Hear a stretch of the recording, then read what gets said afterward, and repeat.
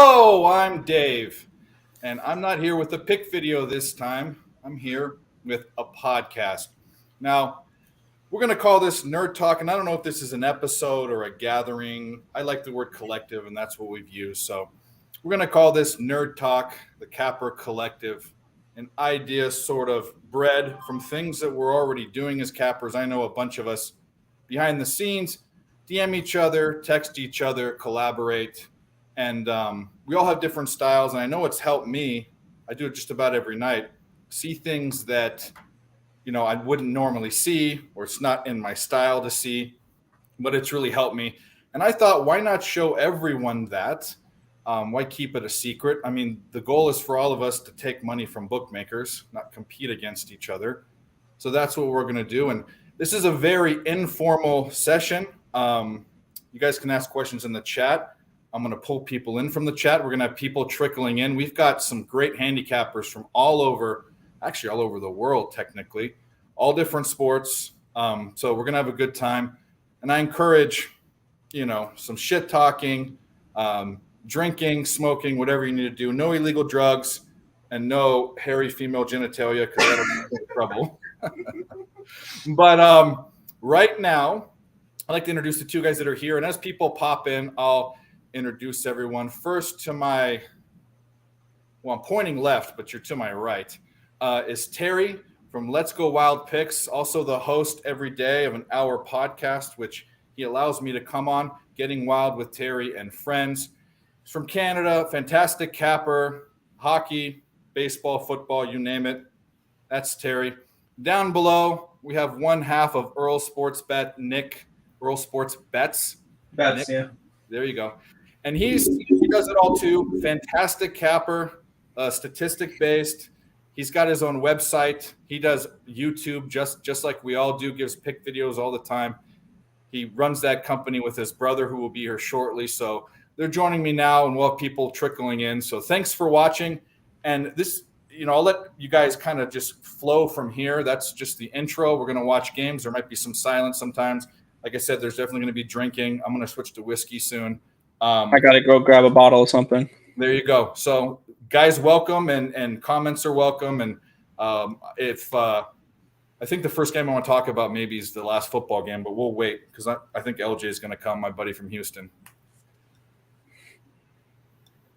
We've got the other half of the company. Now, also, guys, too, I've never used StreamYard in a live setting. I've only used it a couple times, just recording. So there will be technical fuck-ups. I guarantee it. So bear with us.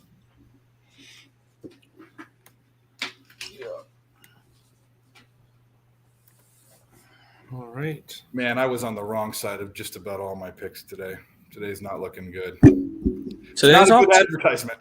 Yeah.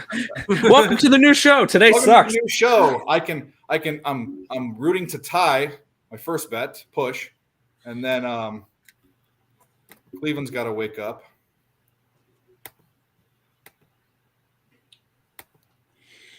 Yeah. Today's often not a bad start for me.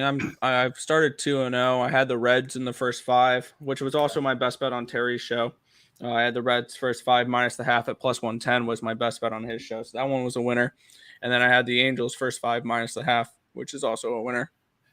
See, I was on the other side of that. I labored over first of all, I was on the Orioles. Second of all, I was on the first 5 under. So those are both shot. The Orioles? The Orioles look fine. Yeah, they're up 6. Oh, wait a minute. I was looking at the Red Sox. Oh, the Pirates. Yeah. I didn't touch that game with a 10-foot pole. I loved that Reds game because they had the most profitable pitcher in baseball pitching, Graham Ashcraft. Croft, however you say his name. Yeah, I took a shot with him in the first 5 innings. He's been – I look at a list of the money line first 5. He was in the top 10 for a long time. He got jumped by some guys, but I knew he's a good pitcher. Problem is I took him I bet him one time this year, and he lost. So I said, that's the last time I'm betting the Reds this year. Them and the Brewers. Oh. See, yeah, that's the thing with me is you got to be willing to bet any team at a certain price. Like, I think I've bet on and against every single team this year. I have too, but I'm not I don't waste my time with teams where I have to sit and labor over it. I end up forcing bets. Yeah, I can definitely understand that.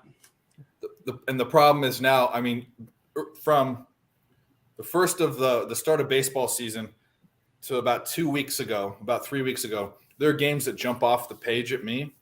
Now you really have to dive in because the lines are really accurate. You got big favorites. They make it hard every bet the books do, and you got to get tricky. I doubt that 80% of my bets are probably going to be first 5 inning bets or team totals.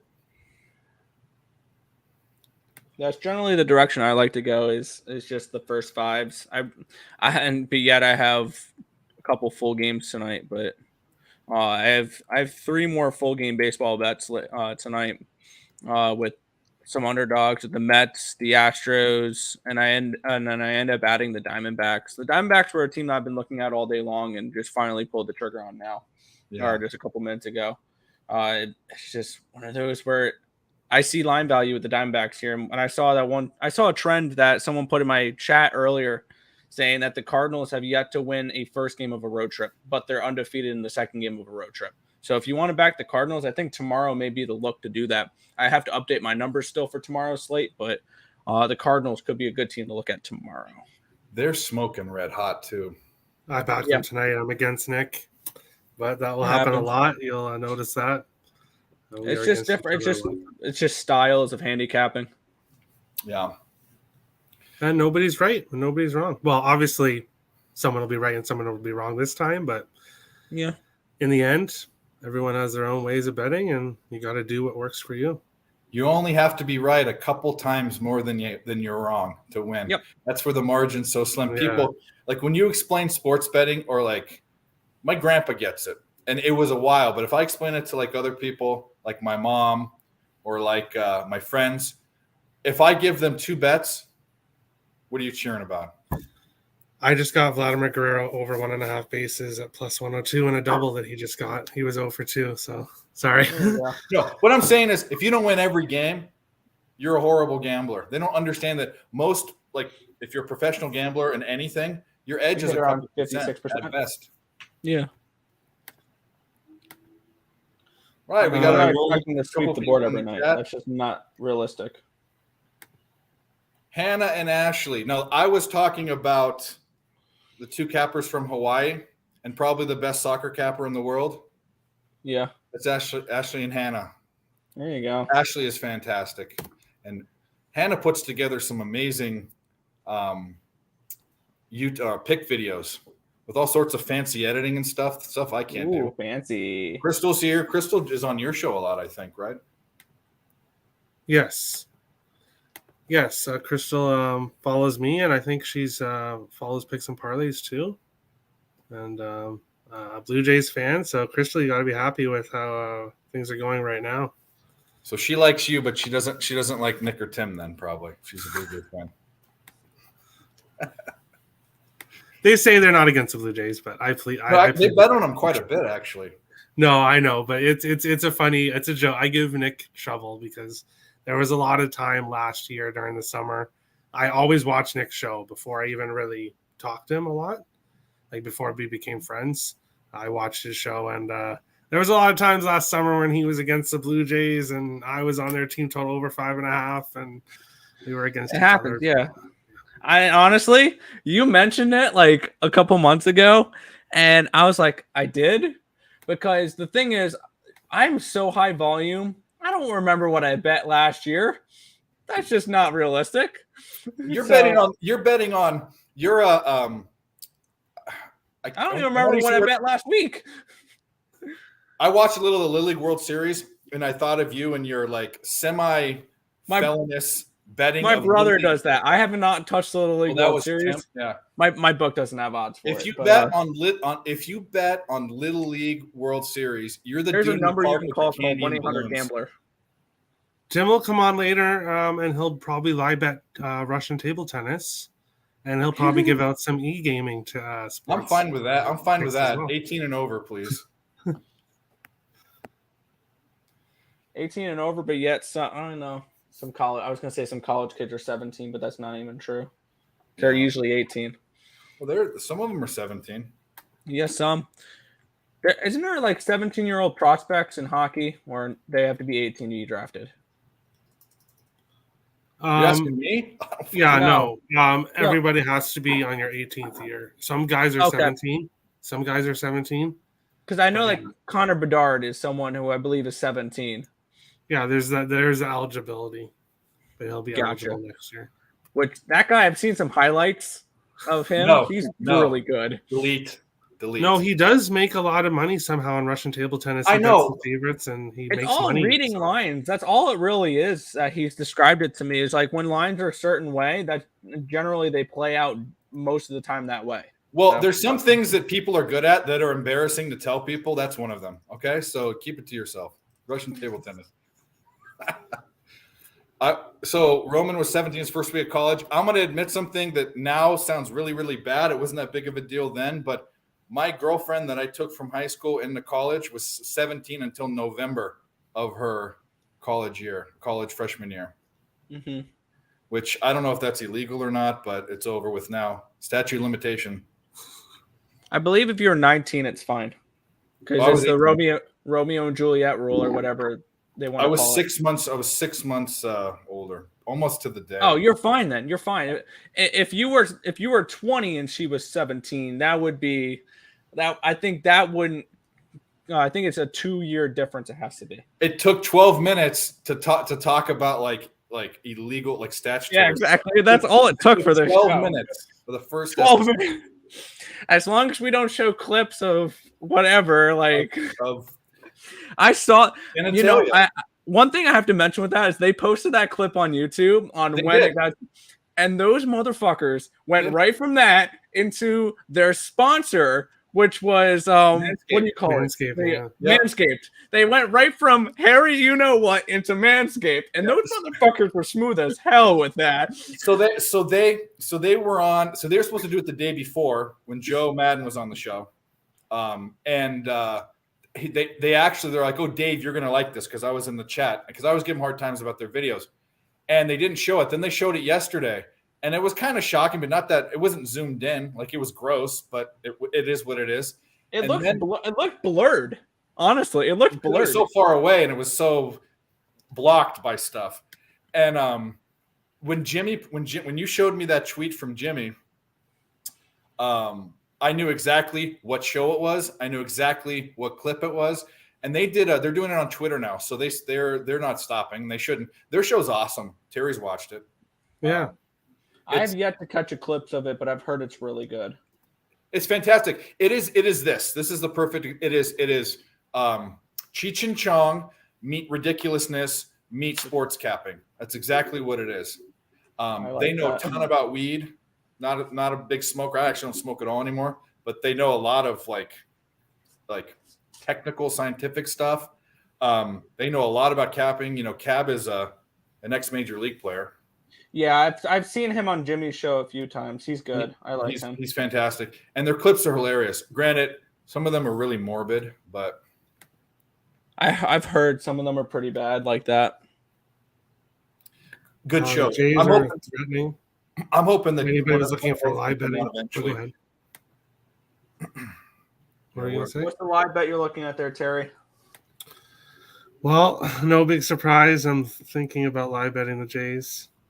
There's no value on live betting the Jays to be complete. In my eyes here, my thought process behind live betting is what's the live odds for the Blue Jays right now? Because I know they're up 3-0, right? -3.5 you can get for -122. Exactly. According to these live. See, the way my brain goes immediately to it, I'm bringing up one of my old books that has easy accessible live betting. There we go. See, the way I would look at it is we're going to click into this Blue Jays game, which is 3-0. You're going to say what I'm thinking. I know you are, but go ahead. Yeah, -1,200 for the Jays, +650 for the Yankees. Now, I wouldn't be live betting right this moment on this. And the only thing I would live bet here is the Yankees. And my reason behind this is before this game started, this game was a pick'em. So if I could have gotten a pick 'em before the game started, why the hell am I laying 3.5 runs now?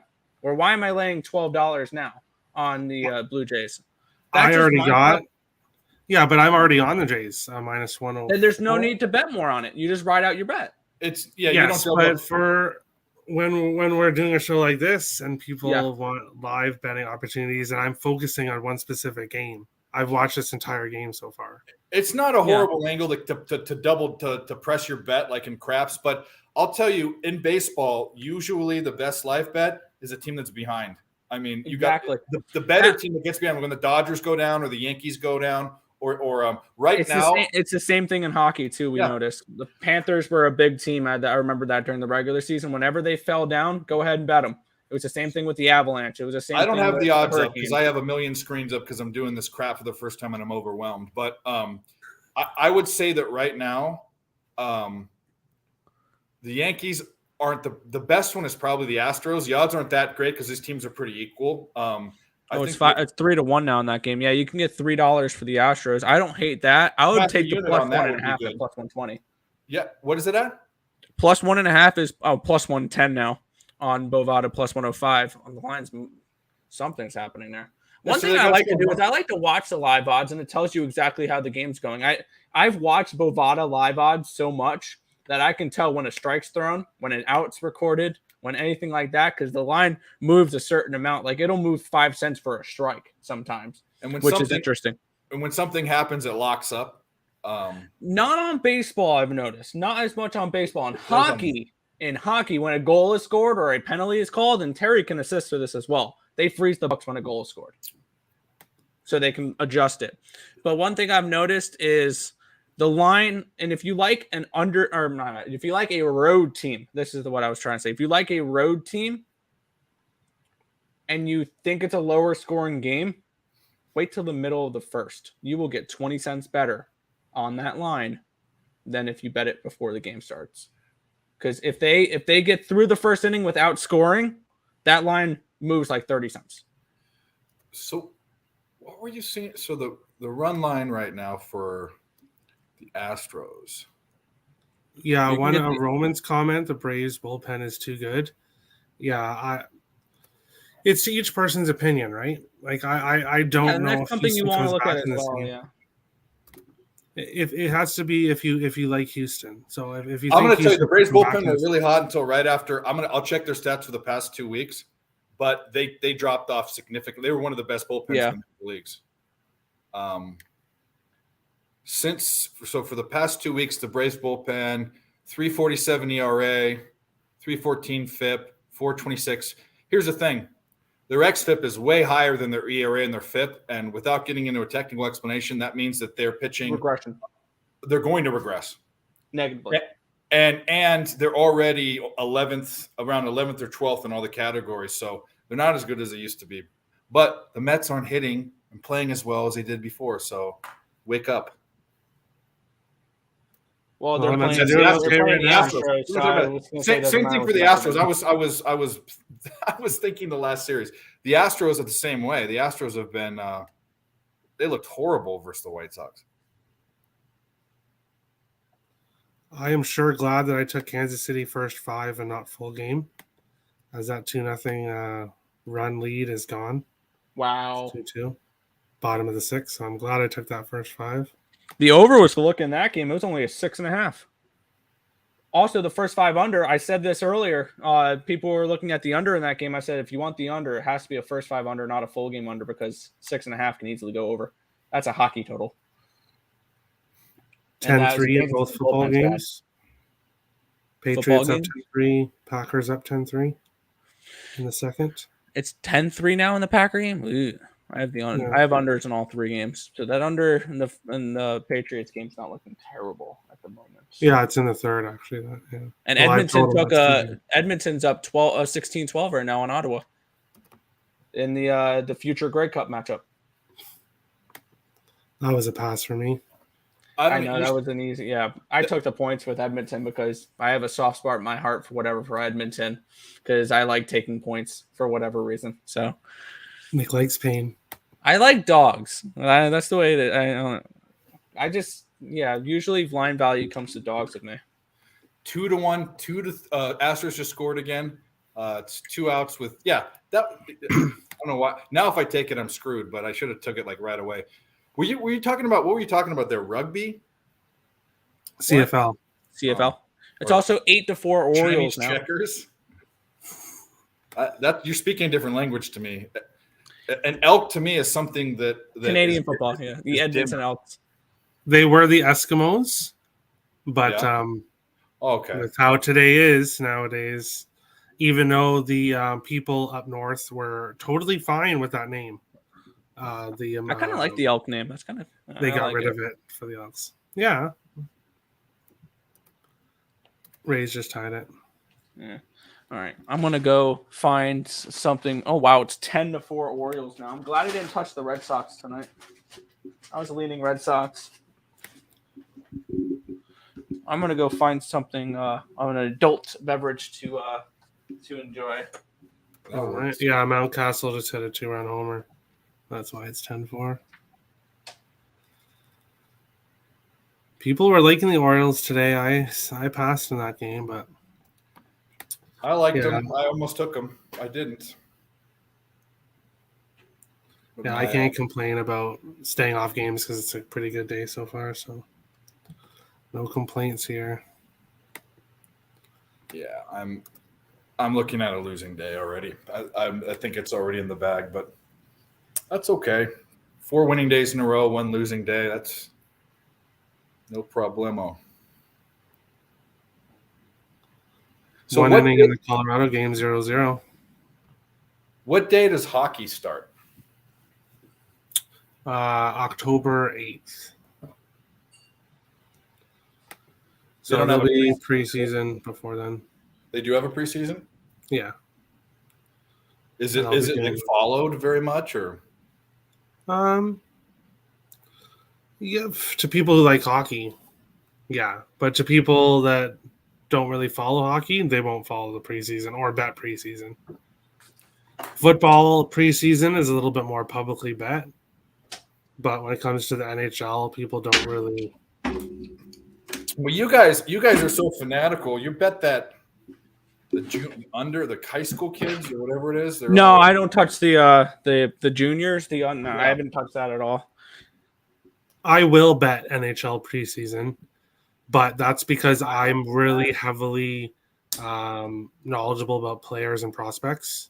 Yeah. So I can look at the lineup I can look at the hockey lineups and be able to tell pretty quickly who I want to back. When it comes to football, you can give me lists of these football names and like prospects and stuff, and I won't have any idea who is better than who. See, what's the way to cap football prospects is capping college football. That's the best way to do it. Yeah, true. See, that's why you guys are my go-tos for that. Cotton candy. Breaking open a new bottle of Shine here. It's Tennessee Shine Company, which was Doc Hollier's. And it's their cotton candy flavor. I tried this, and I got this in Tennessee. All right, we're going to bring in another guest, the other half of Earl Sports Bets. And I don't want to say he's a betting pedophile, but he does like to bet on the Little League World Series. So welcome to the chat, Tim Earl. Tim, you bet on little kids, Tim. Betting pedophile. That's a metaphoric phrase. Yes, I did. But I cashed one of my bets today. It was, I think it was like Coruscant or something like that. I missed out. There was a game, Japan versus Canada. Canada was an $8 dog, and they won 6-0. Whoa. Yeah, I decided to bet on my on New York tonight. Against who are they against? Hawaii. Hawaii's got a really good team. I remember watching them in Vegas. But I saw they're from Massapequa. I'm like, oh, I gotta bet them because from Long Island, whatever. But no, hi guys. How you guys around? Ooh. Yeah, you can. Yeah, you can. There's a good comment in the chat there. I can't answer it whatsoever. Ooh. You three will be able to. Yes. Houston. I was actually going to go with another AAC team, kind of like Tulane. I think that I'm going to go with another AAC team. Are they? No, they're not. They're Big 12. Baylor. Baylor. I don't mind them as well. Baylor They were pretty good last year, Baylor. They're the only team that plays defense in the Big 12. Yeah. Yeah. Kind of fine. I Tennessee. like Tennessee. Yep. In the Tennessee's SEC, I really like. ECU. ECU. That's a great. That's a fantastic team right there. I love your thoughts, Terry. That's a fantastic. No, it's what Nick goes to college. He's just trying to get some brownie points here. So, hey, one of the few teams that I can remember off the bat, a college team, is ECU. One thing I will say about ECU, because this is my team, that's the school I go to, and all that fun jazz. So I know a little bit about this team. They're going to be an under-trending team, in my opinion, because they have a really good dynamic duo at running back with Mitchell and with Harris, and they got one of the top-rated defenses in the Power Five. So, or not the Power Five, the Group of Five. They have one of the better defenses there. So look for this team to trend under the total as well. Yeah, I think, unfortunately, to answer Roman's question, I think the same 4 to 6 teams are going to be in the top 5 or 6. Unfortunately, I don't think there's any real dark horses. I just say Baylor. I say Baylor mostly because I think Oklahoma has a down year because the coach went to my school, took the quarterback too. And there's the dude from Clemson, I forget his name, Venable. It's the new coach. He's a defensive coach. It's probably going to be okay, but I think they get let down. Oklahoma. You think Oklahoma's going to win the Big 12? I think they'll compete for the Big 12. Well, no, they're going to be a great team for overs. They're the favorite. I don't know, but it's going to be Bama. It's going to be Georgia. Clemson's going to be up there. Ohio State. Yeah, it's probably the Ohio best State week 1 are 14.5-point favorites against Notre Dame. That's an easy spot for me. I knew this was coming. These gals love Bama. That's really being bold right there. That's the favorite to win the whole thing. No, I'm going to say this. Hannah and Ash, their whole, besides soccer stuff, their whole Twitter feed is pictures of Nick Saban and pictures of Mac Jones. They love Bama. And you know what? So does all of my grandmother's family side. So, good for them. And they're quite the dynasty. I'm just bored of them. That's all. I want to see something different as well. I'm someone that I bet on them in the championship. I thought that was easy money. I was all over Georgia. Yeah. I had Georgia money line. I had Georgia minus the 2.5. I was all over them. That was one of my favorite bets. I think that night between my original bets and my live bets, Georgia made me like $500. Yeah, you had to have been a naysayer to be on that side because it's Nick Saban. He's been there. He's been there so many times. No, and the game before didn't quite go the way correct that Georgia wanted that game to go, but Georgia showed why they had a bajillion guys go to the NFL. They were pretty good. Yeah, they were. They're the best. All right, so I was looking at this. I don't think I'm actually going to bet this, but I thought this could be a little humorous here. It's 9:01 now. There's 2 games starting at 9:40 and 10:10 with 2 really big underdogs. Throw like $2 and call it the Big Dick Parlay with the Washington Nationals and the Miami Marlins. Yeah, go for it. That sounds like a lot of fun. That's like a lottery ticket. It is. $5 can win you 60. So no, I'm not. For me, Miami against the lefty. I can't back Miami against. I'm on the under in that game. I'm on the first 5 under 4.5. So I think that's a decent look. Cincinnati's selling. It's 3-3 now. I only took him in the first 5. Diaz is blowing the game. Oh, little Diaz. Yeah, Alexi Diaz. That happens. Which sucks because I have a parlay with Reds, Mets, and Toronto, which would be really nice to cash. Well, I'm 3-0 to start the day as the first 5 under 3.5 hits in Chicago and Cleveland. Shout out to Lance Lynn, who finally is pitching well. Fuck that guy. Oh yeah. parlays are suckers bets in my opinion. Or multiple leg parlay, 2 legs fine. Anything above 2 legs, I think, is a sucker's bet because the odds just aren't there anymore.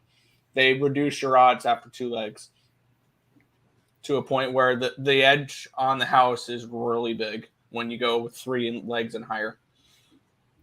I agree with you too. I mean, obviously, just like at a casino game, they're never going to put a fun bet where it seems like you're winning a lot of money where you're getting a better edge.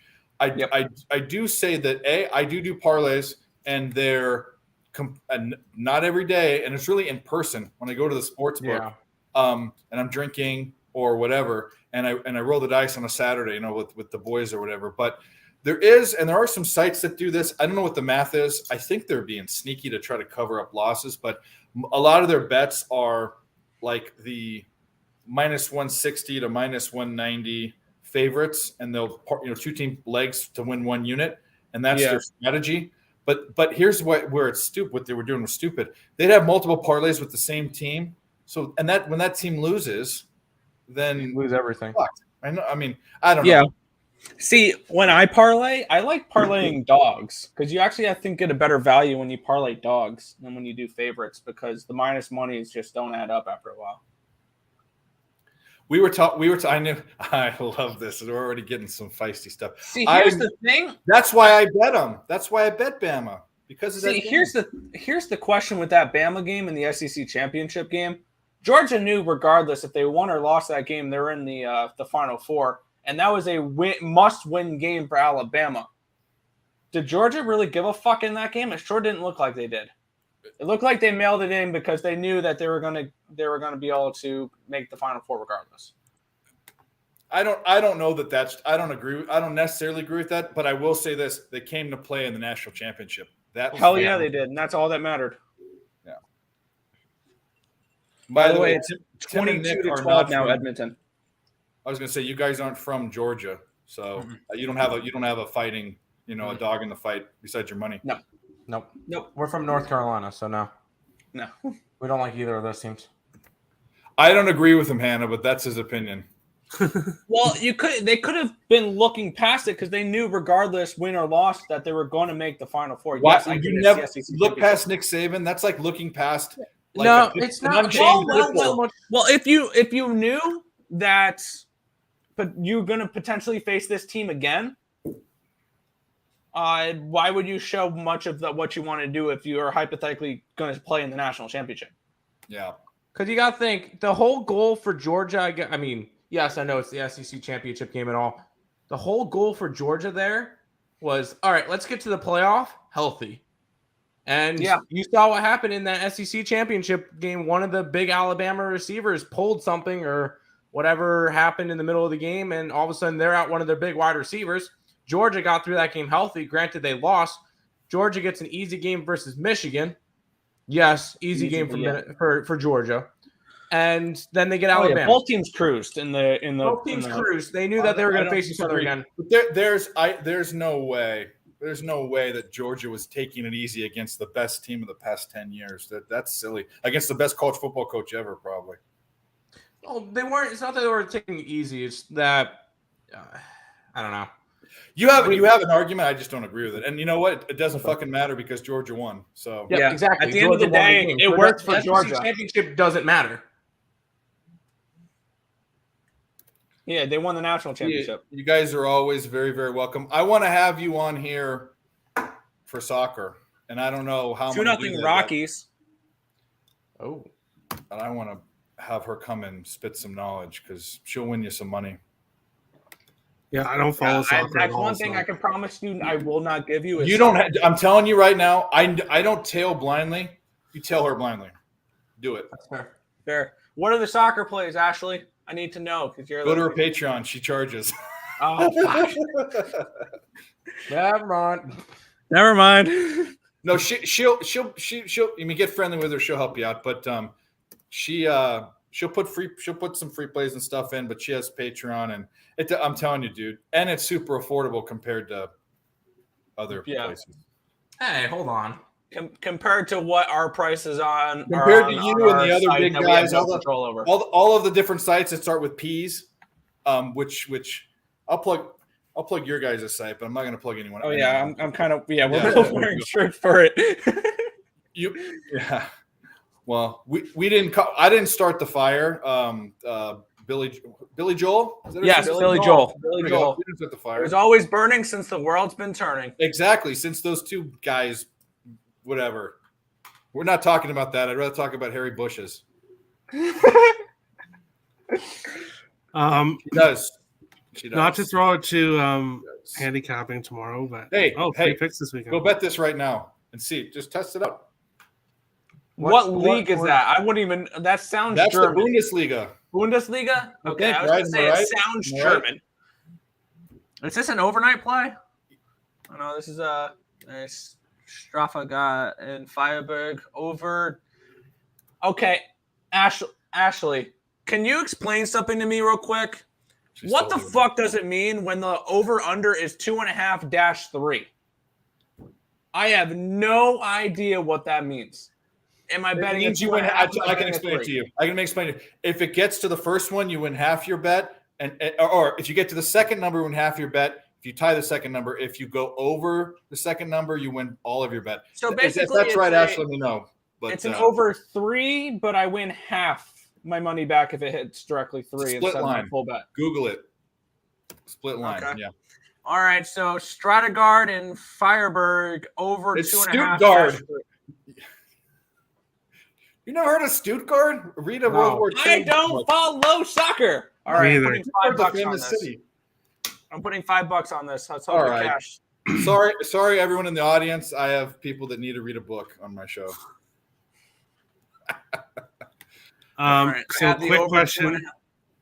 Here, she explained it. If you take the over 2.75, half your money is made on 2.5, and the other half's when you get 3. So it's a split bet. It's like hedging your bet. Basically, it's a push if it hits a 3. No, you win half loss. all your money. So if you bet 2.5 and 3. If it's 2-1 this game, I win half my money back. No, you win nothing. It's over. Yeah, no. If it's 2-1, you win everything. 2-1, you win everything. Wait a minute. No, because half would be a push, wouldn't it? Yeah, 2. So you would need 3-1, but if it's 2-1, you would win over. Yeah. If it's 2.5, I win the over 2.5, but not the over 3. So yeah. I would 2-1, you get half your bet. 2 to 4 runs, 4 goals, you get all your money. All right. Let's hope this is 18-0, so it doesn't have to worry about this crap. Yeah. All right, I bet it. I put $5 on it. Let's ride. Half win when it hits 3. See, yep, I was right. See, this is what this show is all about. We're gonna get people that know what they're talking about, and we don't. Yeah. So I'm there we go. surprised you I don't bet get the soccer. Bundesliga. You can Tim can explain the intricacies of betting Little League World Series. No. It's No, all honestly, I blindly bet a couple of things, and I cashed a couple, didn't cash a couple. That's going to score 5-2 now, Mets. You get your computer, you get your bag of candy and your balloons. You go down to the ballpark with your van. In the van. It's Edmonton defense looking pretty good tonight. Ottawa's punting almost at the end of the third quarter, 23-12. Edmonton. There we go. Now Edmonton potentially, if they can hold this lead for the last 15 minutes, will win 3 games this year, and there will all be road games against Eastern teams. Okay. There's the flag. They ran it all the way back to the 40 and a flag though, so it's going to be brought back on a punt. Quick question for tomorrow's card, one of the early games. Yep. Does anybody think the Yankees should be minus 172? I was just about to say I'm going to be on the Blue Jays again. So if the Blue Jays hold on tonight, I will be on the Blue Jays again tomorrow. I know I'm a Blue Jays fan. I'll be completely honest with everybody. Yes, it's Let's Go Wild Picks, but when it comes to baseball, I'm a Blue Jays fan. But I don't think the Yankees should be minus. I don't think the Jays should be plus 165. Well, it's a good question because we have a guest that's waiting to come in who is one of the best baseball cappers that I know, and also just a good all-around guy, good all-around capper, and a contributor to Pub Sports Radio. Moose Money Bets. Moose Money. Hey. He's in here on the audio. How you doing, buddy? Yo, what's going on, guys? How's it going? Moose is like the Earl twins. I do a lot of late night capping activities with Moose. I'm kind of hoping that LJ is going to show up because I want to talk about the Houston preseason game, the football game, before we jumped into baseball. But he said he's coming, but we'll see. Yeah, I mean, I don't touch any of those preseason games. I mean, I just do preseason football is just for fantasy and futures, which is I'm almost done with my fantasy ranks, and I placed the only futures bets I place until the beginning of the week 1 are just unders because injuries help the under, but injuries would crush the overs. So I wait until kind of we get through preseason, make sure nobody's kind of nobody dies, and then go ahead and place my overs. Yeah. I'm not a big. It's currently 10-9 now in that Orioles game. What the fuck? The Red Sox have scored 5 in the 5th. Today is not a good day. Orioles are playing with my emotions. Not nice, Orioles. Not nice. Looks like that's going to be a sweat. Anybody who had the over, well, both You guys teams are already smashed. sleeping if you had the over. Yeah, you had the rocking chair there. Same if you had the under in the LA Detroit game. It's 1-0 in the top of the 9th. Jesus.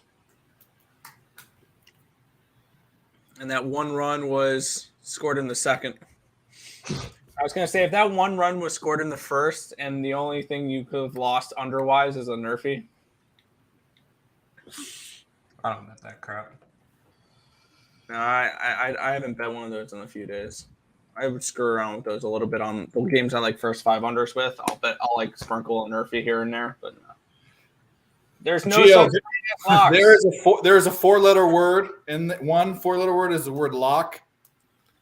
Never use it. There's no such thing as a lock, but we can say that we're confident. We haven't started cap. We've kind of just been bullshitting. This is probably going to be a 2 or 3 hour show. I know it seems long, but that's just what it's going to take to we're just get here through bullshitting, really. Yeah. So we're going to start. I'm probably going to start really looking at tomorrow's games probably in about 30 minutes. I'm trying to get some people in here to talk about the last football game, which I already kind of know. I already have a bet in it. I'm thinking about doubling up. But stick around or come back, grab a snack or There we go. Hypothetical lock. Yeah. I haven't looked at tomorrow's slate at all. I haven't looked at it one bit. I just updated my numbers for it, so I have my pitcher stats. So Well, that's what this show's for, guys. I mean, I can tell you right now for at least until football starts, I don't look at baseball games until right about now anyways, because a lot of the lines aren't out until now. some of the lines are out, not a ton of them.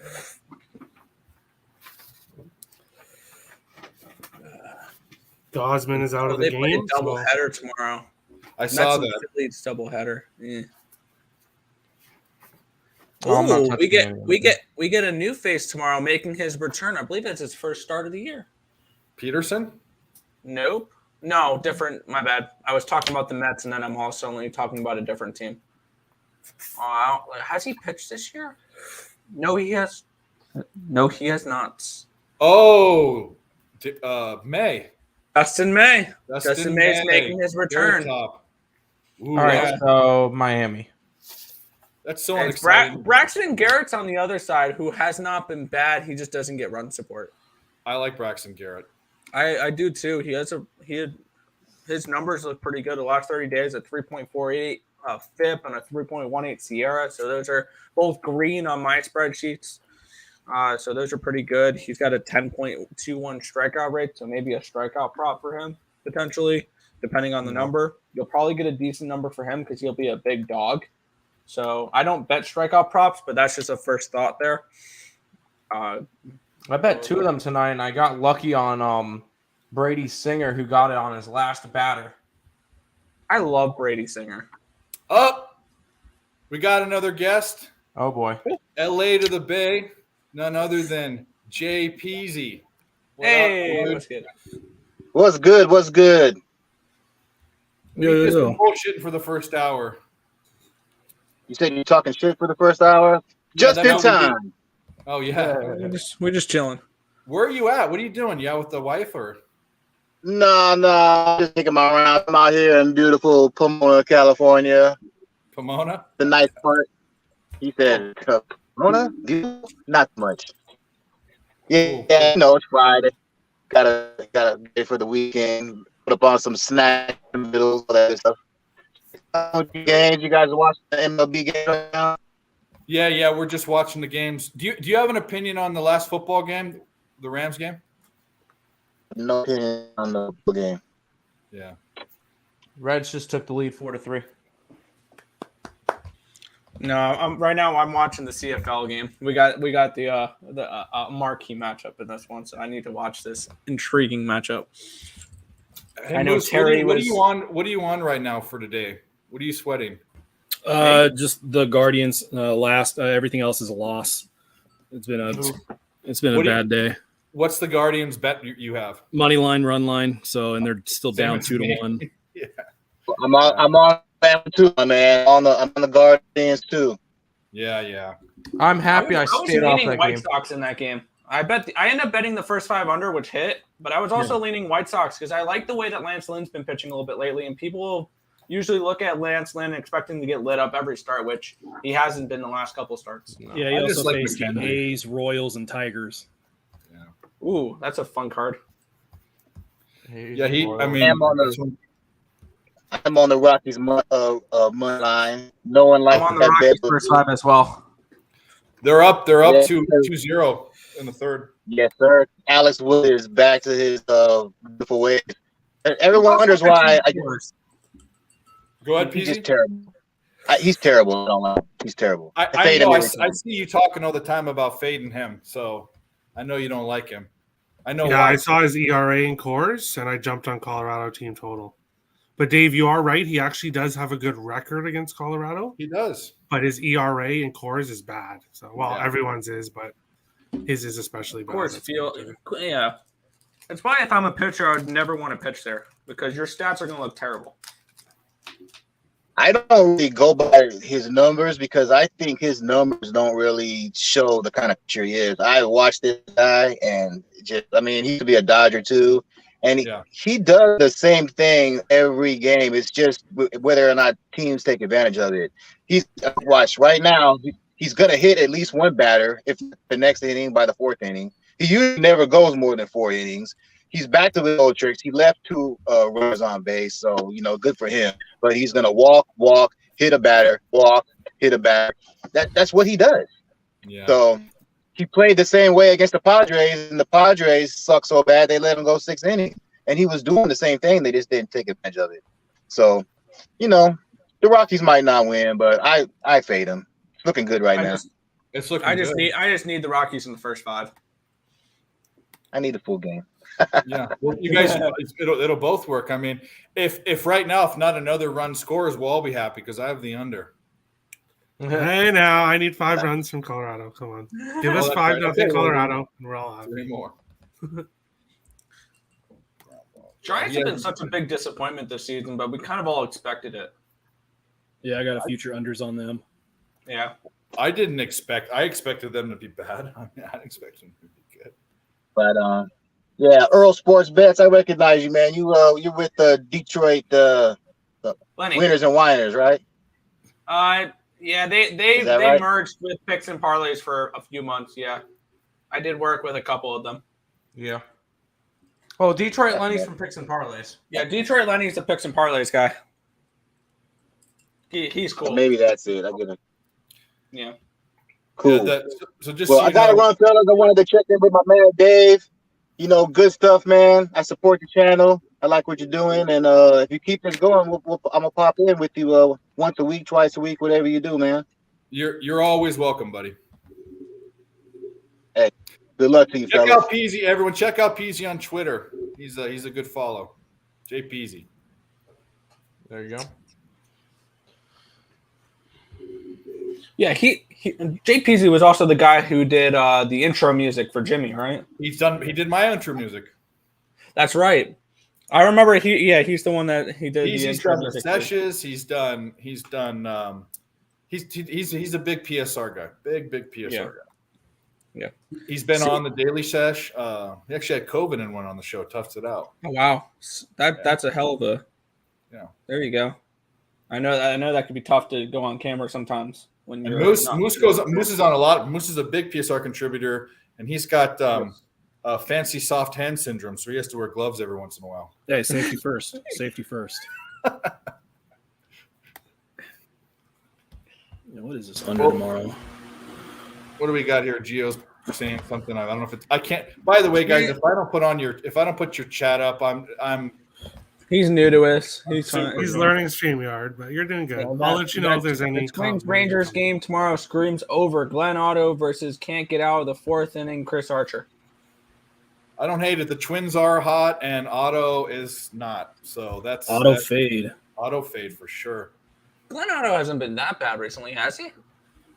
I think he's pitching better, but what's better? Like what's better than Pat Corbin? Yeah, but we'll take a look right now. This is a capping show after all. Yeah, let's take a look at that game real quick. We got Chris Archer. We got Glenn Otto. Looking at their last 30 days, I've got their numbers right here. Glenn Otto has a 4.05 ERA, a 1.26 whip, 7.29 strikeouts per nine, which is 19%, a 4.32 walks per nine. So he does walk a lot of batters, but so does Archer, 4.71. But also a 216 BABIP. Here's the numbers that concern me with Glenn Otto: a 6.20 FIP and a 4.84 Sierra. That 6.20 FIP is the fourth worst on the slate, only behind Justin Dunn, Bailey Falter, and Josiah Gray. Chris Archer, on the other hand, with a 7.29 ERA, 1.38 WHIP, 10.29 strikeouts per nine, a 27% strikeout rate. For those who are looking at strikeout props, I don't know if he goes long enough, but if the number is low enough, he could be an interesting look. He does walk 4.71 per nine, a 321 BABIP, 302 FIP, and a 3.99 Sierra. So his advanced stats say we should see better out of Chris Archer. How much better? I don't know. What's the line for this game? What is the line here? Minus 155 for the Twins. That's a little steep here. 8.5 is minus 108. Well, you got to look at him in the plate, but he is pitched better away than at home. He has pitched. His best month has been in August, even though it's only been half a month, and he hasn't pitched against Minnesota, which is a hit to his advantage, I guess. Yes. So I mean, it's still fucking Glenn Otto though. Let's look at Chris Archer. I got Otto with a expected ERA over 5.5. Yeah, that's what I'm saying. I think I'm not looking at his xFIP and stuff, but I'm telling you, this seems over expected value for Glenn Otto, in my opinion. Glenn Otto, the last three games, his last three starts, he went 6 innings against Chicago, gave up 2 earned runs and 4 hits. Not a bad start. And then he went 5 innings against Houston, 2 earned runs, 4 hits. Not a bad start. That was a bad start. That was 4 hits, 5 innings, and 4 walks. That's a bad start. Yeah, 4 walks. And then his last start, he went 6 innings, 1 earned run, 2 hits, but walked 6 batters against Oakland. That's so abysmal. The walks That's are a huge problem. Snell numbers. He's getting lucky that the teams aren't hitting, but the Twins can hit righties. Oh yeah, and Houston's been on a slump too. So I mean, it is Houston, but look at them the last 2 weeks or 3 weeks. Yeah, I'm gonna look Twins team total. My gut says, and you guys are just going, we're looking at different things. My gut says this is a twin spot, but that's just me. Yeah, I'll probably be on Twins and Twins team total. I like the over, like Stop Geo is talking about. I might go with over 8.5. I don't mind the over as well. Both these teams both these pitchers have not looked pretty good, not looked great lately. I'm not Archer's much of giving an up 2 or 3 runs.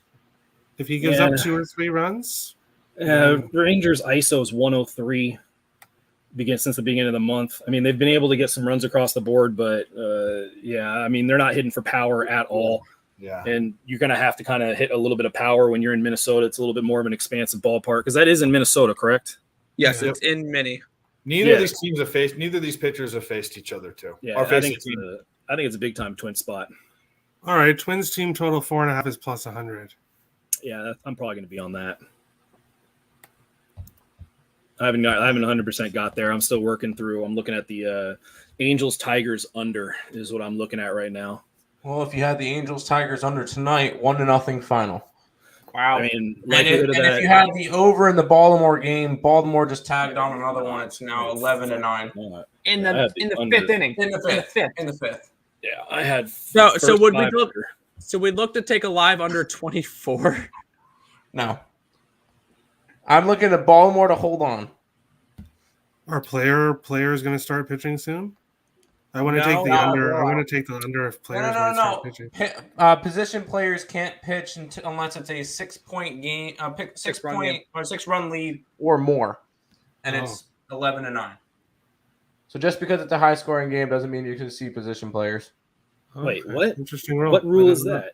It's a new rule started this year. I think, And the only reason why we know that is that I remember watching the Mets-Dodgers game earlier on this year, and Dave Roberts tried to use a position player down 5 runs. I swear, And MLB's there got was a to whole big argument and conversation with it, and ultimately it ended up delaying the game for about 15-20 minutes. Because I get it. That's stupid. That's a stupid fucking rule. The whole No, plate no, is no, a 'cause you rule. I can't- fucking hate you this. can't use That's a position dumb pla- rule. No, I understand that you can't use position players unless it's a blowout. Why can't you wanna- do whatever you you wanna want? get- What about the integrity hybrid of the game. guys? Well, then how's Otani pitching? well, he's a listed pitcher. That's a different. I feel like that's a different story. Oh, okay. So now we have to 'Cause he's a qualify them before the legit game pitcher. starts. I mean, there's guys on teams that can pitch and have pitched in the past that can jump out there. I mean, you got guys like Cronenworth. He can get out there. He's pitched in the past. Guys that may not be in the league. Yeah. He came up as a pitcher in the Rays system. So there are plenty of guys that can do that. That is a dumb, stupid fucking rule that limits what a manager can do. Because if you're a depleted bullpen and it's like the 9th inning, bases loaded, nobody out, and you're just like, look, my guy's at the end of his pitch count. I'm just going to make that move now. What the hell's the harm in that? I don't see why the MLB had to get in there and say, oh, you can't do that because it's going to create it's going to hurt somebody's confidence. Somebody's going to get their feelings hurt. It's like, dude, just let the game play. Like, managers aren't going to go out there and do that every day just because they can. No, 5-2 Braves now. Okay, good. I can. I'm on Twins. I'm on Twins first 5. Both bullpens have been pretty decent. Otto's definitely worse than Archer, at least what I'm looking at. But the bats, Minnesota's been smacking right-handed pitching, and Texas has not been. So I'm not going to put the bullpens in and make that a variable. I mean, Minnesota's 283 average, 7.780 or 7.78 OPS, 155 ISO. That's slightly above average, but 121 WRC plus. Yeah, it's a Minnesota spot for sure. That Minnesota bullpen would worry me for a full gameplay. But I'm Texas, not high on the Minnesota bullpen whatsoever. they're both in the top 10, 11 teams in most stats for bullpen. Yeah, I don't know about Really? Minnesota looks pretty good. Yeah. ERA Past 3.69. 2 weeks. Past 2 2.8. weeks. last 2 weeks. Okay, they've picked it up the last 2 weeks. No, this For most of the month. season, it's not been great. This Where you month saying, they've Moose? pitched better. This month they've pitched way better. Their Yeah. ERA 3.69, FIP 2.88, Then and I xFIP guess some of 3.12. their acquisitions helped. But look picking at up Texas, Harland though, too. Texas isn't so shabby.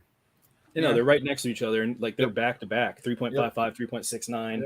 See, yeah, I would rather just take the bullpens completely out of the mix, though. If they're about even, I'll take them completely out of the mix because I don't want to know who is or is not going to be coming in or anything like that. So what we'll do in a bit. I mean, I don't know if anyone's in Guardians just tied it. By the I way, was just about to There say, you did somebody go. have the Let's let Guardians them go Yeah, on RBI triple 2-2? I need them to score a lot more runs, not just. But what I was saying, guys, is we're just going to wait a little bit to start, but we'll go from the top of the. We can go if people don't have questions. We can go from the top of the card and just go down every game, and do it. yeah, we could do that. But I kind of want to sit and. I need a garage break before we get. Yeah, to I might need to get some ice, but that's the whole point of Nerd Talk, is we can do whatever the hell we want because most of us here are Americans. You know, One of us isn't, but you're our honorary American when you're on this show. It's okay. Canada's not a real country anyway, right, Sam? Yeah, no, not a real country. It's a forest. It's We're sorry, the eh? 51st state of the United States. there's more igloos than forest. forests. Really? There you go. In Tim's mind, Tim Do thinks you it's guys cold still sell everywhere in milk? Canada. So. Terry, do It's you guys not still even sell my milk joke. bags? It's like South Park that did it. Yeah. Tim thinks Canada is just a bunch of people skating on ice playing hockey with maple syrup. So 3-2 Cleveland. It's not. It's not that. yeah, No, we- apparently it's we- not that. We What eat else is there? poutine too. We eat poutine. Oh, Okay. Garage break. Yeah, I need Poutine's to. I'll be pretty back, guys. See you in a few minutes. Oh, Dave. By the way, I'll be here for a little bit, and then around 10 o'clock, I'm doing a free pick videos with me and one guy for the WNBA slate. So I'll be gone for about 20-25 minutes, and then I'll be back. You're doing I'm free gonna- pick videos for the WNBA playoffs. I'll be with here Joe alone. Kryptonite? With Joe Kryptonite, yeah. Oh wow. Yeah. I don't hate that play. We're going to get to that. I know people. The cool thing about this is it is going to post to YouTube if you guys don't want to stick around. But we're probably going to run through all of the card. That's kind of my goal, at least to start with. If some of these guys actually have like VIP picks and stuff, they might not be able to. We'll talk about whatever. If whoever's here is going to get a glimpse of what me and Nick do behind the scenes. Yeah, and honestly, the way I feel about it is that what are you going to lose? A couple people here that don't buy your bets, anyways. I mean, Exactly. We're not worried about it. Yeah. I worry more about content than selling picks. That's the first thing for me is I can give a crap if we sell picks. I want content to be good for me. So if it means the content's gonna be better, fuck it, let's do this. Have you guys seen? You guys have seen the movie Billy Madison, right? I know Moose has. Sounds familiar. Yeah. Okay, so there's this scene in Billy Madison where he has a party after he graduates every grade, and the parties that he has when he graduates, like first and second and third grade, are like little kid parties. And there's a scene where this kid runs over to the sprinkler, sits on the sprinkler, and starts laughing because it's going up his butt and it feels good. I'm looking out. Yeah, you haven't seen that? No, I walked away for a second. I come back, and the first thing I hear is he sticks it up his butt, and it feels good. Okay, Billy Madison. You've seen that movie, right? Yes. Okay, when at one of his graduation parties, the kid runs over to the sprinkler and sits on the sprinkler and spraying up his butt, and he laughs and giggles. Yeah. Okay, I'm looking out in my backyard. Is that what you usually do on Friday? No, yeah, exactly. I'll tell you what's happening. That's for the OnlyFans. I have a little pond in back with a green belt, and there is a kid. He's probably, and I have a gate I can see through. He's probably 4 years old. He's hovering over the sprinkler and letting it spray right in his junk and like smiling. What a freak! Oh, don't be jealous. I am super. Well, I gotta. You cannot go. You can't go out there and say, "Hey, scoot over." Like that's just. That's gonna. You're gonna have some law enforcement The on your weirdest ass. thing is his parents are watching him and like not doing anything. Well, of course. So 12 minutes in and an hour and 2 minutes in, we're talking about illegal stuff. Cool. Yep. Well, that's not illegal. It's just weird. By the way, baseball thing real quick. The Baltimore Orioles were jealous that the Red Sox scored 5 in the top half of the fifth, so they proceeded to put up 4 in the bottom of the fifth. Jesus It is now Christ. 14-9. Way Shout out off to on that Gabby game. Cab in the chat there. Oh, is he in here? Yeah. he's in Oh the wow, chat. I didn't see him. What's up, Cabby? We're not playing many clips here though, so don't worry. The newest YouTube outlaw. There you go. Yeah, this is going from Capper Collective to Pervert Party pretty quickly, though. Hey, dude, we're Americans. We can talk about whatever we want. That's an unfortunate, appropriate reaction. That's Just say we are That's Americans. not the We're right. Americans. That is all American. right. Yep, got it. All right. Shit up people's butts. Oh, what's more American than that? What sitting on sprinkler? We support sitting on sprinklers. Just like one person supports. Yeah, I was about to say, what They is don't this knock it we till you try it, shit? bud. We're not doing this we shit. Well, You say don't knock it till you try it. Yeah, I'm gonna abstain from that one.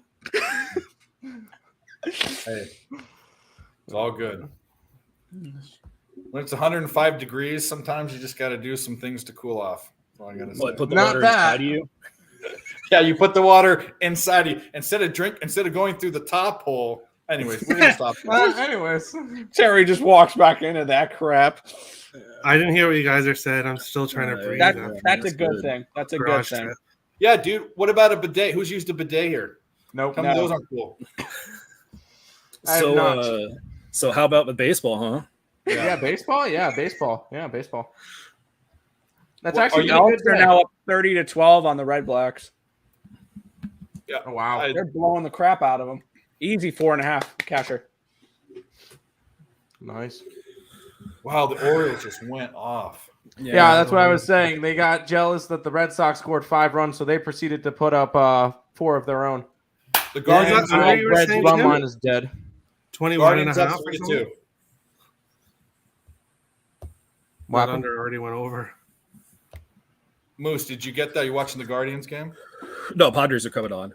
Oh, yo. Guardians up 3-2. Bottom of Oh, seven. there you go. Betting on the Padres So did game. the Padres lose another game here against the Nationals? It's a sore course they subject. could. I'm gonna tell you right now. Moose is a diehard Padres fan. So, Yeah. be So what are you careful. betting on the Padres game, or are you just watching as a fan? Yeah, I have my entire heart invested into the Padres. So, Okay, I mean, I was about to occasionally- say, there's no way in hell you could have anything for that game. I actually almost tailed Dave yesterday with that under because I really thought that was probably the That best was our look. best bet yesterday. That was their That was best our bet best too. bet yesterday. Yes, Yeah, sir. I really liked it. I was waiting to hopefully get a 5, and then I couldn't pull the trigger. Seeing that last game with Sanchez and literally not getting anybody out So apparently in order. Aaron Sanchez is good now.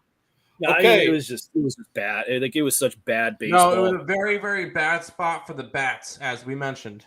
It was, but there were situations where they just had the wrong people up trying to do the wrong things. I mean, when Grisham's up there with bases loaded, 1 out, and he's trying to just rip it all the way to the fence, I thought it was going to be a perfect opportunity to put down a squeeze play, get a run in, and just kind of scratch out some points on the board. But nope, he went for the fence and successfully struck out. And Soto couldn't do shit, but there were just so many poor at bats yesterday that. You just go. I get the spot was pretty bad, but there were definitely some situations that were created, and you could have seen some runs scored. But bad baseball is not going to result in good runs. And Hader looked like garbage. Fuck Hater, bro. Is it just me, or I want to ask the Padres fan this? Are the Padres look worse since the trade deadline? It's Bell is a big part of that. Bell has been a big problem. He has a 125 average, and he has a 135 or 128 slug since he's come over here. I think he has 2 extra base hits. Hader has an 8-point-something ERA since he's gotten here. Those are 2 huge reasons why we've been really poor, and our defense has gone down as well. But all that wouldn't matter if we just scored more runs consistently. And I have a question too. Tatis. Is Yeah. that? Do you think that's affecting? No, I don't think that's affecting the team at all. I don't think that's affecting the clubhouse. No, because they were asked the question. I know they expected him to come back, but at no point was he really back. Like there wasn't like that moment where he was in the clubhouse. Like if he had played a couple of games, it probably would have been a bigger loss. But because he never showed up, you never really knew what it was. So it's easier to move on. It's just like if you were asking somebody out and like you're getting really close and you know it could potentially happen, and then you just don't ask the person out and you don't go on that date. You're not going to just lose sleep over it. It's the issue of how the Padres handle these superstars. That's the bigger issue to me, because this should never have happened. There's got to be a better team around him that could have told him like, hey, there's a banned substance in this medical cream you're taking, and nobody told him that. Nobody on his team told him that. Nobody on the Padres had any kind of awareness of it. So it's just poor management. Tatis is not a very smart individual. He's not going to be a guy that you're going to trust to build any kind of rocket or do any kind of open heart surgery. You hear him talk. I mean, have you guys heard him talk? No. Well, I've seen him eat Dairy Queen and drink Gatorade. He has every fucking. Yeah, I've seen him do Dairy Okay. Queen I've seen him eat Dairy Queen.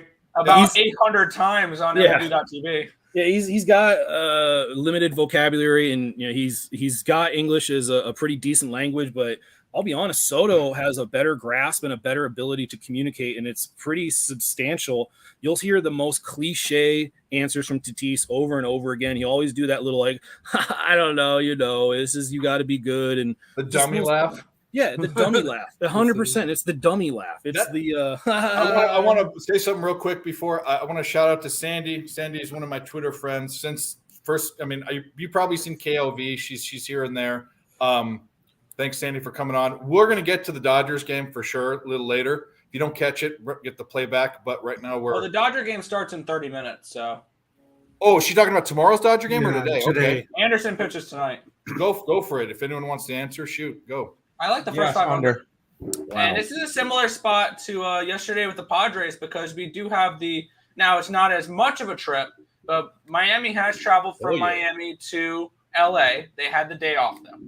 And LA traveled from Milwaukee all the way back to LA without a day off. So I kind of like the Marlins a little bit in this game as well as a nice little juicy dog. I did not bet the Marlins. I only have the first 5 under 4.5 though. It should be noted, Laz Diaz is going to have a pretty bad night behind home plate. His first call of the day was a ball outside of the zone that he just called for a strike. First pitch of the game, he already made a mistake. So Laz Diaz known to have really bad performances behind home plate. It very well could be a bad performance if his first call of the game is wrong.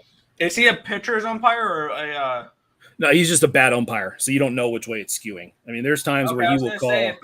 You said it was a foot outside, call it a strike. That may be looking at a live under. Then if he's somebody that will call outside pitches, strikes, and stuff like that. I think that's where he'll go. But traditionally, if somebody has the umpire notes on it, I think traditionally he's been a hitter.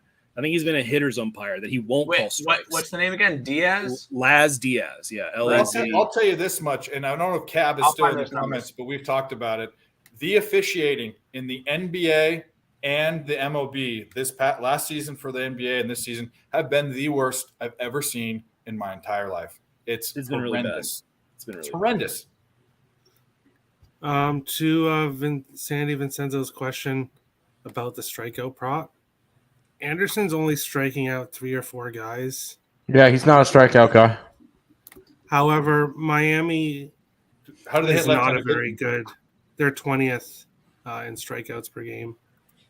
Versus last 3, they're averaging 9.33 strikeouts. Gotta isolate that versus lefties. I'll do that right now. All right. Overall, I found Laz Diaz's numbers here. Let's see what over under 6 overs, 3 unders when he's the umpire. Yeah, I generally thought he was an over umpire, a hitter. He's an over umpire. Miami the past 2 weeks has struck out at the 5th most against left-handed pitching. I'm not looking at Anderson's numbers, but I can get you his. Oh, I can't get you his strikeout. I can get you his strikeout numbers. Just give me a minute there. The last 30 days. Yeah, his last 3 games, he's had 3 or 4. So it'll be a close sweat, maybe. But I want to talk you off it. Tyler Anderson is striking out 16.4% of the batters he's faced. Real quick, Jays have bases loaded, and so do the Guardians. They do. Come on, Cleveland. Yeah, Chapman came in and just loaded the bases. Chapman. Oh, there you go. Chapman's in the game. Yankees gave up. We're good. 4-0 Blue Jays. I don't know if that was a score. 3-0 Rockies. 1-0 Cardinals. Man, I wish I could get first 5s. Yeah, unfortunately, Moose is in California, so he has the same affliction that I do. When I go back, he has to use offshore books that don't post first 5 and player props. Yeah, if anybody from Bovada is listening, go fuck yourself for pulling the first 5s. I don't know why you decided to do that all of a sudden. You had them there all season long, and now all of a sudden during the stretch run, you're like, oh, we don't want to put the first 5s out there. Like, dude, go set on attack. And so we have our first sponsor, an advertisement from our first sponsor, Bovada. Hey, Bovada, go fuck yourself. Bovada, our odds are ass, but this is the only book you can have. Add another team to teams that have bases loaded, and it's the New York Mets. Oh, sorry, Toronto no longer has bases loaded, but they scored one. They were for a little bit. They scored one off of it. And I'm hoping that the Reds don't fuck up this 9th inning. It's bottom of the 9th. Guy on second, 1 out, 1-2 count. I have a Reds, Mets, Blue Jays parlay. That would be really nice to hit. Yes! Cleveland's going to be hit. Guardians. Oh, they go. Let's go. Wow, I should have I was staring at their run line the entire day. Thank God. If Lance Lynn, that bastard, wasn't going to screw it up, the White Sox bullpen will. Which actually, the White Sox bullpen was not that bad versus the Astros. Oh, did Goldschmidt hit a home run? Did he? Yeah, Goldschmidt hit a home run. Yeah, he just hit a home run. And Pittsburgh just tied it up on Cincinnati. Yeah, St. Louis. Come on, Arizona. Thanks, Hey, Matt. was When you're done anybody bet have shooting, you look the great. anybody have the first 5 tomorrow for the Angels Tigers? Is it 4 or is it a 3.5? I can find you odds for that real quick. For the Tigers and the Angels, first 5 total. Yeah, first 5 total. Let's see. On Or 3.5s and 4s. Yeah, what's the 4? Minus 150, minus 120, minus 115 is the best one. Okay, all right. Hopefully it holds. That's probably what I'm going to go with that. yeah, it's 4 on Pinnacle. All right. Wow, you know what's funny about Goldschmidt's home run? There's a guy in the chat on my show today, Cubana's Cheesecake, who is so good with home run props, and he said to bet him. I should have. See, Sandy knows Peasy hates Alex Wood. If you follow, because Peasy does some Twitter videos, he fucking hates Alex Wood. It's because he's a Dodger fan, and Alex Wood's like Andrew Heaney for Angel fans. You know, it's like he was dog shit, and now he's okay.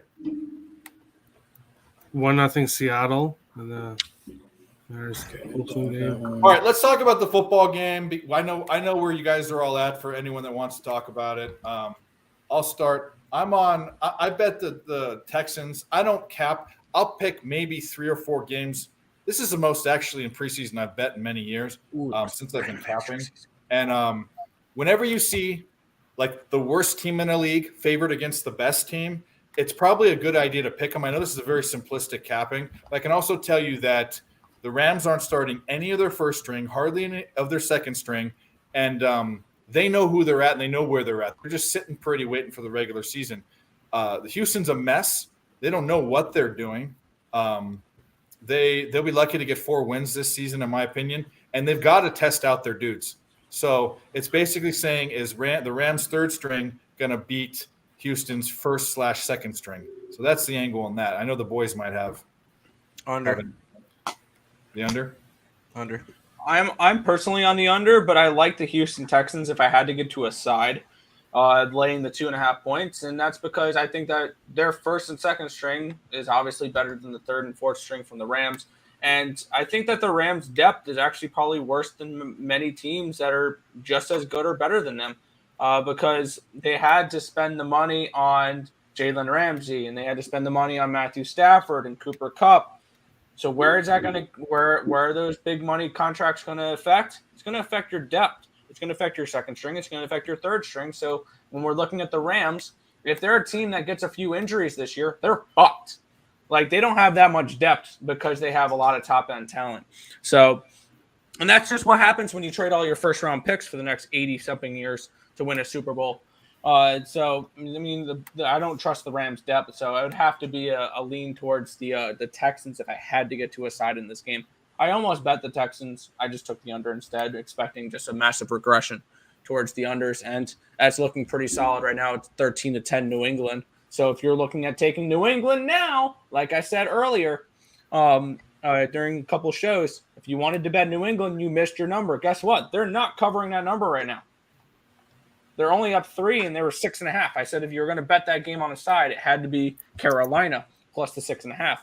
They're only up 3, so and the under looks pretty good in that game. So I'm expecting regression towards unders here after a 14-3 start to the overs. I'm expecting that to come back down to earth here. So I am on the under. Bring up. Stop Gio's comment there. Yeah, give me a second. I'm dicking around. Stop Gio. Remind me not to play a Mets under the rest of the season. Brett Beatty. Exactly why I don't bet Mets games, because whenever I take them under, this is Brett Beatty, 2-run single. Bang. See, I love unders, but the Mets unders and Mets Nerfies have given me trouble all year long. And it could be with DeGrom on the mound. And the thing, it could be like DeGrom and Max Fried, and the Mets will scratch off 1 run against Max Fried. Like, it's one of those type of things. It could be Alcantara and DeGrom, and the Mets will get a run off DeGrom for no reason.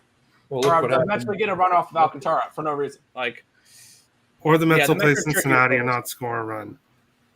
When you Or, win. yeah, One game. Why do you they'll keep bringing up that game? It was one game. There's other games. There's have other had games. plenty There's of other games like games that. too, Tim, that the Mets offense hasn't shown up. All I'm saying is That's why I don't No, trust them. I've noticed that totals have given me trouble with the Mets, but sides have not. Hey guys, I want to interrupt you just because I know the Yep. Houston game's starting. We're going to bring in Houston's finest, Marley Betts of Brothers and Bets. We need to get your opinion on the game, buddy, before it starts. Not Houston's finest. I appreciate the compliment, though, my brother. What's going on, man? What's How up, you dude? How'd the show go? I haven't done it yet. We're gonna start in about 10 minutes or so. I wanted to come on. I couldn't miss the first episode. You know what I'm saying? So That's I had true, to come yeah. on real quick. I just got back home from a scouting. I got a little league game tomorrow. See, that's crazy. You guys are scouting Little League football. That's Oh man, I told you, bro. It's Texas, bro. It's different. You know what I'm saying? So Apparently. yeah, the team we play in the regular season, they had a scrimmage today, so I had to go watch that. And then Moose has a zit or two, so he decided not to show his face, but he's on is audio. that Moose? You're being a little bitch about a zit.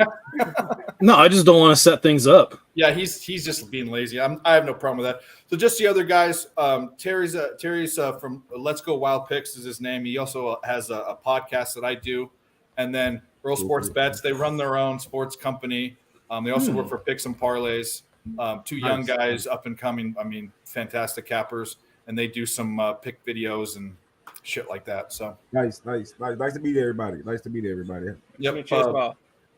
Marley's a real. He's good at everything, but he's super football, ex-football athlete, real good football capper, and has an instinct like I've never seen for major leagues. He says he's not a major league capper, but the guy wins. I'm not a baseball capper. Dude, you're up like 37 units. Yeah, he's crazy. I don't think it's that mean. It's probably like 20 something. Dude, anybody who took the Rockies' first five is a winner. Rockies first five Already? That's not good news for me. Yeah, so They scored 5 runs yet? Marley, are you looking at 3-0. Are you looking at any preseason? Are you off preseason games? No, I fucked around. I don't know if we can cuss on your show and shit. My bad. You can do it. Hey, dude, only thing you can't do is show a hairy vagina. Fuck. I just lit up on your show and everything. I forgot what I mentioned. But no, so I did. I mess around a little bit, not a lot. I've actually been pretty good lately. I took Carolina plus 6.5. That looks like that's my cash right now. It's fucking safety. Look like it's about to happen, so it's gonna put me down 5. Anyway, I took the Packers on the money line, and I parlayed that with the Rams against my Texans today. You're on the Rams. See, I'm Rams. on Why other the side. Rams? Because I like their backup QB. God damn it, let me go to my notes and shit and see who Wolford? it is real quick. No, it's not Wolford, is it? Perkins. I liked how Perkins looked last week in their last game, and the Texans, outside of Yates, though, you know, we don't have a lot of. I like to say we're not the most talented team. You know what I'm saying? Well, that's It's an understatement. Yeah, definitely. You know, I don't. You know, there's no room for me to brag on my there's Texans. no sugarcoating it. They're not. Yeah. We suck. So I know it's preseason, but I just think the Rams have a more talented roster, top to bottom, even though the starters aren't going to be playing versus our guys. So that's kind of why I went there. Not a whole bunch of numbers and stats. It's preseason, so that's why I say I don't really like go big on preseason. I do a little. I have a bad habit. I'm addicted to gambling, so I have to bet on something. Yeah. Well, you know, and I'm the same with the preseason too. But let me tell you about guys that bet. You were saying that during COVID there was some crazy like video game thing you were betting. Yeah, on. we were betting on simulated Madden games. You're gonna get along with Tim because he bets Russian table tennis, Oh, Little League shit. baseball, all sorts of shit. Counter-Strike. WNBA. Yeah, I don't know the shit Pirates about just walked it table off. tennis and shit. Peasy was on a little earlier. What's up, Easy? I see it. So, man, you're gonna come talk some football Sunday, right? Yeah, Sunday. Marley's got his own channel, Brothers and Bets, that Moose and I contribute to.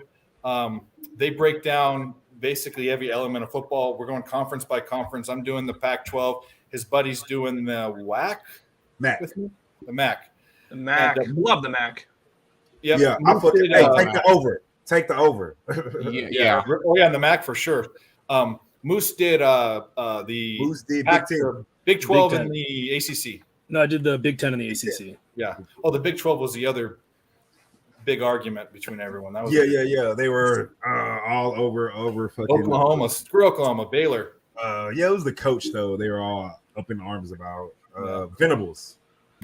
Yeah. No, that was Big Ten. That was the Big Ten.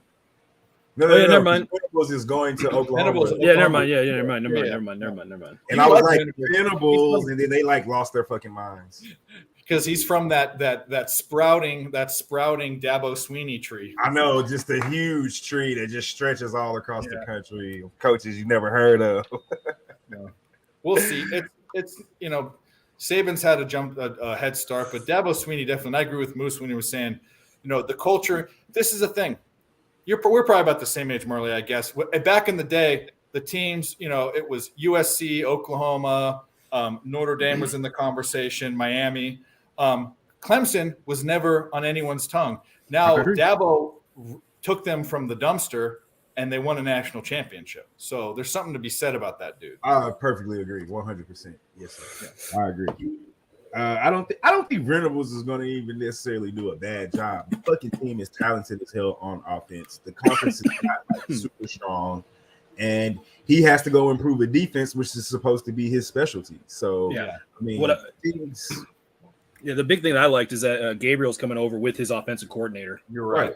That's the big thing. I mean, if that can take care of itself, Venables doesn't have to worry about the offense. The issue is going to be if he has to do anything with the offense. If the offense is sputtering at all, that team is just going to go I think they downhill. will sputter just because it's a new. I mean, I know it's new for the quarter. I know it's not new for the quarterback, but you got the whole offensive line and receivers and backs that got to learn.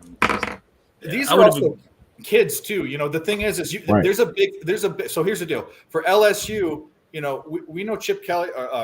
Chip Kelly.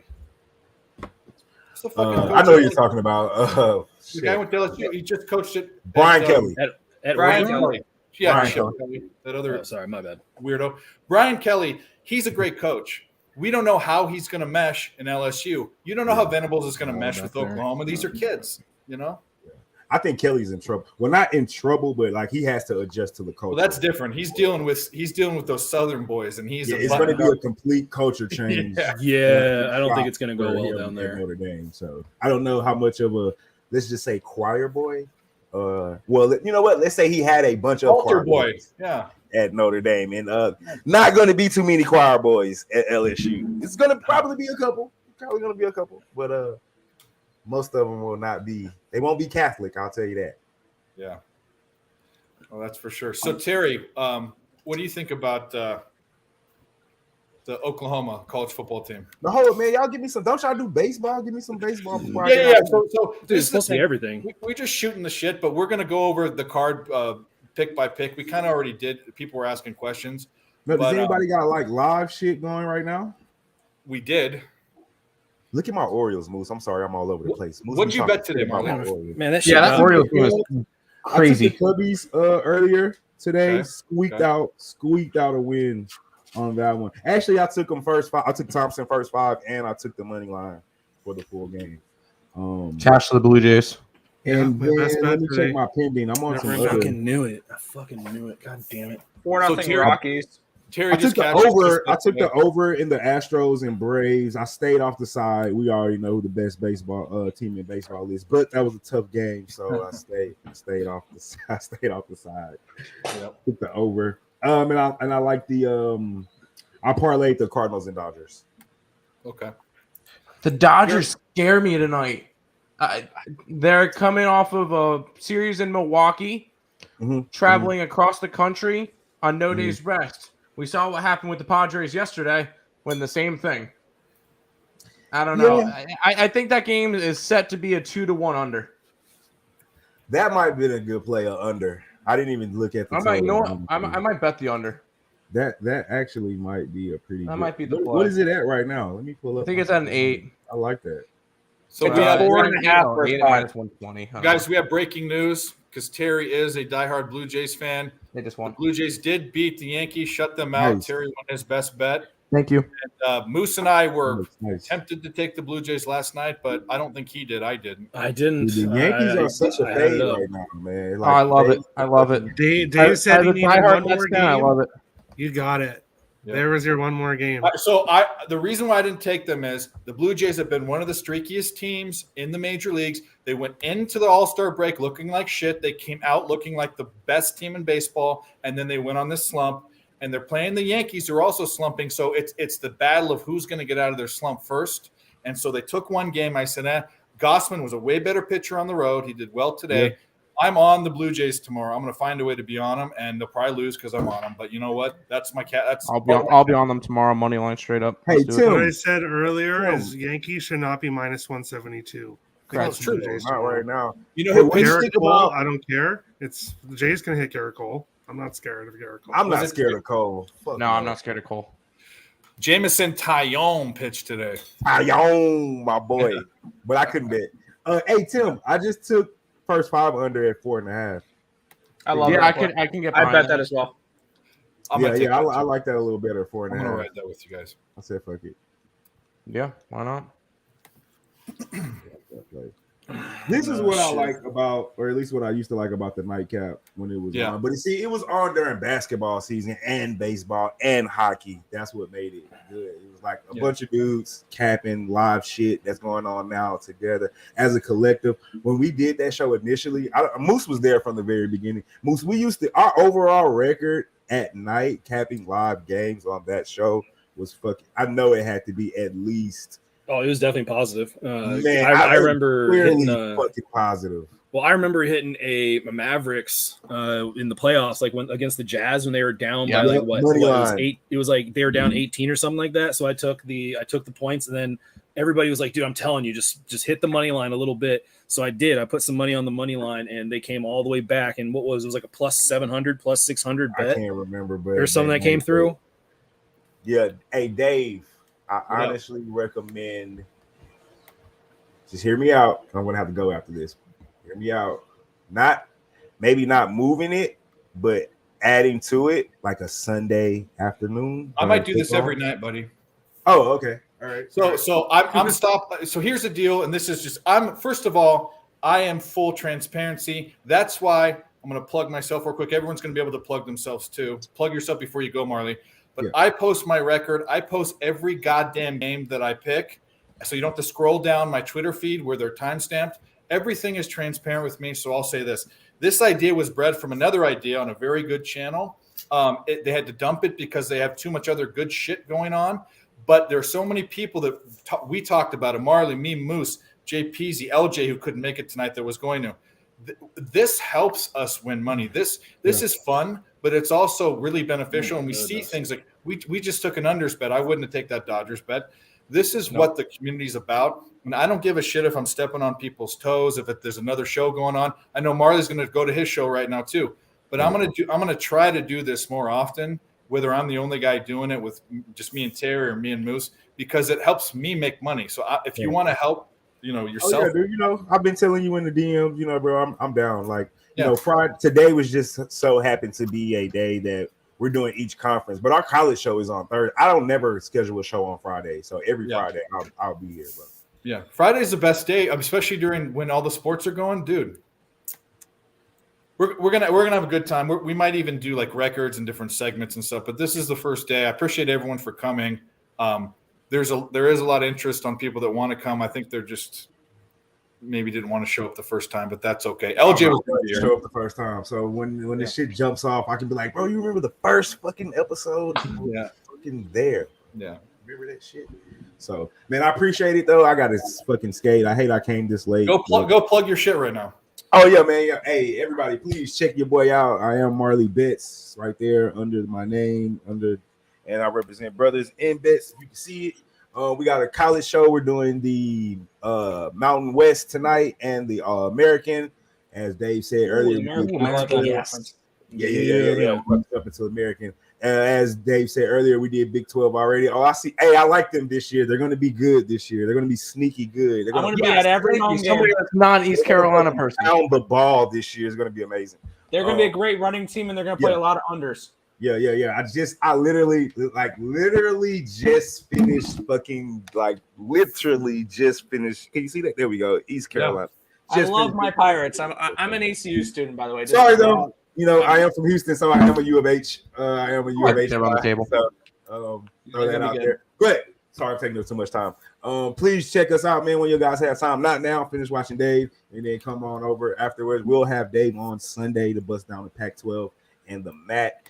The channel is Brothers in Bets. Just the letter N, Bets spelled regular. Brothers with the AS, and I am Marley Betts. Man, any of you guys want to do a show? I do my college show on Tuesdays, NFL show on Wednesdays. Baseball is typically every day when I can do it with Moose and Dave. So, man, any of you three guys, just DM me, man. I love having new people on and just fucking trying to spread as much knowledge and get knowledge from everybody I meet. So, it's a pleasure meeting you guys. I'm sure we'll talk soon. I'll be here with Dave on Fridays and going forward whatever time you have. So, appreciate meeting everybody. You already know, let's beat Vegas. Dave, see you on Sunday, my brother.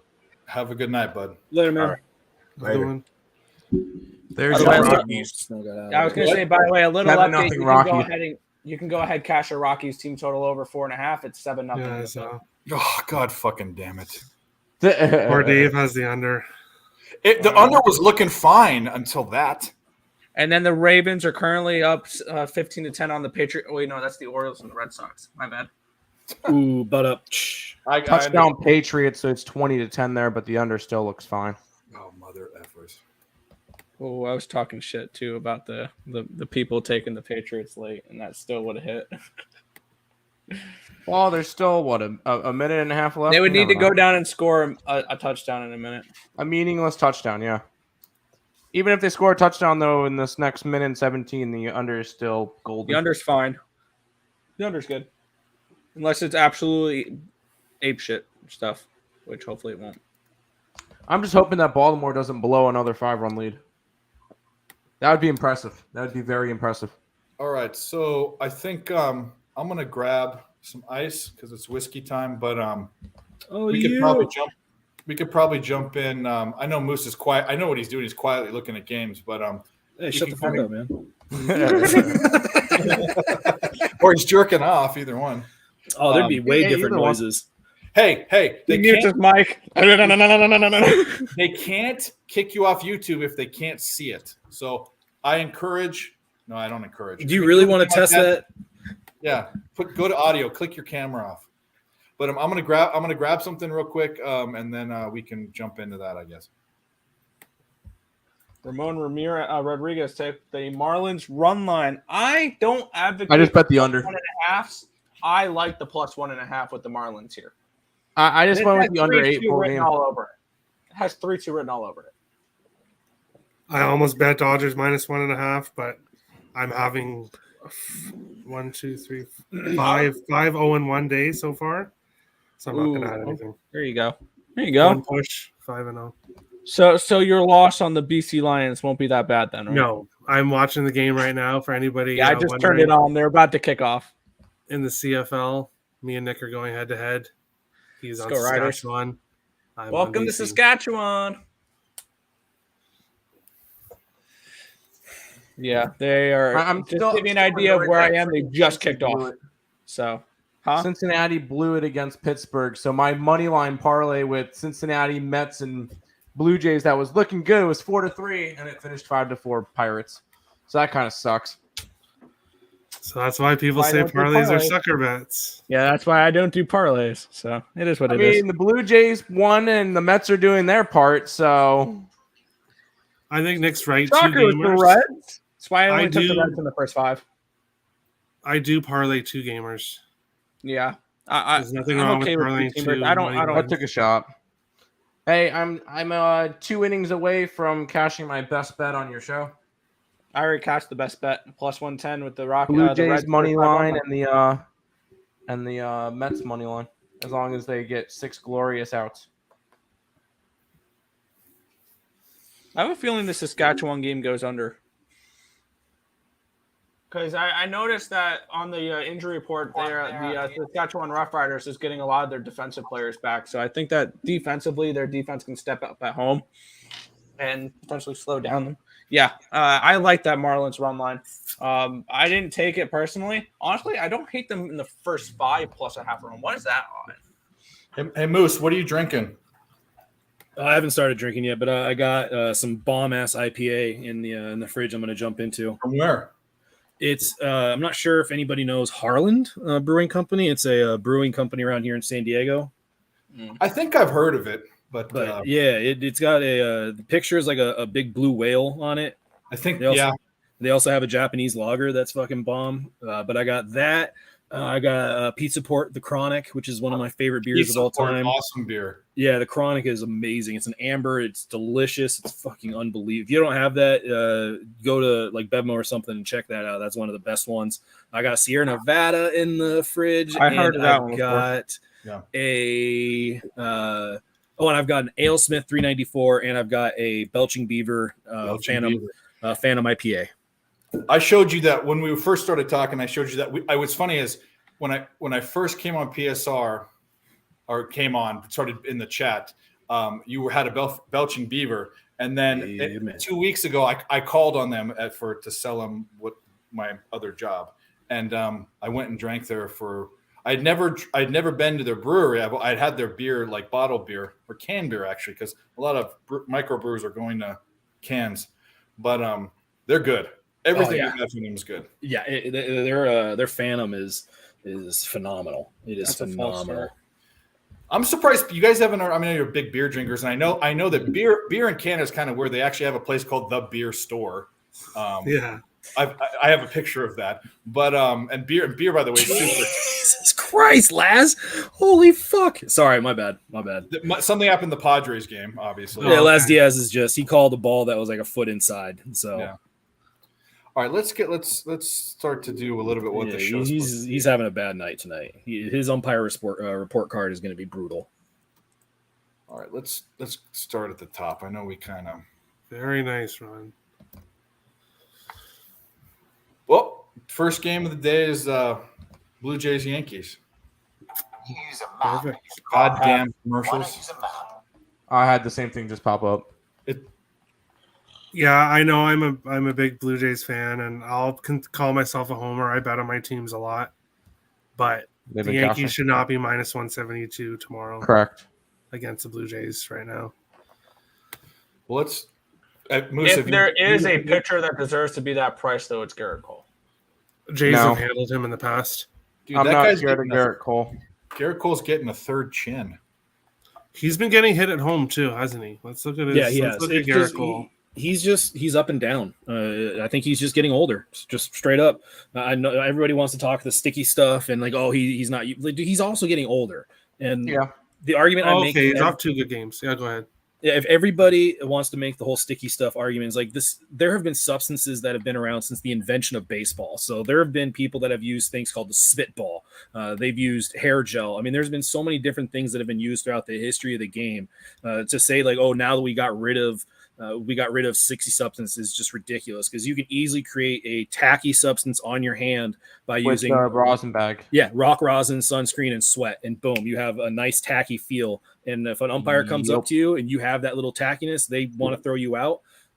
Okay, like good luck trying to figure out what's somewhat natural and what's completely unnatural. I just think Cole's getting a little older, and you're seeing him have inconsistent games. His numbers are still pretty dang good. Yeah, that's what I was going to say. He still is. His numbers are pretty good. He's either good or he gets smashed because when he's bad, you'll know how good his start is by the second inning. So his last 5 starts, Rays gave up 1 run, Seattle gave up none, but before that, Seattle torched him for 6. Kansas City torched him for 5, and Baltimore torched him for 4 runs. 3. I remember that Kansas City game because that was a minus 300 fade game. That was a Royals plus 240 spot that I cashed the first 5 with. Yeah, so Moose, just so you know, Nick does the thing that Jose does. I haven't done it the last couple of games, but I did. And does the fade the 300 thing? Oh yeah, no, I don't have any issues with that. No, neither do I. But I think Jose stopped because he started losing money. But I think it's time to start respecting the big Exactly, favorite. especially nowadays because you're going to get 4 or 5 of them. Like especially when either the Yankees, the Astros, the Mets, the Dodgers, the Braves are home against a really bad team. Yeah, I would say that, but I'm also I put a unit down on the under in the Marlins game just to have something for the night game. Because I mentioned the entire time this is going to be a 2-1 game. Marlins have no offense to begin with, and the Dodger bats are Bernardo's coming not off been that bad. Brewer series and going across the United States with no rest. So it's going to be exactly the same thing as the Padres game last night, except for I think the Dodgers could probably put up a couple of runs and win the game. How's wouldn't Mitch be betting White the done Marlins. with Toronto? Mitch White with Toronto, because he was okay. I mean, obviously he was good with the Dodgers, but He was okay with the Dodgers. Mitch I White like was what Crystal much says better. here, what she said earlier, that the Jays Who have was the that? advantage because they know Cole, but the Yankees have not faced Mitch White. the thing with Mitch White. You can tell Mitch White was not that great of a pitcher because he was a dog. The only two times before this last week that the Dodgers were dogs, he was the pitcher both times. and Crystal makes a great point, and Moose, who is a baseball pitching coach, can tell you facing someone only benefits the hitter. Correct. Yep. Because the more they see More you, the often better than they not. can get down the Microchip. timing. Well, More often okay, than not. Yeah, I'll put an asterisk on that. If you do dominate and like there can be that confidence of just like owning a team, and that would be the situation where facing a guy several times may not help. Let's go, Trent. Fuck yeah. Trent Grisham, Padres on this board. is why we have to agree to do a 50-50 split with you being on cam, because you watching the Padre games and your reaction is almost as good as Fish Tanks and his freaking out about fucking hockey games and UFC. You know how long it's been since the Padres had like real meaningful baseball that wasn't in a I COVID do, year? because we talked about this. Ken Caminiti. Yeah, 98. I mean, or actually, you know what? Early thousands with Peavy. They were good. When Peavy was around. Yep. You But can since ask then, Nick it's been nothing. when we get to hockey and we do these shows. Maple I'll have Leafs? plenty of reaction. No. Minnesota Wild. Oh, there you go. No, I'm saying I'm a Blue Jays fan, but when when it comes to hockey, Yeah. but Nick has one show. He did one show where I was watching the stream, so I was behind, but he was ahead of me, so he knew what was going to happen.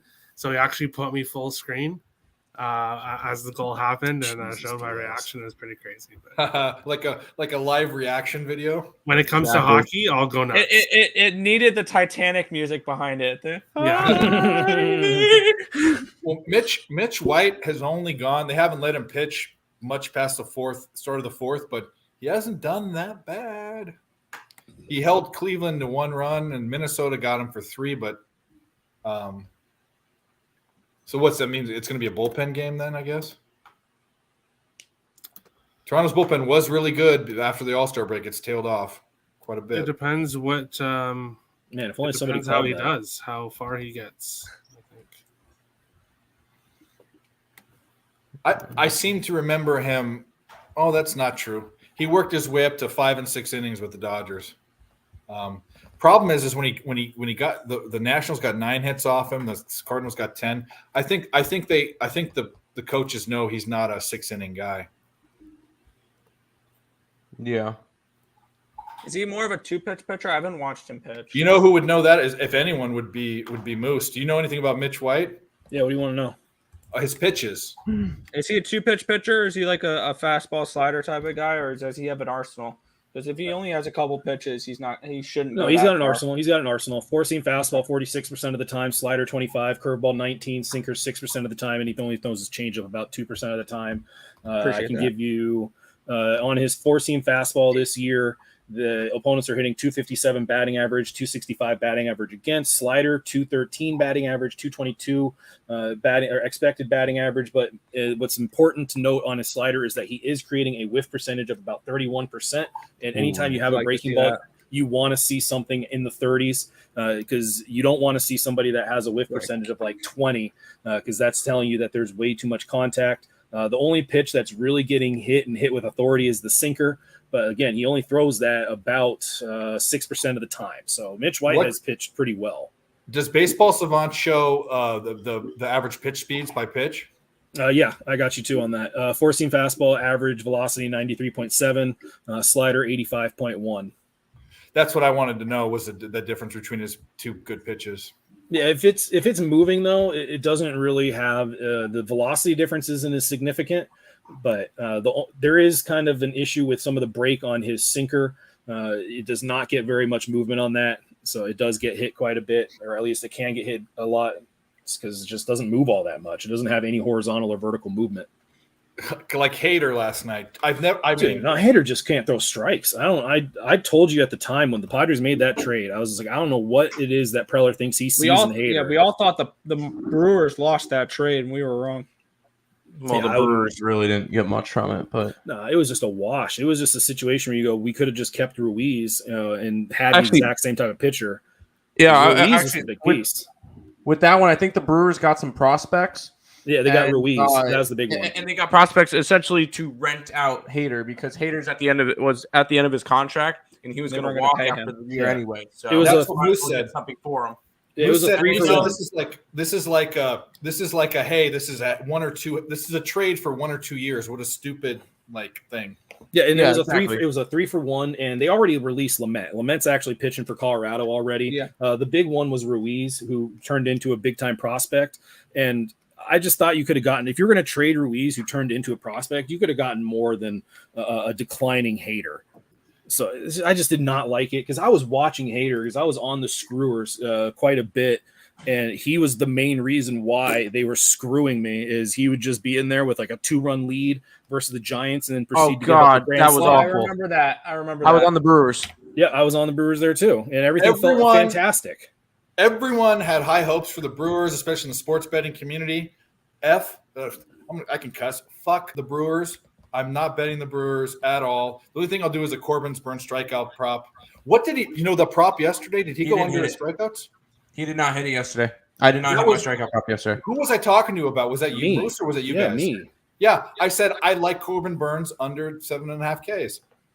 Yeah, I also said that you can correlate his strikeouts to his performances because when he's getting the strikeouts, he's usually having a much better performance out there because everything is tied to those strikeouts. Unfortunately, when I'm tapping games, I don't know how he's going to perform until he does it. But I was just looking at 7 is where he was topping out, and it just seemed, I don't like to bet with my gut. In fact, those are cappers that lose. No, you got to go off the statistics and numbers. Yep. It wasn't quite good enough, but I'm glad that whoever cashed it, good for them. But back to what I was saying, fuck the Brewers. I'm going to disagree with that. I think obviously numbers are very important, but sometimes you have to, at the end of it, go with your gut. It can push you over the edge. I'm talking, the dude I'm talking about. Oh man, they're on a winning streak. Well, okay. They're not even looking at trends. They're just, it's your dopey friends. That's who it is usually. I mean, if there's a trend to follow, not as much like winning streaks, but if, say, a team has gone over in 7 out of their last 9 games, I'm going to be more inclined. I'm not talking about someone that watches trends. In fact, one of the biggest trend bettors I know, LJ, was supposed to be on tonight. He crushes, and he's all about trends. Yep. That is true. I'm just saying gut feel guys are dart throwers. And Correct. Dart throwers aren't handicappers. And you're not welcome here if you're a dart thrower, unless you're coming here to learn how to cap, because we will help you. And to talk about LJ and how all these other, Moose is heavy stat guy. LJ is a heavy trend guy. Marley's an experienced guy. Cab, who I hope comes on, he's good with numbers, but he's got the perspective of an ex-player. He played in the major leagues. So on the show, we're going to have an amalgam of different people. All different ages. I hope this show is to help. There's no real hope in this being like a monetized sort of deal. None of us are here to make money. This is all free, just our free time. We are here to make money, but not from doing this, from helping each other. Oh, wait, you're not paying us, Dave? No, I'm out of here. What the hell? You know what? I was told I was getting a contract. I'm out. Yeah, I thought I was going to pay for I'm going to get those stupid videos to cut in and out that you guys have. They make? Yeah. The banners. Oh, there you go. Like your videos, yeah. Like your 1-800 yep, gambling yep. videos and stuff. Oh yeah, it's a trap. Yeah. The Zach Wilson one is my favorite.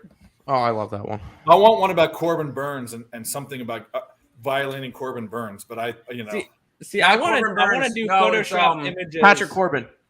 Yeah. Corbin Yes, Burns. Yeah. Patrick Well, Corbin. how about Corbin Burns violating Patrick Corbin? Patrick Corbin in a inmate uniform because he's your prison life. Yes, but you know what Merry though? Christmas, Nick. What happened? Horrible turnover in the BC game. You're so way in let's front of get me on back that to one. this- Let's get back to this Toronto Yankees cap.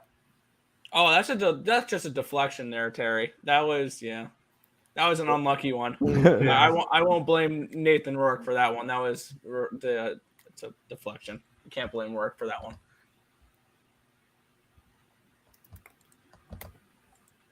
Yeah, I just don't think the Yankees should be minus 172. Fucking Diaz. No, I will be like I know you don't. I'm following trends and stuff. It's the Jays right now. The Yankees after tonight are now 17-26 since July 1st. Diaz should not be a fucking major league umpire. This is ridiculous. So the question with this Yankees game is, I'm getting back to the Yankee game is, if you want to bet the Jays, is it better to do it in the morning? Do we think the line's going to go up with people betting the Yankees, or do we think no. Bet it That's now an because I interesting saw thing the to bring Jays up. at plus 170 earlier. That's a So very if interesting you like thing the to- Yankees in this game, wait, right? Is that what you're saying? You think the If you line's like the going to drop Yankees, on the wait. Yankees? If and you Cole? like the Blue Jays, go after it now. Jays were Gotcha. plus 110 last night. I woke up and bet it this morning at minus 110. I actually just locked in the Jays at plus 157 because that was at 170 earlier. Yankees are a public team. It's always going to benefit to get on the right side early. I'm telling you. There's a lot of hate on Cole. There are so many people that But it's just still love to good. bet I think against Cappers him. are better than Cole. From cappers or the betting public? I think Betting in general, public you have it doesn't on know any both. better. Because you can get the Yankee run line at plus 125. I think if there's any game the Yankees win in this series, it's the game with Garrett Cole pitching against Mitch White. I'm Well, not the game- super high on Mitch White, honestly. The game to win was Jose Barrios on the road. Yeah, exactly. Good. That point. was the game for them to win, and You they win. blew it. They So still have I Frankie said right then Montas they're on in the trouble. mound. So Frankie Montas wasn't that great. This is your ace right here, Garrett Cole. If there's ever a game they need to win, it's this one. If I had a video graphic, there's going to be one. It's one of a trophy. Terry would get the trophy. That's the right answer. Barrios on the road. That guy's garbage on the road. Everybody except him. So there were obviously some people who didn't play it, but nobody else was on the Blue Jays except me and Tim. I think Barrios is a veteran enough. The road thing isn't going to hold. That's what hold you say water. about Greinke, but look what you said that about Greinke all season. Yeah, fair enough. I don't disagree with you. I would think the same thing. It just isn't like someone who's played baseball and watched baseball all their life. You have to respect the veterans, but some guys don't want to get their shit together. Greinke's a psychopath. We all know that. He looks like a PST, he just came back He's a from psychopath. He hit one of his He hit a batter in practice because he didn't want to waste pitches on him. He needs to go get evaluated, but Barrios just doesn't want to get his shit together, and I don't know what it is. Wow, another turnover. BC just Roman was on the Jays, Mets, Stros. That means we've won every game, right? And the Nope, Marlins- Stroh's lost 6-2. Oh, they did. Yeah. Well, What the fuck are you throwing to there? I'm running So a stop. rookie He said Toronto's like 1-10-1, and yeah, Barrios. Jays are 17-7 when Barrios pitches. It's the same thing with They're Greinke and 12-11 Royals. with Gosman. It's the same thing. It's Gosman's and better they on the road. asked, there's no way to explain it. There's no way to explain it. It's like even with Manoah, it's like 13-10, but it's 16-6 when Barrios is on the mound. So some look things it are up. unexplainable. It's the Canadian mystery. But yeah, I don't know. All right, so I'm almost on Toronto. For me, actually, you know what? My advice is to wait and make sure George Springer's in the lineup. If George Springer's in the lineup tomorrow, I'm gonna hit this. I'm gonna wait and risk the line movement because I think people will bet Cole. I think people will with see you. Cole versus Mitch White and be like, "Oh, I'm with you. Cole's the ace. Like Nick said, I'm not throwing Nick like saying what Nick is saying is wrong or anything, but I think people will look at that a bit. And I think if George Springer's not in the lineup, then I think the Yankees could definitely win. Like, I think if George Springer's in the lineup, then Jays at this price is a great bet. I already took the Jays. I already locked it in. If the line moves in the opposite direction, fine. But I'm going to take my shots. All right, so here's a little breakdown of everything. The Blue Jays have a significantly better bullpen the past 2 weeks. I'm taking White and Cole out of it. And then versus right-handed pitching, Toronto's been I'm telling you, be careful with Toronto's bullpen. Still be careful. That's fine. Yeah. That's Their fine. regression is not done. Well, here's the thing. They're still going to be better, even if they're regressing a little bit. Toronto's been hitting, but hasn't been producing runs, and New York hasn't been hitting or producing runs. So what do you got? You got advantage starting pitching, Yankees maybe, possibly. Advantage bullpen, Blue Jays. Advantage Blue Jays at the plate. Advantage Blue Jays. Are the hotter team. Momentum. Yeah. In momentum. What do you are you staying off that game, Moose? 100%. Yeah, I do not trust. I do not trust Mitch White over there. I kind of see the Toronto bullpen, and I really, really worry about that bullpen. 2.98 ERA is fantastic, but a 3.64 FIP and a 4.26 xFIP. That tells me that shit's about to kind of go down, especially when their batting average against is 243. So that's just all shit that kind of keeps me off of that. And they're not striking out anybody. 7.79 strikeouts per 9 innings. Yeah. And the way that I see it real quick, good. is I've been on the Blue Jays now. I was on them today. I was on them yesterday. So I'm already up on the plus. So I'm essentially playing with house money, and I'm going to continue to bet the Blue Jays until the wheels fall off. So I will probably be on the Blue Jays every single game in this series. And if they continue to be plus money, I will continue to ride them through whatever hot streak they're going to be on. Because I did that with Seattle when they went on their big win streak. I did that with Baltimore. I've done that with a couple of teams where I would just ride the momentum. And if they start losing games, I'm still up money with them. So it doesn't really matter. Roman in the chat likes exactly so it kind of works that way. Is this Mitch White's third start with Toronto? Yes. Second. It's a Second? Third, yes. Third. Yes. Third, he pitched that Twins game. He was a Blue Jay with the Twins against the Twins there. Against the Twins and then against the Guardians. Twins and Guardians. Yeah. So here's the angle I'm looking at. Are we? I want to go full game. You can get Blue Jays first half plus half a run at minus 102. Almost. Do you think the first 5 goes under? Because I need to see what the line is when it comes out on my book for the first 5. But that's a 4.5, and under may be the look in that spot. Because I do think Garrett Cole pitches well in this game, and if the Yankees have not seen Mitch White, that can be good through the first round of the order, if not the first 2 at bats against him, which could lend itself to more of a first 5 under in this spot. And for me, you lean towards the Yankees on the -1 line at -120. Is kind of where I would go for this one. So here's the deal: if you're like Moose and you don't want to deal with the bullpens, which I don't mind dealing with them, but let's just take them out of it. And you think Mitch White is serviceable, if you think Mitch White is either stagnant or on the upswing, and you think Garrett Cole is regressing, which I think he definitely is, and you have the Blue Jays, which are the hotter bats, why not get half a run at almost even money, -102? Because then if it's 1-1 or 2-2 or 0-0 after 5 innings, it won't be. But if it's tie, then you're still winning. I mean, it's better than a money line bet. I don't know. I think I would be all right with a push to get that extra shot at a +150 or whatever the line is. Because that would be my thing is I'm not going to try to – because at the end, I don't want to root for my team to tie. I want them to be winning and everything. So when I see it, I'm going more plus money. I understand the people who go 0-0. I would go for the +1 +0.5. The only reason I would do that is if the total is so low and they expect the scoring to be very, very minimal, then I'll look at the plus a half. But I mean, I don't really bet first So five. I know you and your brother are cut from the same cloth as me. I'm a plus money guy.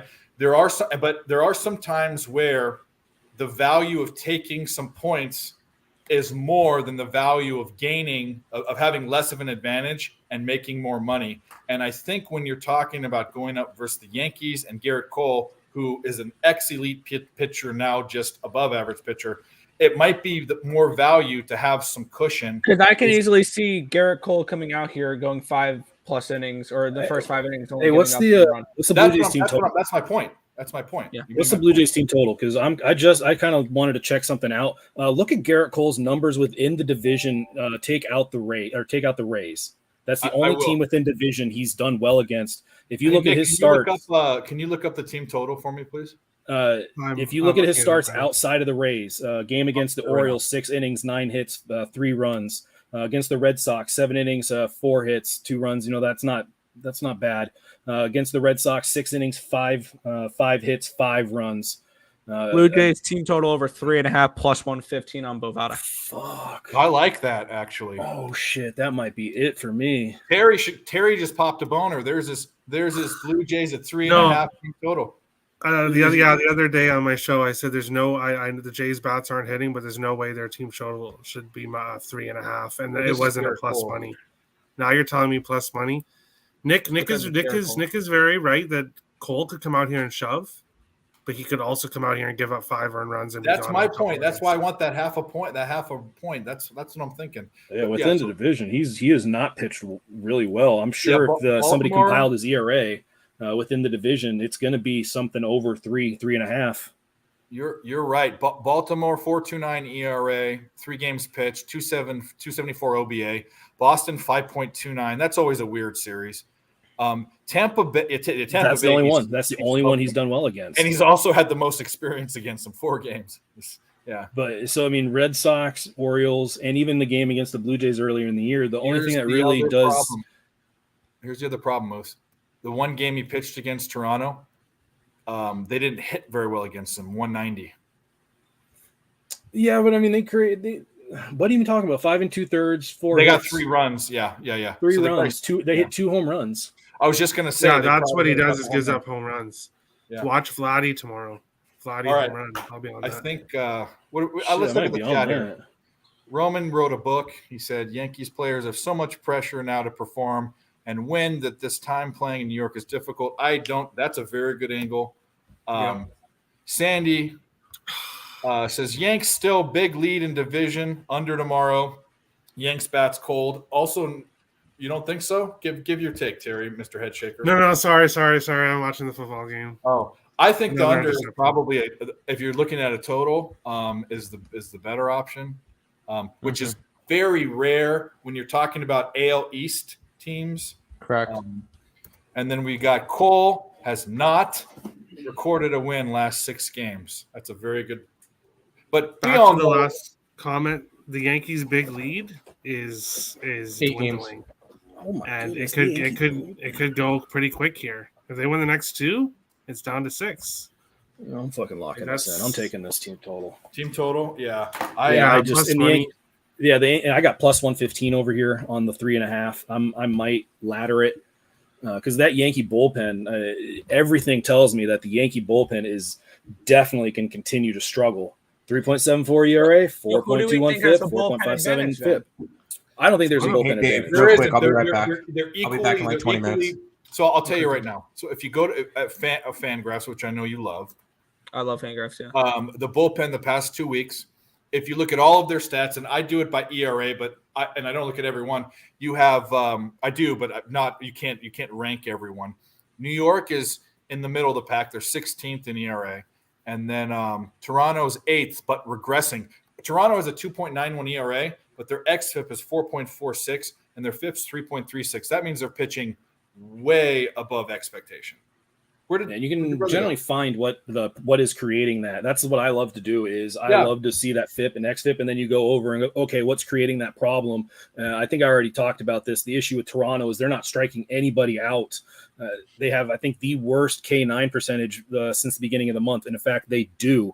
They are the only team. Oh no, I take that back. The Yankees and the Blue Jays are the only teams that are striking out less than 8 people per 9 game. Nope, take that back. Angels 7.64. They're the worst. All right, but still point being, Cole should go 7 innings unless he gets smashed. So what do you if guys? He's pitching well, he'll go as long as he can. 100%. 100%. What do you guys on? Is anyone on anything? Is anyone betting that game? Let's go over what everyone's betting. I am. I'm taking the team total. All right. Moose has got the team total 3.5 over for Blue Jays. What do you got, Nick? Nothing at the moment. Okay. I kind of want to look at that first 5 under if I can get a 4.5. Either that or the Yankees -1 at -120, because I do think that Cole comes out here and shoves tomorrow because his advanced numbers, looking at his FIP and his Sierra, show that we should see pretty good stuff from him. He hasn't been getting that hard. 2.6 for FIP and a 2.43 Sierra. His Sierra is the second best on the slate. The only pitcher with a better Sierra has only had 1 starts in the last 30 days, and that's Michael Wacha. Other than that, Garrett Cole has been one of the better advanced analytic pitchers the last 30 days on the slate. So I think that we could see Cole come out here and shove. So I kind of do like the Yankees a little bit tomorrow. If there's any game they're going to win in this series, it's this one. So Yankees -1 is a look that I'm leaning towards. I want to take a look at a few things first. All right, Terry, let's talk about your team. How many bets do you have in them? 16? Nope, 2. What do you like? Full game money line. The bullpen does not scare me. It's better than the Yankees. Statistically, digressing. Numbers may not show that maybe. But from the eye test, I'll take the Blue Jays bullpen over the Yankees. I'll take Toronto full game, and I'm on the team total as well.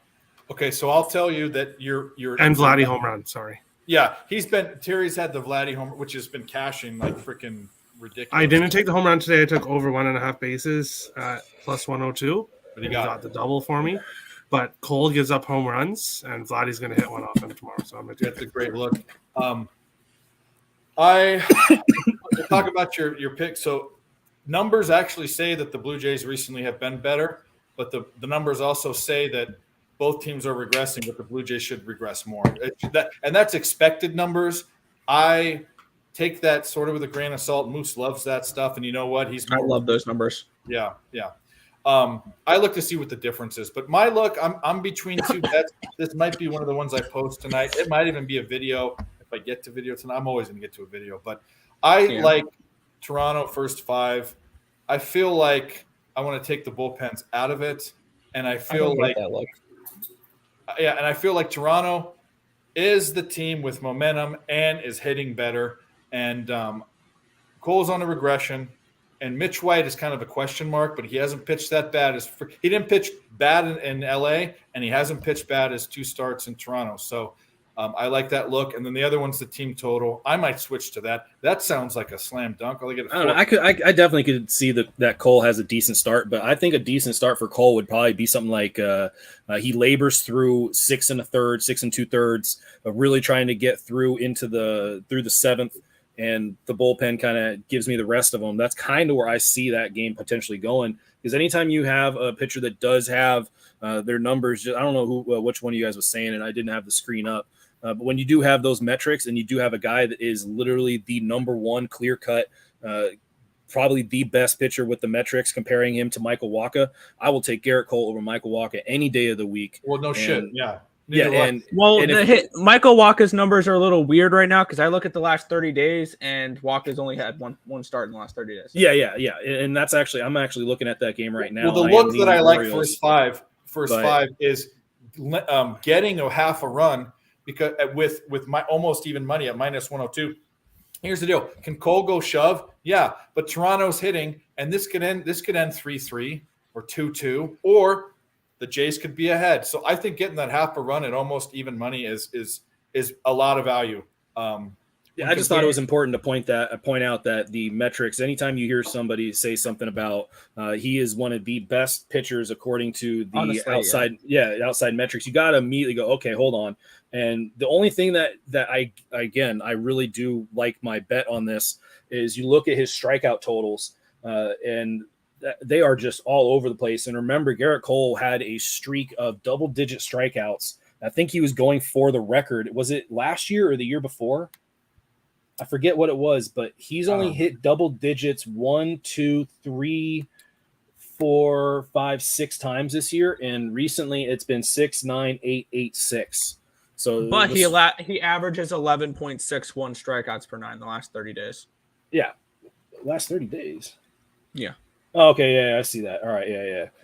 I mean, he just hasn't gone past the 7th inning. He hasn't gone past the 7th inning all year. He's just not going far enough to calculate to get those totals. So, get NFL preseason update. One time. It's almost halftime, 14 seconds left, and the Rams are winning 3-0. Yeah, I do like that Beautiful. total. He hasn't gone past beautiful. the 7th inning. Only one time did he get into the through 8, and he hasn't gone past 7 at any point. So if you're giving me potentially a couple innings of the Yankee bullpen, yeah, I'll take that. All right, I think we yes. labored this game too much. We're gonna go. We all know where we're at with that one. Do we want to talk about? I don't usually bet doubleheaders. I'm sure that I'm off too. I know that Nick probably wants to talk about it. I know that Terry probably wants to throw up in his mouth. No. This is a perfect time for me to go to the garage because Moose Money Bets. I call the Mets the team who must not be named. Yeah. So Moose. So just so everyone knows, we'll get out of the when we'll talk about it. But Moose is from San Diego. Is from the whale's vagina, San Diego. So he likes the Padres. If you don't get that joke, Terry or Nick, you need to read a book or watch a movie. Watch a movie specifically. I don't think there is an Anchorman. There is not. There is no book. Okay, the novel didn't come out before the movie. But anyway, it's not based off. It is somewhat based off a true story, though. Yeah, the 1970s. Nick is a huge Mets fan and gives Terry, who is a Blue Jays fan, a hard time. So they go back and forth, and now Terry refuses to say the word Mets. He calls them Voldemort or Gryffindor. Beetlejuice, who must not be named. Yeah, Voldemort. They're Beetlejuice. There you go. Mets. Is the Mets going to show up now? I mean, I will say this: they have the absolute best closer entrance song ever.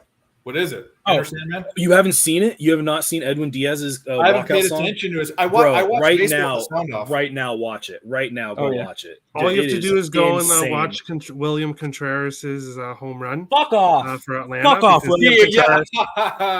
He copied it. So it's really you just have to go to listen to. So do I have to go watch it? You're going to tell me? I guess. Dude, I'm telling you, the song is banging. I'll be back in a bit. Guys. Is it a song that I know? No, you're not going to know it. Probably not. But it's just. It's a great it's not Mariano Rivera Enter Sandman, but I think the second best of all time. Did Jay Peasy write it? No. I think it is. No, it's just the feel of the song with the crowd and just is it a Spanish? Just listen. There's not any words in it, but it just listen to it and you'll understand. Edwin Diaz intro sequence. Yes. Yeah, it's like a whole SNY is a whole cinematic for him now. I don't believe in YouTube ads until the sesh comes back.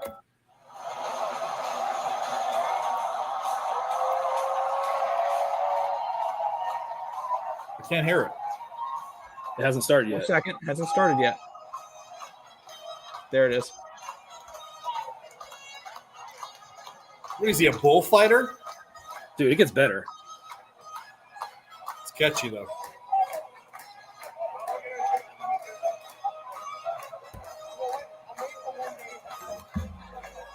That's when you see in the group chat, me and Tim, when Edwin Diaz comes in, we'll put trumpet emojis. That's why. Yeah.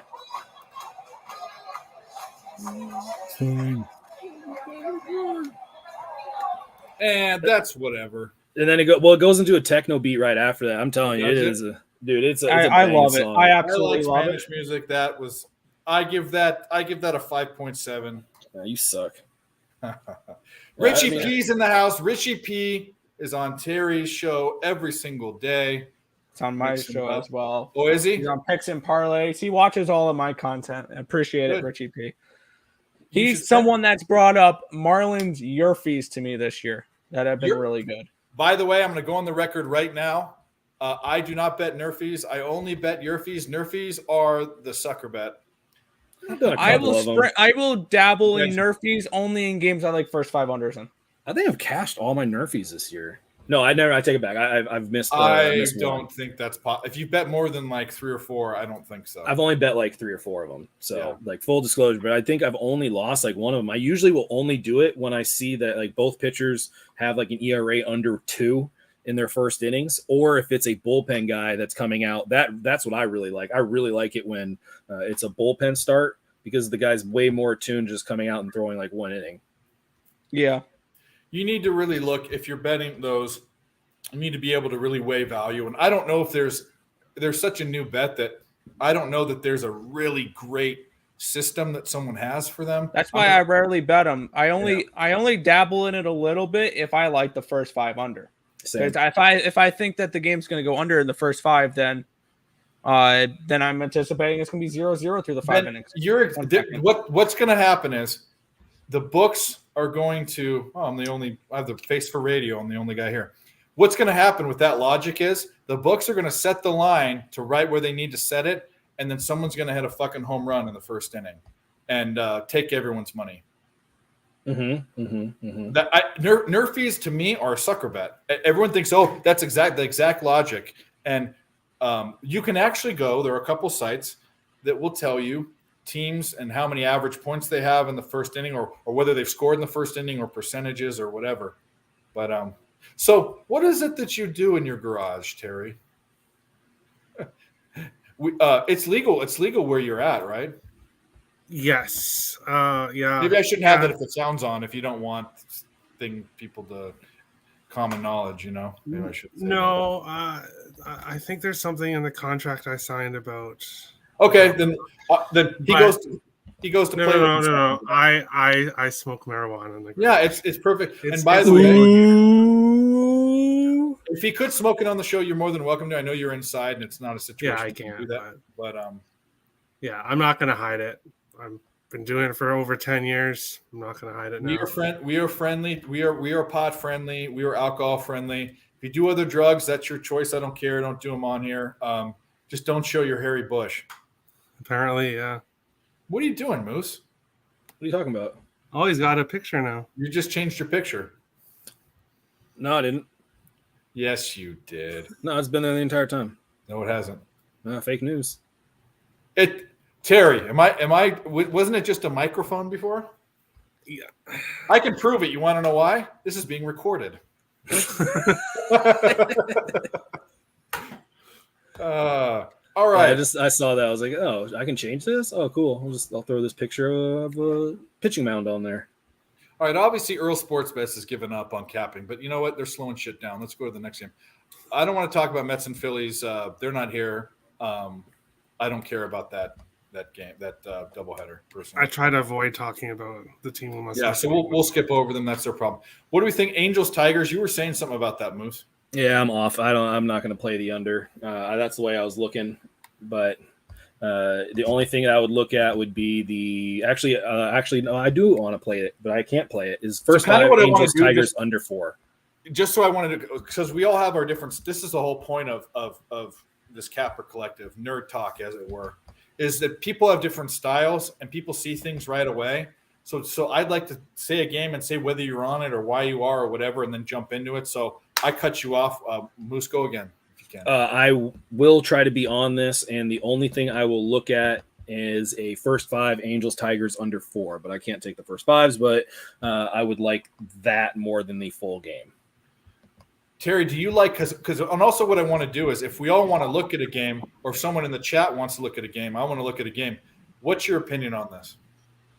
Yeah, when I see the Angels on the slate, I look at the opposing team's pitcher to see what his strikeouts are like. So that's my main thing that I look at with your strikeout prop. Yep. Yeah. Now Alexander does not strike anybody out. So I took Manning today over 4.5. That cashed. I don't know what Alexander's number is going to be, but in his last 2 games, he has 2 strikeouts in both games. Yeah. 5 against Minnesota the game before that, but maybe if it's 3.5 or something. If it's update to our squad ride with the under 4.5 in the first 5 with the Dodgers. It's 0-0 at the end of the third. So that first 500 is off to a strong start. What do you CJ think about? Abrams We're trying to single, so- determine whether they're going to cap the Angels Tigers. I haven't given my opinion. Moose has a bet he wants to look at. Terry wants to look at the strikeout prop for Angels. What are you thinking about in that game? Kind of like the Angels. What's the odds for the Angels? Minus let's jump into 148. it. Let's jump into it. I'm going to say right now, I'm an Angels fan. I don't waste my time with this kind of bullshit. Detmers, even though he got a no-hitter, is not a good pitcher. And His the numbers Tigers are pretty good. Yeah, he's been pitching really well recently. He reminds me of a not so good Jamie Moyer. And the Tigers are the worst hitting team in baseball. I have zero interest in this game because it's going to be a sloppy bunch of monkeys trying to screw a doorknob. So looking at Reed Detmers, that it's how I referenced that Garrett Cole had the second best Sierra, only behind Michael Wacha.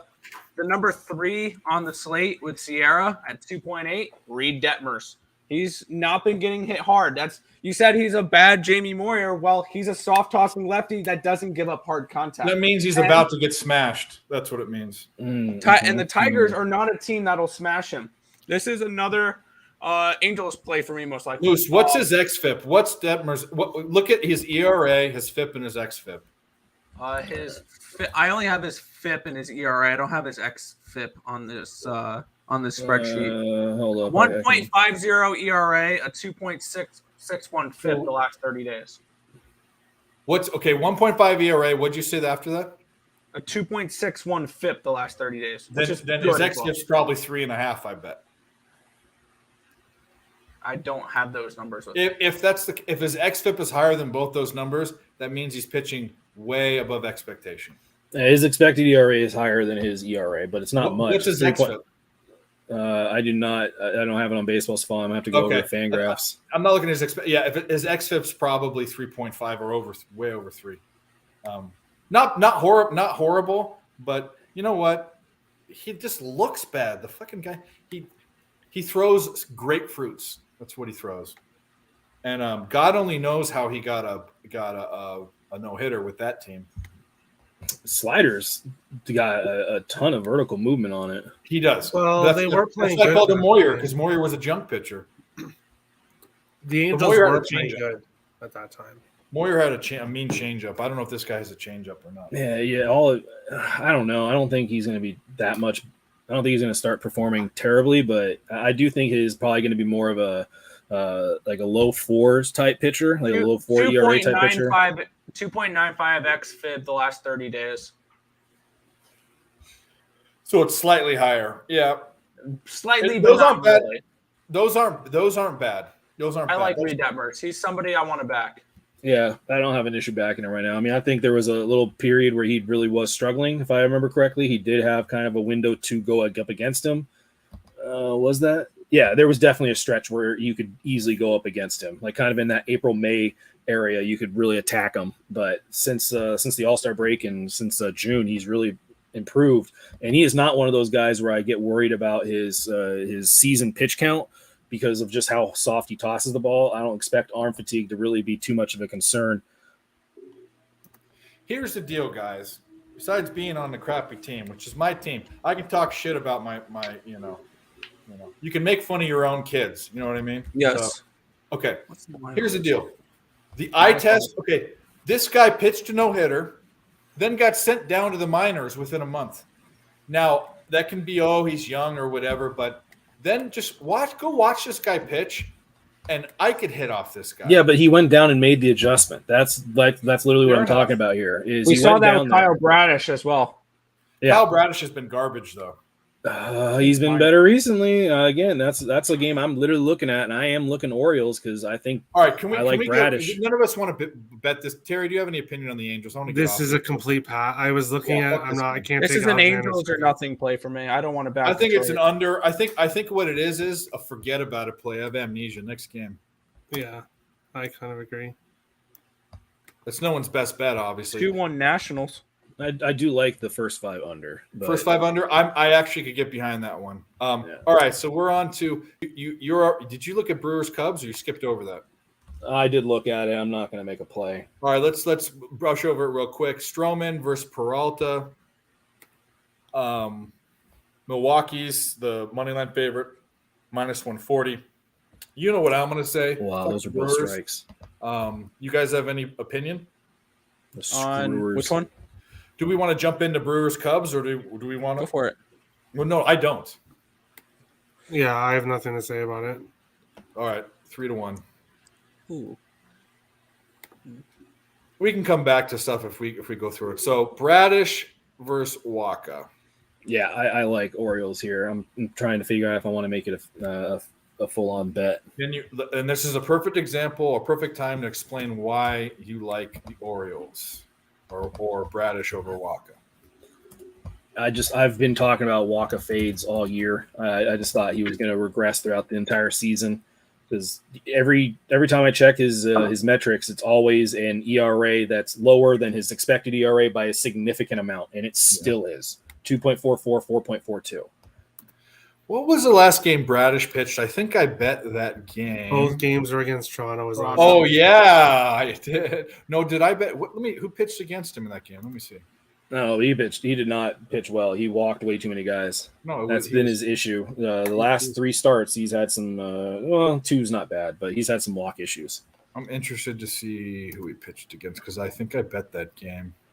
But I don't expect him to have that. It was against Kikuchi. Oh yeah, and the Orioles won. I remember I had Orioles. I faded Kikuchi. I remember. Yeah, you went with that was an easy game. We fade Kikuchi and print money. But I was scared. If you remember, Moose, when we were capping that, I was not impressed with Bradish, and that was the big. Even though Kikuchi's dog shit. Yeah, exactly. I just didn't, and a lot of it was just kind of still being patient. And I told you at the time, I didn't really want to jump on the Orioles. Mainly because I don't really like to back them on the road. I love backing them at home. I was concerned about how Bradish was going to pitch in Toronto because the last few starts, really, he didn't face lineups that I thought were all that good. And the last time he did face Toronto, he got shelled. But when he pitched well again, or not well, but he pitched decent enough. Like he could have been way worse given the fact that he gave up 4 walks and 6 hits, but only 3 runs. So he pitched well enough, and I was looking to back him in his next start. I was hoping it was going to be against somebody like Waka that I could possibly get a plus money price on. And sure enough, Dave, by the way, he says he's backstage. Oh shit! I got multiple screens. Let's leave him there. I can see him. You guys can't. How about that? Yeah, that's fine. As Sandy does say, Boston is terrible versus the division. Right-handed pitchers 5-27. She's, you know what? I'm going to say this right now because she's a little shyer. Sandy doesn't. We've been friends for almost a year on Twitter, and we talk all the time. She's got some really great insights, and everyone should go follow her. I'll give you her Twitter. I haven't posted. It's KLV and a bunch of numbers. But she's got some real good insights. I really like where she comes from. You like Bradish like a month ago? Well, here's the deal. I like the Orioles in situations. Bradish is okay. Okay, here I'm going to say this about the Orioles. The Orioles are probably my favorite up-and-coming team. I like to watch them. I think they're the Mariners of last year. Okay, yeah, I do too. But here's the difference between the Mariners and the Orioles. The Mariners have some like semi-borderline stars. I mean, obviously J-Rod. The Orioles don't have any. Like, is Mountcastle a star? They don't have. They're like the. They have Trey Man. Nope, they traded. I'm going to make a hockey reference that you guys might know. This is the only thing, only because I used to watch ESPN every day when I was a little kid. Every time it came on, there was a Carolina Panthers team that went to the Stanley Cup. Hurricanes. A hurricane. Was it the Hurricanes? No. And they're still like that. They don't have the Hurricanes are exactly still. This like was that. in the 90s. This was in the 90s. Okay. I don't know if Terry remembers this. There was a. I'll look it up. But they were a team that had no big names that just competed and played above, like just played well. That's the Orioles, and I really like that. So if I was playing Bradish, I'm going to be playing Bradish on an Orioles streak. Bradish by himself on an island is, cast away. Here, okay, so here's Sandy's. You guys, I'll let you guys know it. Like I said. She doesn't push her Twitter very much, but she talks about sports every day. All right, what is it? KLV 412-412. God damn, that's a lot of random ass numbers. I know she's creative like me. Picks from Dave. How creative can that be? KLV. Yeah, and DM her because she'll put up. She doesn't put all her picks in one pick. She'll put them up like with 12 different and make me like 12 different tweets. But I just DM follow her. Sandy. Yeah, DM. There her. you go. You just got everybody here. There you go. Yeah. Man, Dave just pimping out some Twitter handles here. Well, I'm here to. This is my thing. I don't care how big you are. I support good people and good cappers. There's a lot of great cappers out there. In fact, I'm going to go out on a limb. If I know more quality cappers that don't have a following than I know all of those big, gigantic accounts that don't put their face there, that have like a picture of a cartoon bear and all of that crap. You guys need to really search out good information on social media because there's a lot of crap. And Sandy's one of the good ones. And so are these guys here. And everyone we bring on, we've vetted, and they're all winning. And a lot of them are from some big sites too. You'll see some like PSR guys and stuff. But go follow Sandy. I remember what the big thing that kept me off last time. It's Bradish giving up his home runs. I'm more impressed with yours as a whole than Bradish, and I'm off this game. But you know what though? I actually like Waka quite a bit, personally. That is But I don't like fucking home runs. I don't like Boston's team. Can I make an argument for the for that Baltimore game? Go for How it. about the under? I was going to mention that. How about a 15-10 game, and then everybody's like, "Oh, let's go after the over," and then tomorrow's gonna be 3-1. That's a good look, but I'm scared. Just like the Blue Jays Yankees looks like an under. The AL East is the MAC of the major leagues. It's the over division, and Yeah, I could see that. Yeah. So I'm off the game. Here's the deal. I like nothing more than supporting the Orioles, but against Waka, I don't know. I don't want to back the Red Sox. No, I still want to go after. I think the Red Sox is the worst look personally, but that's there's zero chance to go after the Red Sox. I'm not. I like Bradish. I do like Bradish. Come on. I know it's not as much liking Bradish, but the problem is his ERA is balloon. I didn't do that to you. I'm watching a game, so keep going. Yes, he gives up anywhere from 1 run to 3 runs, and then he's got a couple of 5s and 6s in there. He gets blown up a little bit. The thing is, this obviously they proved it tonight. Baltimore's got the offense to back him up, and for whatever reason, Bradish over the last 10 starts, he's allowing 3.5 earned runs per start, but he's 7-3 during that trip. So they're winning games with him pitching, which is just showing me that this team gives him run support. Sorry. And do you have a horse there? No, I just saw a ridiculous stat. Bradish is only not given up a home run in 2 games this year. Oh yeah, that's fine. He's going to give up runs. So I just was shocked by that. To play again tomorrow with Bradish, but they're giving him run support. Plus, I look at it another way. He was giving up a bunch of runs in May and June. And then since coming back up to the majors, he's got 4 starts and has allowed 9 earned runs in 20 innings. So he's gotten a lot better since coming back up to the majors. He had a little stint in the minors. And since he's come back up 4-0.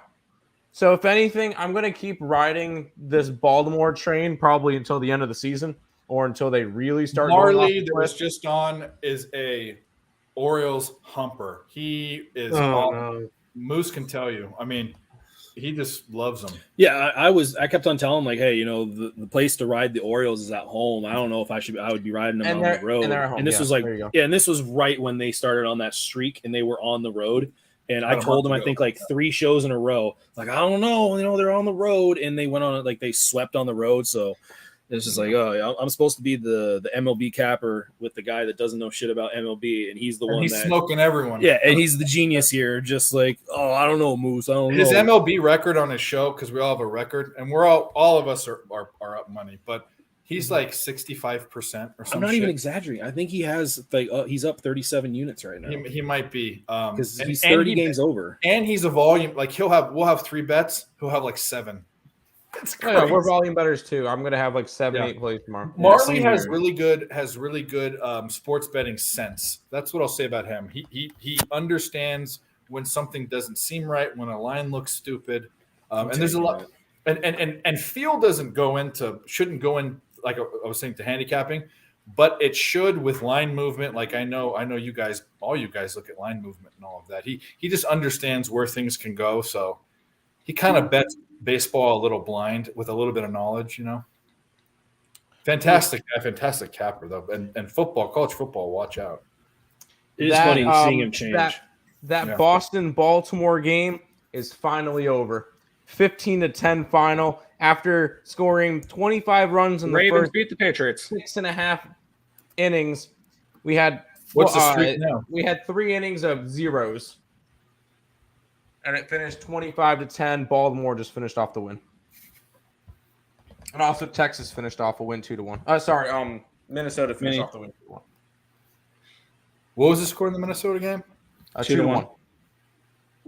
All right, so you guys have to sweat this with me.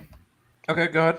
The Giants Terry got his Rockies team total over. I know where this is going. I have it at 11.5, and the Giants randomly came up with, how'd they score? They had a ridiculous 7th inning, or else it would still be 7-1, and I'd be fine.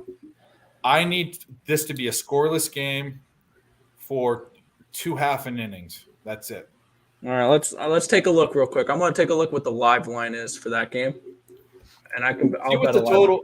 They might have they usually close the total at the 9th inning, or in the last half of the 9th inning, which it will be the last half, because the Rockies are up.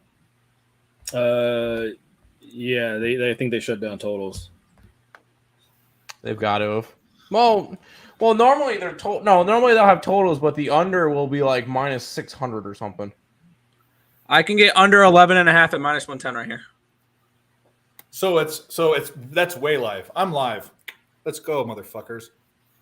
All right, I'll ride with you. I threw $5 at that. Why not?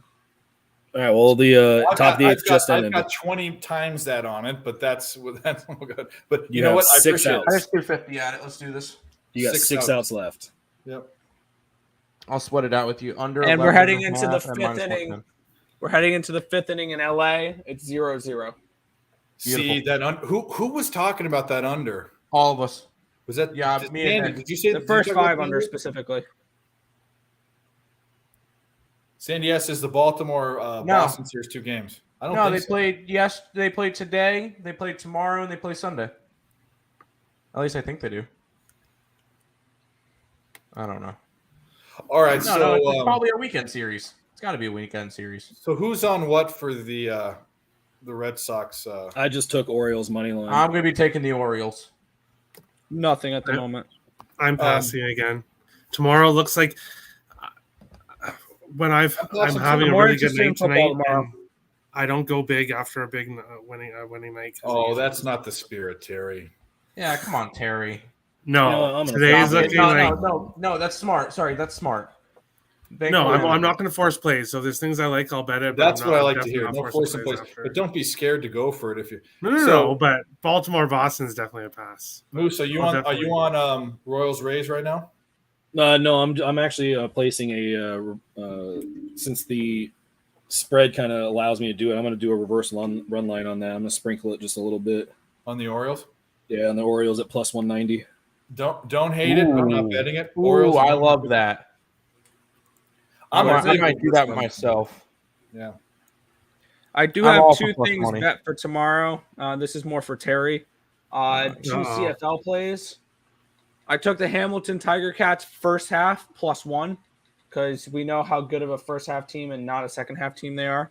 And I want to fade Montreal following that upset win over the undefeated Winnipeg Blue Bombers. And I'm on the Stamps -2.5. The Stamps? Against Toronto, the Stampeders.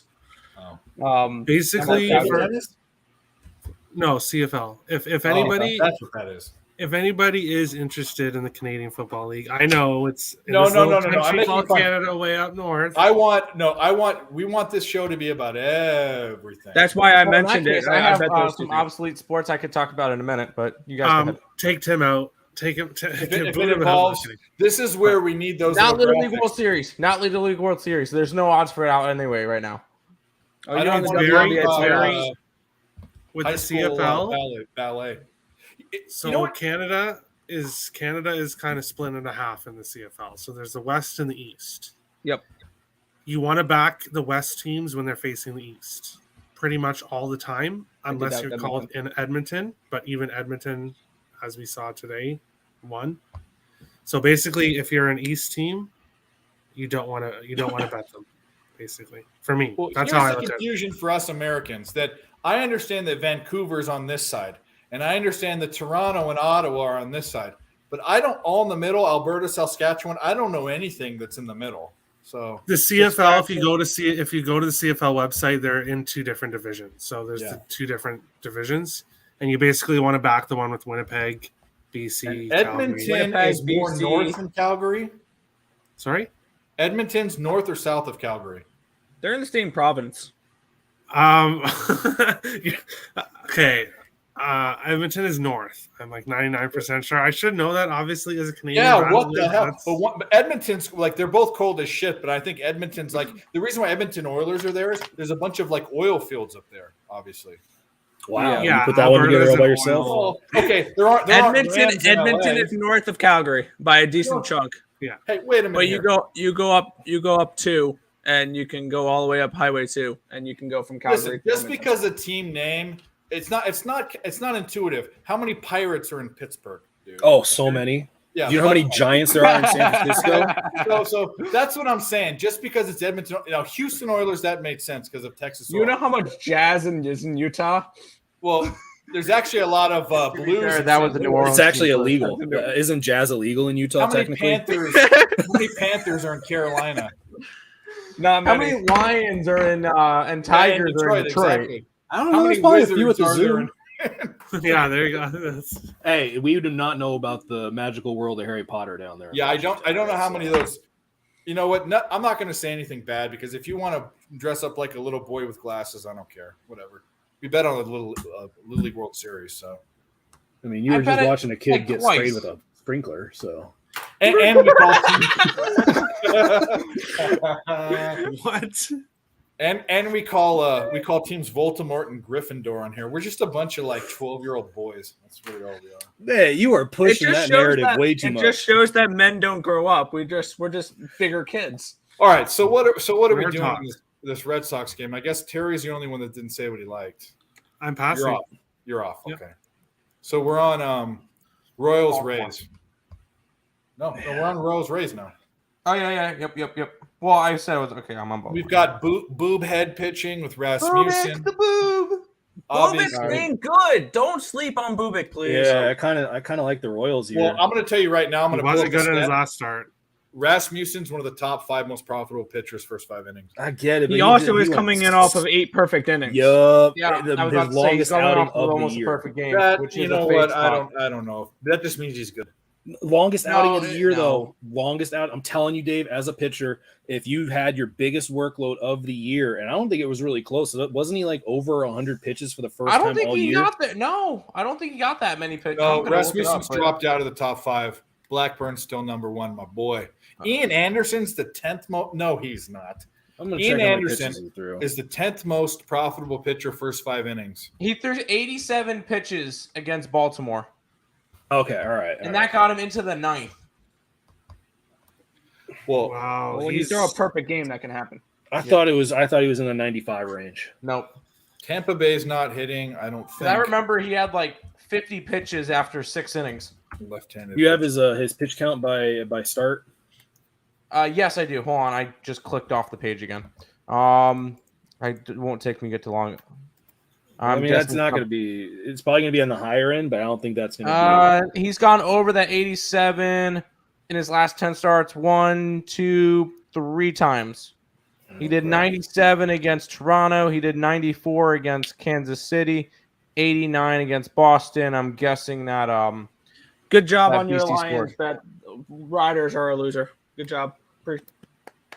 I don't know what the fuck that was on defense. Both I of think they these forgot to play teams- defense there. Both of these teams, like the Kansas City versus right-handed pitching and Tampa Bay versus left-handed pitching past 2 weeks, are not good.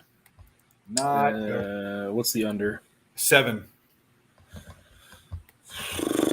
I'd like if it was 7.5. If I can get a 7.5, well, let me look at their bullpens. No, First Kansas five- City's terrible. Kansas City is Yeah, not good. yeah. So what's the Kansas first is not 5? What's the first 5? It's the first 5, 3.5. I'm gonna look it up.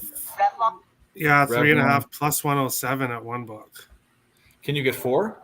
Yeah, 4 is minus 130. Oh, fuck that. Oh, there's one book, Pinnacle, that has a minus 117. Oh, That's don't a touch lot. it. Pinnacle's on that. Pinnacle's a site That's actually why that Pinnacle, don't go in after that bet. What? Yeah, it's If the scary best when book is Pinnacle has the best Pinnacle, line. Go look at a different bet. Why? Are they a jinx? Pinnacle is the Pinnacle, sharpest for book, whatever and it's reason. yeah. Yeah, for whatever reason, whenever Pinnacle has the better line, it normally does not end up well.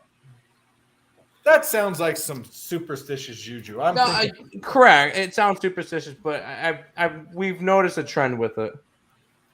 I have a bet in this game. go. Tampa Bay, first 5, minus a half. Don't hate it, I'm but doing it. not betting I'm it. doing it. I like what was the 4 minus 117? Yeah, I like that. I do At too. Pinnacle. First I 5. don't- Everywhere else, it's minus 130. I even like the 3.5. These teams, now granted, Bubic has been better than he was, and Rasmussen's actually a good pitcher, but these teams can't hit, and it's in Tampa Bay, right? Tampa Bay, that's like a pit for offense. It's just that's where bats go to die. And Jesus fucking Christ. Nationals 3-1. Nationals 3-1. Damn it! I was gonna bet them too. I was gonna say this is The Padres are this is the frauds. I'm worst sorry. group of people to be a Padres fan in because these guys love retardedly, or I'm not saying that word, I don't care. Retardedly big underdogs. Yep. I love when the big favorites go down. But And Espino I've been started, calling them right? the Padres. Yeah, Espino's starting, but They have the Nationals. They have can't hit against such a Espino? bad team. They have it's what? just, they in the Alfaro let him steal third and second, and single drove them both in. I mean, it's just bad baseball. It's just fucking terrible baseball. And of course, at the major league level, if you let the team advance both runners into scoring position, of course the player is going to get the single against you because you but shouldn't be also letting have that to- shit happen. The Padres need to get their shit together. They 100% need frauds. to get their shit together. I'm going to I mean, say it's this just about ridiculous. Washington. This is how bad Washington is.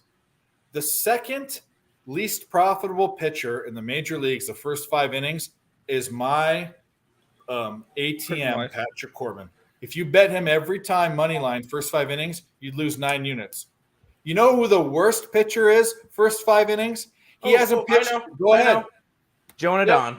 He hasn't pitched in 3 Joan months. give up a dong. He hasn't pitched in 3 months. So Johan Adon went 0-13 in 2 months. You would have lost 13 units. That's how bad this team is. They're so bad. And they're I'm sure they have enough money to pay people. No, I mean, I don't know how much of They're Soto's- rebuilding. They're just trying to scrap everything and move on. Did they eat? How much of Soto's contract did they eat? None. They have didn't to eat any of anything. it. The We contract took that all they're of it. eating right now is Patrick Corbin and Steven Strasburg. Yeah, Yep. those are the ones, the big ones. They got rid of Bell's contract. Well, I mean, Bell wasn't under a huge contract, but yeah, we're They still paying got that. rid of it, so that works. Yeah. Well, So it's well, Strasburg. the and other guys Corbin. are working for $15 an hour for sure. It's not like they're paying their other guys. I mean, Yeah. they have no stars. I mean, they have no.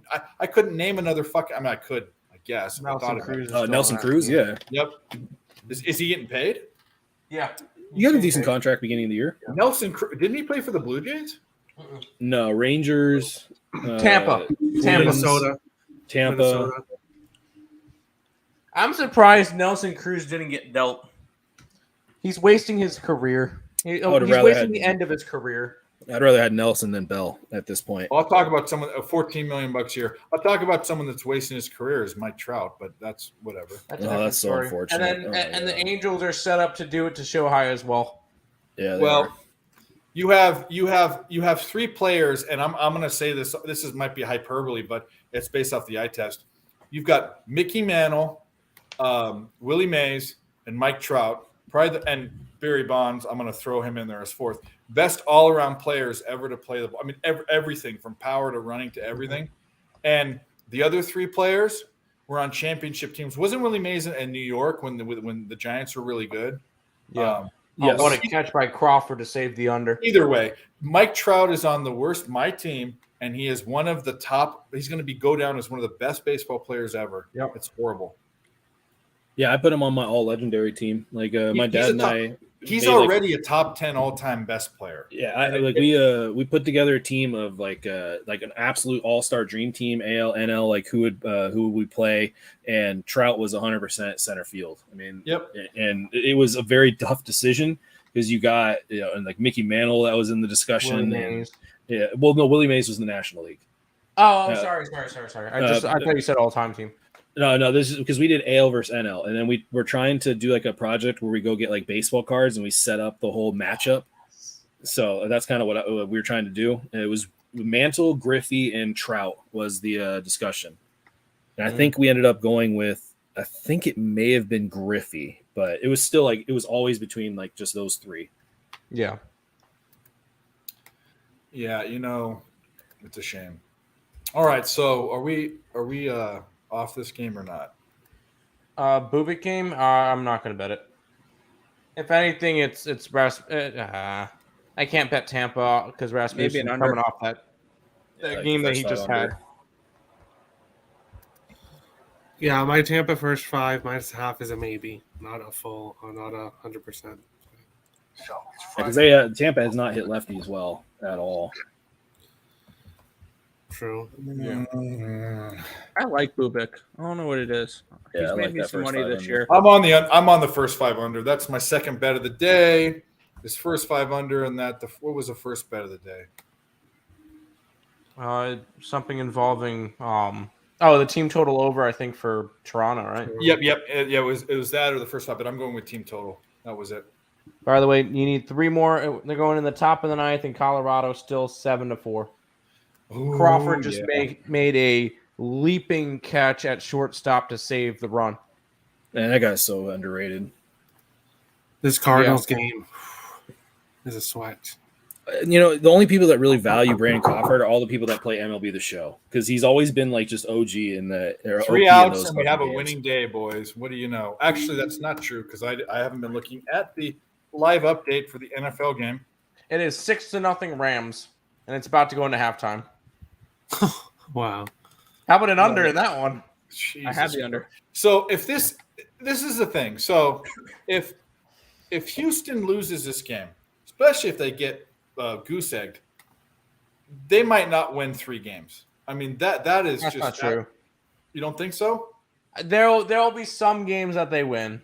They just started all their starters. They will win against Deshaun Watson and Cleveland in week 1. I'm going to line up that week to take the Texans plus That's the the only points. time I'll take the Texans. I will. But I'll probably do plus the 100%. points. I'll do. So are they playing him Well, with Sean's back? Well, hold on. Let's look at their. I have their schedule pulled up. Deshaun Watson with one arm behind his back could beat the Houston. No. Everybody's I'm going to prepared be bet on Texans the that week. Browns, and it's going to He's not allowed to overinflate the line. He's not even allowed to practice with the team, right? Hey, let me read Correct. some stats to you. Davis Mills that everyone thinks is decent. 7 for 15, less than 50%, 46 yards, goose egg. At least he didn't throw an interception. That means what did he play? 8 shots. completions, 46 runs. That's less than 6 yards of completion. That team is garbage. Absolute garbage. Well, they get the luxury. I'm looking at their schedule. I think they can beat the Bears. Maybe. I think they can beat the Bears are the worst Jaguars team. one of the games. I don't think so. Well, I'll say they can beat the Jaguars. Which week is it? Who's a better quarterback, Justin Fields or Mills? Who has the better skill set players though? Who has the better offensive line? I think both of those are. I think both those teams are a shit show. So I think both their offensive. I don't know because they're in the bottom, but I'm sure that both of them suck at everything. I got the Bears as the worst team in NFL this year. I I didn't think about it very much. I think the Bears win 2 games this year. I got their I under. think the Texans can beat the Bears. Falcons will give them a run for their money. I think the Texans could beat the Jaguars second to last season at home, and then find a win in there, maybe against the Commies or the Browns. How are they? I'm shocked Guys, you didn't say the Titans there. Even without a quarterback, the Browns have some of the talent-wise are one of the top talent. I mean, they have so much talent everywhere. It's just the quarterback position and their situation. There's no way. I'll bet you right now. Wide receiver is a huge question mark, in my opinion. Texas versus Cleveland. I'm just saying. I mean, if you're talking about like they have talent all over the place, I mean, it's pretty much their offensive line and running back. That's their bread and butter, though. Texas versus Cleveland.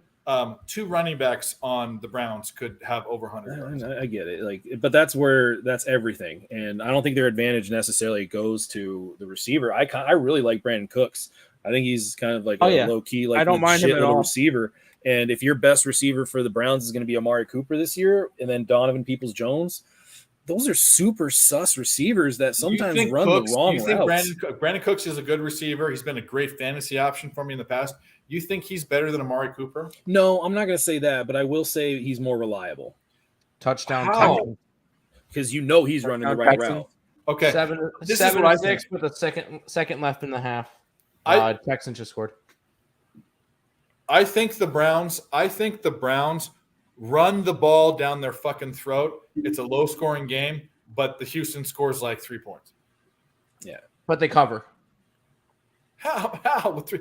Well, actually, you're right, because it's probably going to be like a 10-point spread or something. Oh, it'll probably be like I was going to say, and you can overinflate that line a little bit with the public coming in. Oh, got to bet Deshaun Watson versus his former team. Well, I'm going to say that line can be 2 points higher than it should be. I'm going to say this, and I agree with you. I agree with you on that.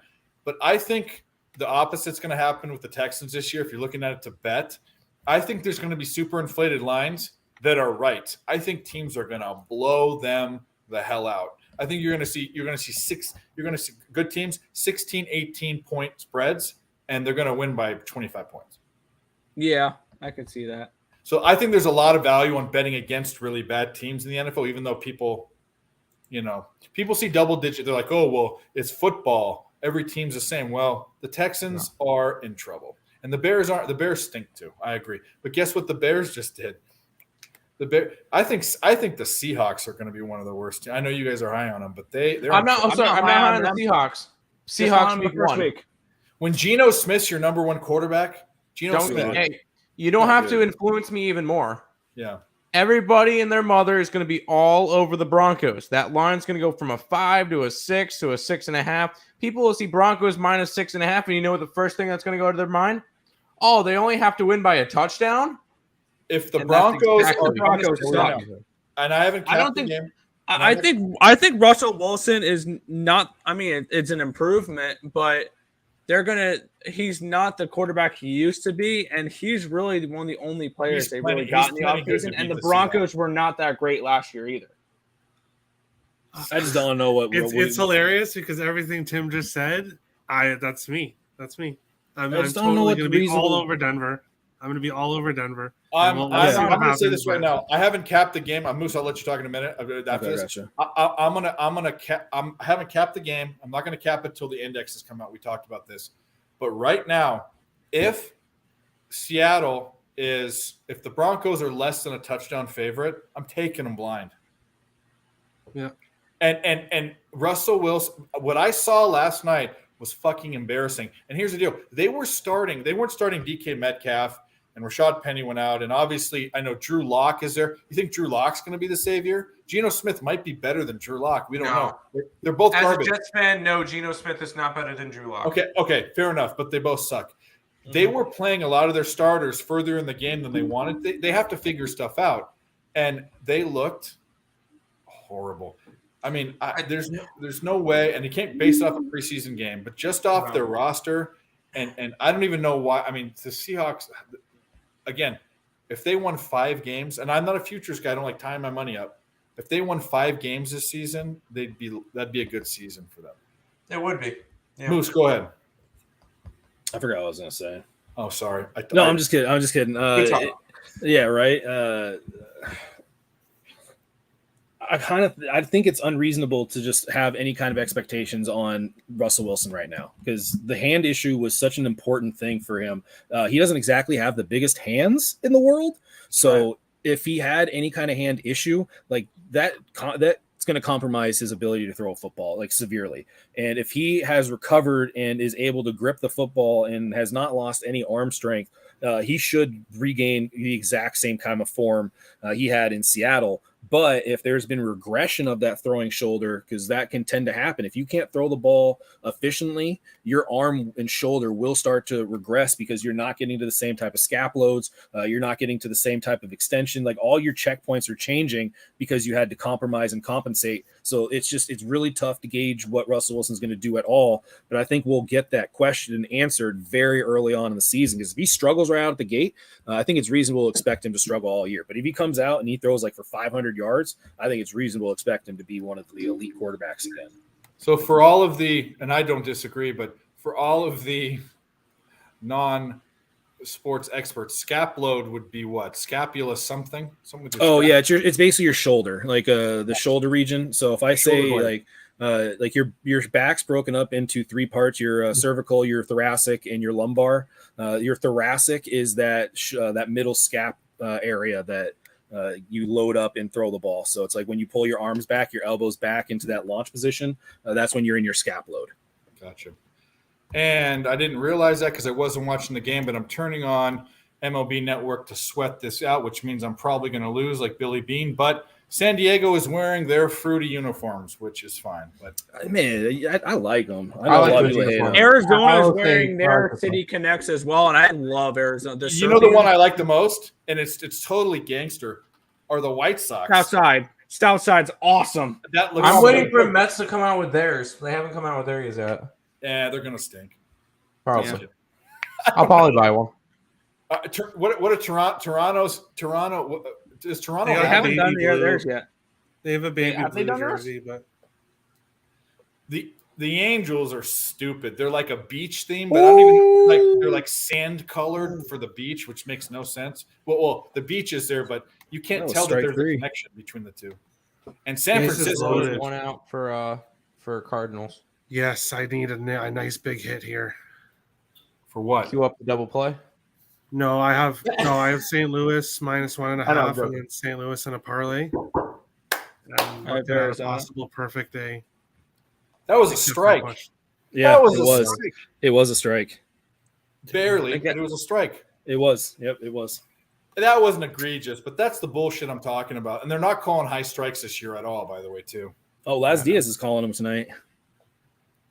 He's called two of them out. Like he's called two of them at the above the letters. You were talking about the Colorado game, right? Yeah, I'm talking about Colorado. But I was saying that you say no, nobody calls that pitch. Oh, there you go. You got it. Yeah. And he struck him out. Mini try. There you go. Yay, Castle Live under 11.5. Goldschmidt. Man, you know what? That's a lot more fun when I only have to sweat it for an inning. Yes. Yes, a winning day. All I had to do really was sweating ninth inning Nerfy. Yep. And now I need Houston to I didn't bet. I gave it out on Terry's show, but I bet -2.5 with Houston, so that's still way live. Let's see what I did on Terry's show today. I gave the parlay piece I gave out as the -140. Can anybody check first five Twins Rangers over? First five Twins Rangers over. It finished 2-1. It finished 2-1. No, I'm talking for tomorrow. Oh, sorry. 4.5. You're asking today. 4.5. All right, I'll take a break. Terry, you host the show. 4.5 at what? Awesome. I went 3-1 on Terry's show. Just lost the dog. I'll be right back. Okay. I'm sweating out this Goldschmidt with bases loaded right now. Oh, that's a hit. Run. Yes. St. Louis 2-0. There you go. There you go. There goes my Diamondbacks play. Oh, well.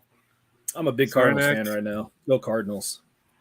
Today's I have St. Louis -1.5, and then I have St. Louis with BC. I took the division futures on them beginning of the year when it was still like +280 or something like that. I had them written down as a future I liked. Yeah, so There I was took a that point- like way weird. Milwaukee was up by like two games or something, and it was plus 125 for the Cardinals to win the division. And I was looking at it, but I didn't pull the trigger. I also have written down I didn't bet any futures, but I wrote down futures I liked that I would have bet if I had a futures bankroll per se. And one of them I have here is I believe it was 40-1 for the Cardinals to win the World Series.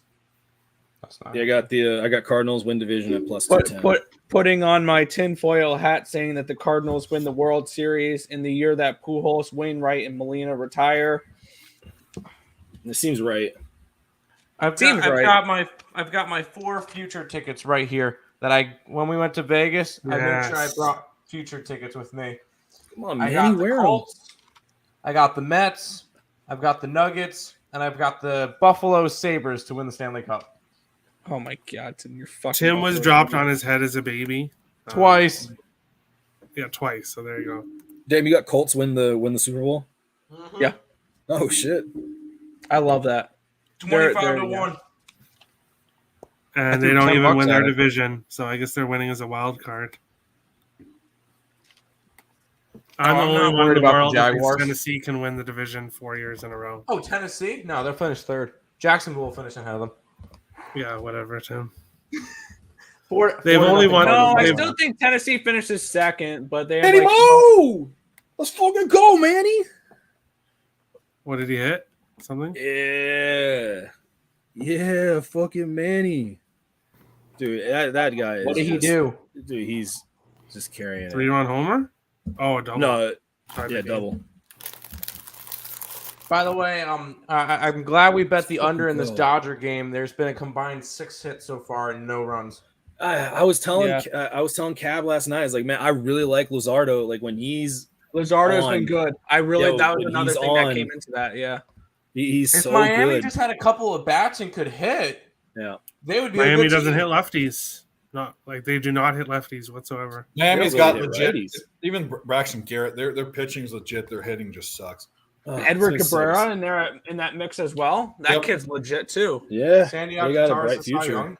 Sandy Alcantara, Pablo Lopez, Edward Cabrera, Braxton Garrett, and Trevor Rogers. If he can get his shit together, that's a dominant rotation. Trevor Rogers sucks though. Yeah, I think Trevor Rogers will go to the bullpen because he does have pretty good splits. Warning track power. He reminds I'll me be of back, guys. Garage break. Go ahead. So let's go to what are Manny. we thinking about White Sox Guardians tomorrow? Ooh. Off. Oh, before I go, I want to back Cleveland in some way, but I haven't. All right, it might we'll be a wait money for line Jared. parlay. Go ahead. Come back. Oh no, I want to back Chicago. Well, there we go. We get bum fight. I'm not sure if I'm going to bet it, but Chicago is at plus 148, and I'm going to say, oh no, besides Dylan Cease, Cueto's the number 2. Chicago was a flash in the pan versus the Astros. I'm telling you, and Cleveland's gonna make a big push in the second half of this. I mean, in the rest of the season. I could see that. I also can see I could see either the White Sox or the Guardians winning that division. I wonder what the futures are, but I'd put. And what's the record? Hold on. I think that division is just going to be an absolute shit show down the stretch. And then whoever wins that division ends up doing nothing in the playoffs. Yeah, I agree. I don't think whoever wins that division is going to advance at all. And I really do think because I think MLB schedule makers basically have those 3 teams playing each other like 40% of the time over the next schedule or something like that. So that's not a accurate stat, but I do believe they are playing each other quite a bit. Yeah. I mean, it'd be interesting to see a bet that had like the Yankees and the Astros or the field to go to the World Series, or the Dodgers and the Mets or the field to go to the, because I think those 4 teams are leaps and bounds better than everyone else. Correct. Yeah. Even though the Braves are playing the Mets hard and all this shit, when you look at the teams and the longevity, playing the Mets hard. What? The Braves they took 3 out of 4 from us, but the Mets have taken like. I'm saying recently. Okay, but the Mets one good series. The Mets and the Dodgers are so clearly better than everyone else, and the Astros and Yankees are so much clearly better than everyone else. I would take the field. I would take the field in the AL, and it's because of 2 teams. I wouldn't. I think it's and it's only because of 2 teams. And the biggest one for me is Seattle. Mariners? You like the Mariners, huh? I think Seattle is a legit contender. I are. think Seattle makes the World Series if they do not have to play the Houston Astros. Which they probably will. If Robbie Which they Ray probably will. If Robbie Ray stopped wearing those little boy shirts, that Don't start Robbie Ray. If it's Houston versus Seattle in the ALCS and Robbie Ray is pitching, that is a Houston run line play beyond belief. 8.5. 8.5. Ooh. So we've been going Anyways, 3 hours and 13 minutes. See, this is the thing. I don't care how long this goes. I'm not time stamping this. This is a live interaction. I'm not looking for people to watch the playback or anything. Maybe in the future. Jury. God fucking damn it. That's bad fucking baseball. That is bad fucking baseball. What'd they do this time? Oh, he's swinging at shit out of the zone. He's got a runner on third, 1 out, and he's swinging at shit down out of the zone. That's 100% the situation where you tell your guys you have to find the ball up in the zone. You have to find something that you can either hit up the middle or out to the outfield, and he is swinging at shit in the dirt. The only player that can swing at things in the dirt and have success is Vladdy Sr. Right? Yeah, Javi Baez tried it, and he flew out. All right there, Terry. Let's look at this game for you. I don't like Bieber. You can ask Nick. I faded Shane Bieber quite Justin a or few Shane? times this year. Both. Although Tim Biebs, you guys probably have no idea what I'm talking about, but they're like Timbits, which I don't even know if you guys have in the States. The holes of the donuts. They're called like donut balls, and they're called Timbits. They're called Munchkins. They're They are called called Munchkins at Dunkin' Donuts. They are called Timbits here in Canada, so for any Canadians watching. But yeah, they had Tim Biebs, which were Timbits with different things in them and different. Was that from Hortons? Yeah, some of them were pretty good. They don't know what Tim Hortons. Maybe you do or you don't, but I know Tim Hortons. I know what Tim Hortons is because I've been It's basically our Dunkin' Donuts. There's no Dunkin' Donuts here. The Tiger Cats play at Tim Hortons Field, right? Yeah. Well, for Dunkin' Donuts has only been on the West Coast for 10 years or less. We didn't have that. We had Krispy Kremes, which was the first one. Yeah, we don't have that here either. The first one ever was in my hometown, and I'll tell you what, the line. If you've never had a warm Krispy Kreme donut, you haven't lived. Yeah, when that hot and ready sign comes on. Oh my God, they're the best. No, here's the thing with Krispy Kreme. My joke behind that is when somebody asks, "Oh, what's your sign?" I don't give a fuck about these things. What's your sign? The hot and ready one. All right. But yeah, Bieber has been shoving lately. He's been good. I like Bieber. And this Cleveland team is looking like a playoff team. They are. And the White Sox I had their under win total. Overrated. I like Cueto though. Yeah, it's just Cueto. I like Cueto's been What about good. under? What about under? Yeah, Hey, Cueto on the road. I would be has on the been other really side good. of that. Really? The over? Well, actually, no. Cleveland's bullpen's immaculate. How is Oh, White only Sox first have been five. good. You unders are only first fives for me. Well, our crowd doesn't know that. Moose doesn't know. Oh, my that. bad. Only first five unders for me. Under first five would be the only look for. Tattoo that unders. on your head, okay? So we can know. I don't like Johnny this. Cueto has been really good on the road, though. He's got a 2-point something ERA on the road. And Cueto- you're getting the White Sox at plus money. I kind of like it. Cueto has these games where he just comes out of nowhere and has Shoves. like a fucking, yeah. Yeah, I'm off that game.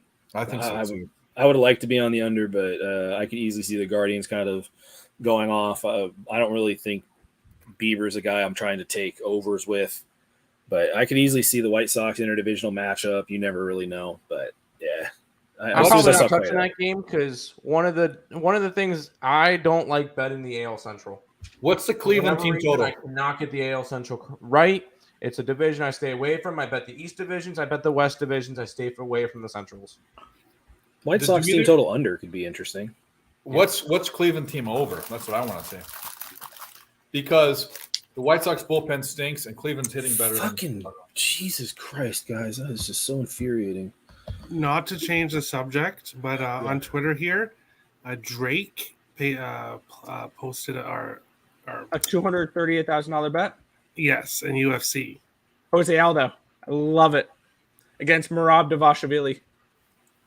I know nothing about UFC, but he put $238,933. So you bet the opposite side, right? No, I like Jose Aldo in that fight. The only thing I'm really worried about with Aldo is the takedown defense against Merab Dvalishvili because he's a chain wrestler. Dvalishvili's a Long Island guy, isn't he? He's a Long Island guy. He trains with Aljamain. He trains with he trains with Funkmaster. Is he a partner with Boom? I don't know if he trains in that same gym. Okay. I think Boom is more of a individual than he is with. Do one of you guys have bet stamp up right now? Yeah, I can have it in about 2 seconds. What's up? What are the team totals for the Chicago Indians game? Whatever. Guardians. Indians, no, after that. Indians. I'm seeing Guardians. 4.5 at plus 122 for the over for Guardians, 4 at minus 105. White Sox is 3 at minus 118, 3.5 at plus 119. It's a plus 155 for the White Sox tomorrow. Yeah, that's what I saw with Cueto. I don't like any of that. What's the White Sox team total under? 3 at 3.5 at 3.5 at minus. Oh wait, no, 3.5 at minus 140, and there you go. 3 at minus 110. No. I'm off. The Guardians score 4 runs in that game probably. So I'm off that game. Yeah, I'm staying away from that one. But what do you like there, Mr. Maple Leaf? Oh, sorry, Mr. Wild, whatever, Terry. Mr. Maple Leaf. How do you not like the Maple Leafs? You're from Toronto. You're right around there. The Maple Leafs are cancer. They are. They haven't been in the Stanley Cup. They haven't won the Stanley Cup in like 60 years or something. They haven't won a playoff series since what, 2004? And there's only one active player in the NHL that say they've played the Maple Leafs in the second round of the playoffs, and the guy's going to be retiring this year next year. that's a ridiculously Zdeno Chara is the only player in the NHL to say he's played the Maple Leafs in the second round of the playoffs. Well, that's fine. If I were you, I'd pick another team too. I'd probably pick the Habs, but that's just me, just because I like French Canadian chicks. If you've ever been to Canada, I'm going to go there. We're not getting kicked off our first. Yeah. Let's tone it down. What do you? We already talked about. Never mind. Yeah. So back to the Maple Leafs comment. I can't explain why I'm a Minnesota fan. I've never been to Minnesota. I can't explain it. I think I was born there in a former life.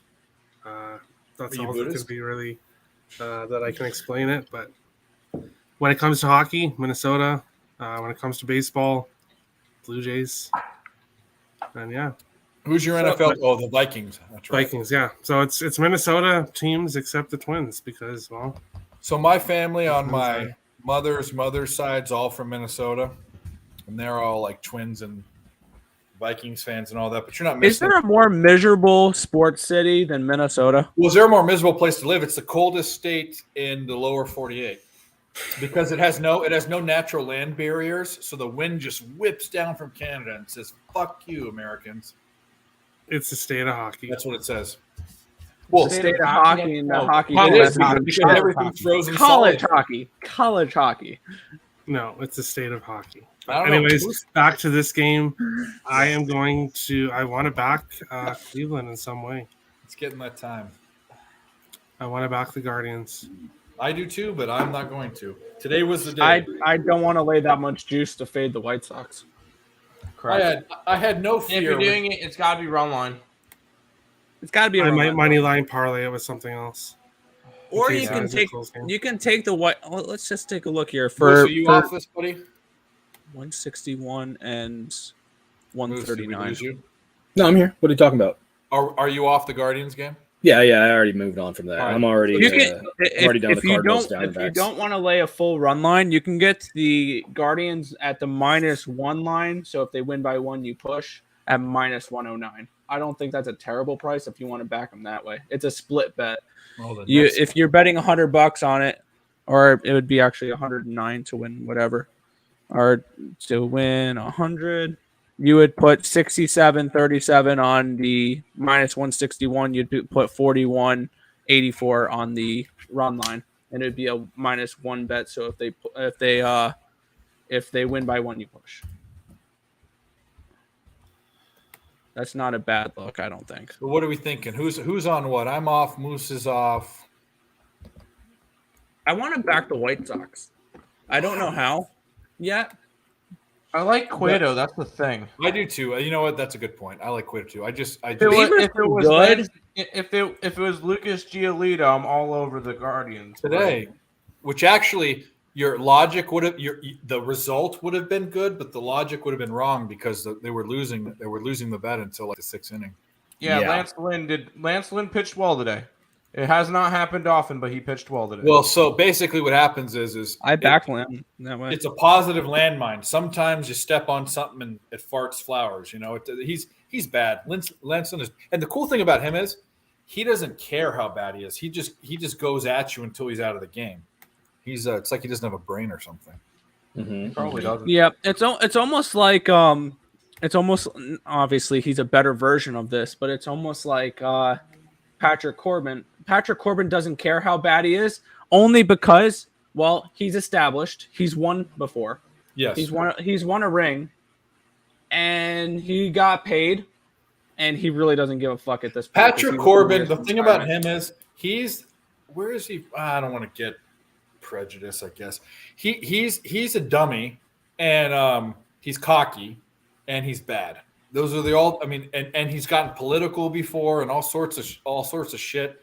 And here's the bottom line, Patrick Corbin. You fart dollar bills. That's all I got to say. I can't wait for when's Corbin Day? Sunday. Yeah. All right, Versus guys. Mania. I am going to head out now. All right. Terry's tired. Yeah, I have to get up really. Or I get up really early, and I'm in a different time zone as you guys. You are? You're not in the same time zone as You're in Eastern I'm in the time same zone, right? time zone as Nick and Tim, but not the same Okay. time zone as you guys. Yeah. Eastern, right? So. All right, buddy. Yeah. What was your pick? Did you pick a pick on this game? No, I kind of want to back Cleveland, but kind of just a lean. I don't really have any official. My only official picks are Toronto team total over 3.5, Toronto money line, and Minnesota team total over 4.5. Cool. All right, plug whatever you want to plug. We know you got stuff to plug. Getting wild with Terry and friends every day, Monday to Friday, 3 p.m. Saturdays usually 1. Tomorrow will be noon. Another reason why I have to head out. And then Sundays at noon. Check us out. Dave's on a lot. The Earl brothers are on a lot. And yeah, check us out. Yeah, Terry's good. Right now it's mostly baseball, but he's going to have football. He's going to have hockey. He's a big hockey capper. So you guys should watch him, check him out. Let's Go Wild Picks is his personal Twitter, and then Getting Wild with Terry and Friends is the show Twitter. Go like and can't subscribe there. Just like him. Say hi. DM him. Yep. And then subscribe to the YouTube. And if anyone watching And here, he's got a obviously YouTube channel. subscribe to Yeah. these. Yep. Subscribe here as well. But I'll I'm gonna definitely be on. eventually. I'm gonna figure this thing out and put everyone's names down below and all that stuff. But for right now, I'm doing the best I can. So there we go. Hey, You're doing a good job. I think the first show was pretty. Like, obviously, there's more left, but I think it was a success. Good job. All right, dude. Sweet All right. dreams, sweetheart. Oh, Have a- gross. Have a good one, guys. There's no homophobia here. Give me a break. It just came out of nowhere. I wasn't prepared for it. Oh, it's there, dude. It's No, ready. it's always there. You I just thought it don't was know limited it's to like there little yet. boys.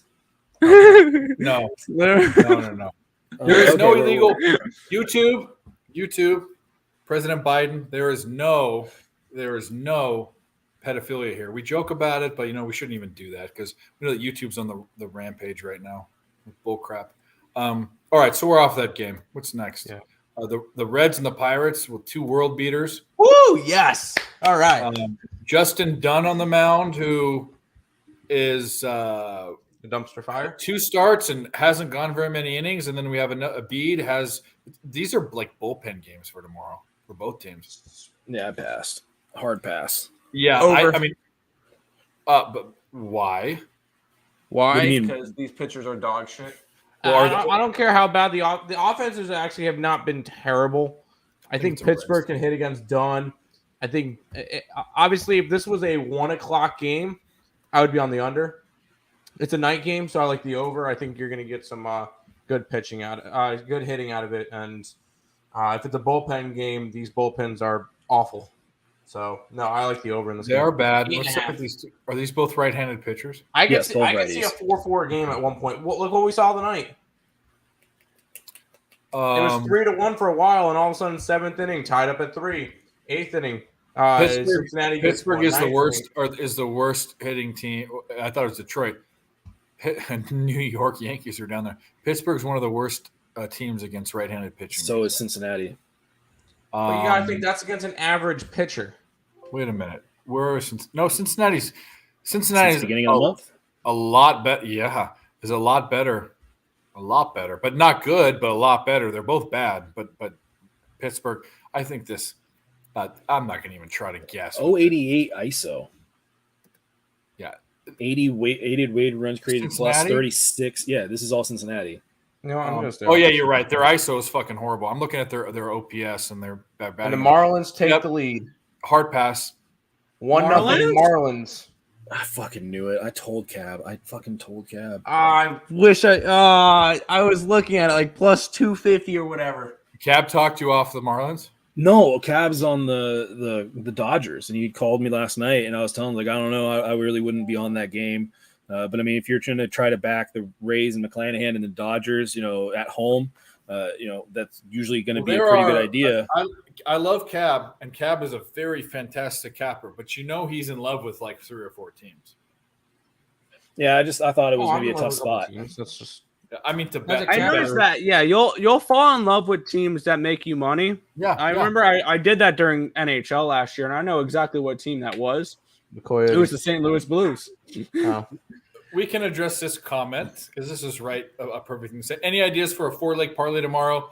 So far, I've got Guardians money line, Tigers, Angels under. Before anyone answers, the way to first of all, Straight bet it. all of us take parlays like slot machine plays, and no good handicapper is going to give you parlay advice, especially for a 4-leg if they respect money. However, 2 or if 3. you go to Terry's show tomorrow, which I don't know what time it is, and I can't be on it. 1 o'clock. He does give parlay picks. You can assemble your own parlay from the picks. I have a hard time with that section because I don't take parlay odds, but The whole point is to just give somebody a minus like 200 to put in a parlay. yeah. That's I all don't. I I don't really like it either. But it's My just advice something. for you is to take 4 games that you really like to bet and bet them individually. That's And my straight bet them. Put a unit each on each one of them, and Is a take your 4 4-legger and put like a quarter unit on it. because a Like, 14 if that. parlay is a great way to go 3-1. And then when you go 3-1 and you straight bet it, you'll be happy that you made money. You're welcome. If you look at this is a simple math because I've looked at it. If you look at a 2-team parlay, your odds of pushing or winning is 75%. Or wait a minute, it's the other way around. If you take a 2-team parlay, your odds of cashing are like 28%, something like that. If you take on a regular like minus 110 type odds, if you take 2 teams and bet them separately, you're going to cash or push 75% of the time. So you have 75 versus 28. It's a clear. I mean, if you want to use sports betting as an investment or as something to make money, you don't want a slot machine because those are the people you see on those addiction shows and shit. But a fair point to make would be that I do know several people that what they kind of have a fun time doing is they'll just put like $1 or like 50 cents and they'll parlay all their picks together. So if they do end up sweeping the board, which I mean, how many of us have done that? I mean, I know I've done it a few times. I've done it once the last like year. But with because the I amount of volume that I bet bet it's very tough to sweep the board. Yeah, I agree. It is tough, but in the times I've swept the board, it's usually been something like 6. I think the best time I swept the board, I went 8-0. But if there was like an 8-leg parlay on that, I mean, just imagine the cash if there was $1 just put on. Oh yeah, that. Not a dumb question. If you want to do parlays, you do you. Just take some of our picks and throw them together. I mean, we can just spit out picks. But Roman says he likes to parlay reverse run lines. I like dogs in general. That's a great idea. Go for the gusto. Take like 3 dogs. And I used to do a thing on my Twitter page, which I don't do, like the 3-legged dog or 2-legged dog. But really, for me, a parlay is a lotto ticket. Sitting at the books. You got $100, put it on like a 5-team parlay and shoot for the moon, but know you're going to lose. I mean, yeah, and can I'll give a little bit of advice. If you're doing a 14 parlay, or like a 5-team, do a round robin. I feel like you're gonna get a lot more out of it because you can go 3-2 and make money out of a 5-team round robin. Game and one. Are we all passing Pittsburgh Reds? Or are you guys going to talk about it? I'm gonna go on the over, but that's just because I don't like the pitchers. Really nothing at this moment. The bats suck. The bats are horrible. Touchdown. I want to see 14-6 now. Texans are up. 6 Texans. Okay, that makes sense. No, but I want to take a look at some other numbers because I know Fangraphs is a great site I like to look at, and I just discovered today that they have projected win odds on certain games. I kind of want to see where the line value is for some of them because because a couple of the plays that if I would have strictly bet what Fangraphs had as line value today, it would have put me on the Marlins and it would put me on the Nationals. So, well, let's. I don't want. I mean, at this point, yeah, I mean, we can take a look at it. I just think there's so many better games to cap that we haven't. Yeah, 100%. We move on. I agree. Over and move on. Yeah. Fuck this game. The next one is Rangers Twins. We talked about it already. Yes. I mean, first 5 over. Yeah, I agree too. Over in general. And I'll say this as a precedent for me. I don't bet first 5s, but even Nick will say never do first 5 overs because if I'm taking an over, I want bullpens involved. I don't want these bullpens involved. I really like first 5 over because you're also guaranteed the bottom half of the 5th inning versus no guarantee of the bottom half of the 9th inning. So I would actually be on the other side. I think it's better to take first 5 overs rather than full game overs. Depends on the pitchers, I guess. It does. And I got 2 pitchers here that are 100% fades. Otto is an absolute fade for me. And Archer has just consistently regressed, especially since the All-Star break. And both these teams hit pretty well versus right-handed pitchers. And the bullpens they both indicate that they're potentially going to be pitching really well. They all have the higher ERA and the FIP, xFIP are all lower. So I do think that they're possibly going to be continuing to improve. So I would really, really like to lock in on the first 5 over. And I think you guys said it was a 4.5, which I really like that. I can see this game being 4-4 at one point, to be honest. Like, Glenn Otto's going to allow up runs. And this Texas offense is good enough to score runs on Archer. So I could easily see this one being a 8-7 type of game at the end of the game. Like, I could see this one being one of the higher scoring games on the slate. That and the Pittsburgh game. I got one. I really got a one I really like on the over, and that's the Cardinals Diamondbacks. I was looking at that one too. Yeah. I think that's the best. That's the best one for the over because the Cardinals versus lefties and fading Hudson. I mean, I've faded Hudson almost every single start, and for the most part, it's been pretty good. There's been some times where he's pitched well, but Hudson is just way out pitching his metrics. Yeah. And I got an 8.5 on that at -120 because everywhere now it's 9, and I think it's going to be a 9 for the most part. So I saw the 8.5, and I'm like, all right, I'll take the 120. That might actually be my my best play. That's fair. I don't mind that at all. Couple overs tomorrow, I guess. Yeah, there's some tricky ones. I think I found my 6 plays I have for tomorrow, so I think I'm happy with what I got. Well, let's talk. Let's run down them because we've been going a while. Yeah. So we know what's going on with the Twins. I don't like anything in that. I mean, I guess I like the Twins. I don't like the price. And the I'm not in love with the totals. Astros Braves. Anything on Strider Javier? Anyone? Just 2 good pitchers. 2 guys that are it's just tough. An obvious under that's going over, probably. Probably. Yeah, I'm off. I think if anything, I lean Atlanta run line, but I'm not touching that game. Yeah, Astros are too good. Yeah, that game. And I don't like betting Atlanta. It's great game to watch. That's Atlanta. Yeah, what's the odds on it? -130. 137 favorite. Yep. +127 Astros. Over under 7.5. Juiced to the under. You bet the under, and one of the teams goes ape shit. I don't. I mean that just looks like a. I mean, it probably is an under because I'm not sure if we're all of a sudden crediting the Astros as being So was Nola versus Bassett today. I'll bet that under every single game. The way that if I'm capping it and I see it that way every single time, I'm betting it because you're on the under. Which I'm not betting this one. I'm not betting it. I do not want to get that game on my card. I really would rather watch it and not have action on it. But I really just want to see. Well, the first 5 innings, you can get 4 at minus 125. That's thank you. High. Yeah, I'm just not touching it. I just hope Houston demolishes. I hope Houston wins 10-0. Fuck the Braves. All right, we'll move on from that one. We're not touching the doubleheader. We didn't do the first one. Mariners Athletics, Gilbert versus Caprillion. Mariners run line. I was going to say it's obviously. I mean, it's Caprillion at home. It's the A's at home. It's the Mariners, a streaking team. Logan Gilbert is a good pitcher, and my dog's going apeshit. I like Gilbert. He was in consideration. How is Oakland versus right-handed pitching? I guess. Why am I looking? It's at home though. It's Oakland versus anything at home. That's always got to be put in. I generally like Caprillion, but it's everything. Oakland at home. You're the Oakland file. Not I don't. You're in love with him. I'm not. I like Caprillion on Caprillion. Fox too. Like I like Caprillion a lot. Yeah. Why are they televising this? I'm not locked in my plays. I don't know. What we get on the Oakland A's tomorrow?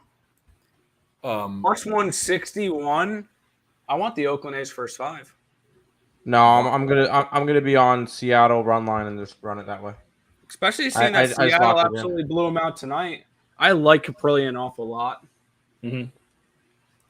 He's one of those pitchers where I noticed Jimmy has said this on all of his shows that have Caprillion in it. For whatever reason, the syndicates or whatever whenever he looks at the tickets, it's always favoring Caprillion.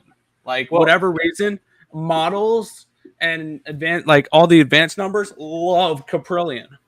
Yeah, because if he can get to his slider, he's absolutely dominant. If he gets to that slider pitch and he's able to use it, then he is just an absolute bet on pitch. His curveball is good, but his slider can be absolutely elite. He's got a 34.7 whiff percentage on it. It's just a matter of, is he able to get ahead of the count? Is he able to use his slider in the strike zone? And that hasn't necessarily always been the case, but the games that he does it, and I think he's generally been able to do it more often than not recently. He's a guy that you definitely want to be on, and that's why all those syndicates or all those big-time cappers get on him, because they see that stat, a 186 batting average against on his slider and a whiff percentage of 34.7%. Those are type of pitchers are generally your better pitchers. Yep. Well, he's got – so Caprillion, unlike the rest of his team, is pretty equally blah everywhere. His home ERA is 4.7, his away is 4.08. And he's actually pitched not so bad in August, 3.45. He pitched really well in July. And I don't see if that was a bunch of home or away games. The only thing is it's a mix. Probably away he was 3, and I only look at averages or win-loss totals for pitchers that are really bad. That means his team just doesn't win for him. At home he's 0-4. And so he hasn't won a game at home, which I guess matters a little bit. He hasn't recorded a win at home.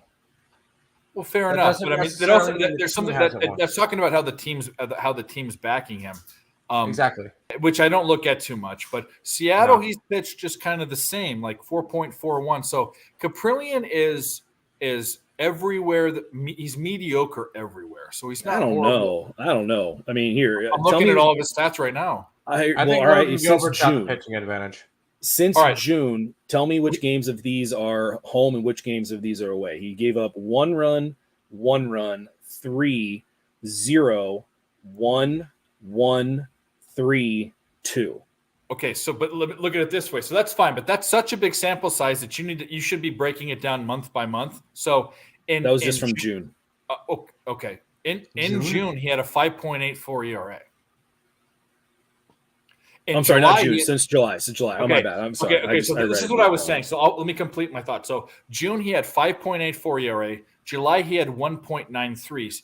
And then in August, he's 3.45. In May, he was 5. So he went 5, almost 6, almost 6, almost 2, 3.5. So basically, what that's saying is June really he good was one. on his tail of his bad end, and July he was at the peak of his performance. He's probably a 4 ERA pitcher. That's what he is, and that's kind of what I was saying. He's 4 at home, he's 4 away, he's 4 against Seattle. He's just blah.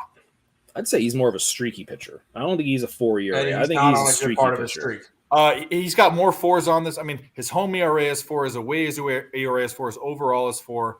His average is last month, 2 months is better, but My point was I was gonna say is literally his starts since July have been away, home, away, home, away, home, I got away, you. home. I see what you're saying. Are we betting against the Mariners and Gilbert because he's a legit? Are you going to argue the A's tomorrow? You're going to argue that Gilbert's that Caprillian's a better pitcher than Gilbert? No, Gilbert's a better pitcher. I don't. Are you going to argue that the A's lineup at home is better than Seattle? This is definitely a Seattle spot. I mean, it's not even a question. Look what Seattle's doing but is the price too wide? No, I think that's my point too. That's why I'm off. So line value wise, it's an A's spot for me only because I think that at plus 160, the A's are worth a look. I agree. I think it's an A spot. He literally just faced him in July and 6 innings, 3 hits. I like the A's in the spot an awful lot. I'm not going to bet it, but I think I would actually argue that it's an A spot. I just don't want to bet the A's at home. That's kind of a thing that I feel pretty. Yeah, you guys are nuts. Gilbert's a better pitcher. Seattle run on. Gilbert's a better pitcher. The A's are at home. Seattle's a better hitting team. Seattle's streaking. The A's are. I mean, like I don't even know how this. I mean, that's fine. I think it's first 5 A's and then full game Mariners. That's probably the look. After today, the Mariners will have won 4 straight, and they'll probably get 8 out of the last 10. Sandy knows Seattle owns Oakland. Everyone's owns Oakland though. But actually, there's been a lot of good Oaklands. But like that Oakland team total first 5 the other day was golden. Moose pulled up 1.5. Yeah. Dodgers just tied it up, and a punt return touchdown. All right, is anyone actually putting in an official bet for the Mariners? No, I'm Seattle not. run line. I already have it locked in. Probably Oakland first 5 for me. That's probably where I'm going to go for that game. That game can be put on a boat and set on fire and put out to sea. I like that idea. Yeah. Giants Rockies. Cobb versus Feltner. Feltner's been a super fade for me. San Francisco's minus 165. That seems high to me, even though Feltner's pitching. Over totals at 11. I usually don't bet. I usually only bet the first game total, unless I see a clear over.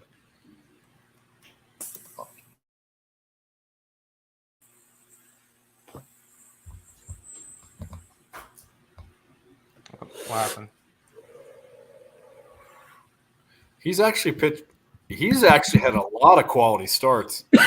6 innings, 1 earned run, 5 innings, 3 earned runs. He walks. He has problems with walks though. I want nothing to do with game 2 doubleheader. Pass. Is this a doubleheader? Yep. Bailey Falter, you said? No. No, Wait, it's the Giants Rockies. Oh, wow. I'm totally on the wrong game. I was looking at a different one. No. So his results haven't been so bad, but he's walking. Cobb's walking. Oh, you said Feltner. I read Falter. Okay, No. Never mind. Falter is. You're right. You're looking at. Falter is for Philly, and I heard. Yeah, no, it's Feltner. He's a rookie guy that, and he's got torched recently. This is probably a stay off. Yeah, I'm off. Yeah, it might be a. What's the odds on? What's the? It might be a Giants team total. I don't know. Giants have been hitting. This is an off game for me too. I didn't write it Giants down. minus 110. No, thank you. What is it? What is the Giants team total? Giants run line is minus 110. That's what I said. Oh, It's got to be the 5.5 yeah. because they're the favorite team. 11. Do you trust the Giants to get 5? I mean, are you kidding me? No, I don't care if it's on the moon. I don't care if it's at Coors Field. I would care if games it's are on on the moon. I'm betting the over because I would care about that. Over It might 5.5 not happen. It 33. still might not happen. You still have to hit the ball. Yeah. Barely. It's true. Here we are playing the Earth baseball team versus the Moon baseball team. The Earth is favored -120 with a total of 387 today. We're still in the I top thought of the Terry first was going inning. to No, bed. I'm All Are of a we sudden, interested in commented. capping that game because are the 1.5 people in the chat interested? Because I am not interested in looking at that game at all. Giants and Rockies. That's probably Giants or nothing for me. That's what I'm All right, saying. so but the real Giants, quick, now that Terry's the gone, Giants we're run taking line's the negative Yankees money. money Screw that. line -1.5, 2.5, 3.5. We're taking the Yankees all day tomorrow. Have you seen that? Oh yeah, Terry's now gone? that Terry's gone, yeah, I'm taking the Yankees. Oh, you're No, I'm not. kidding. Are you?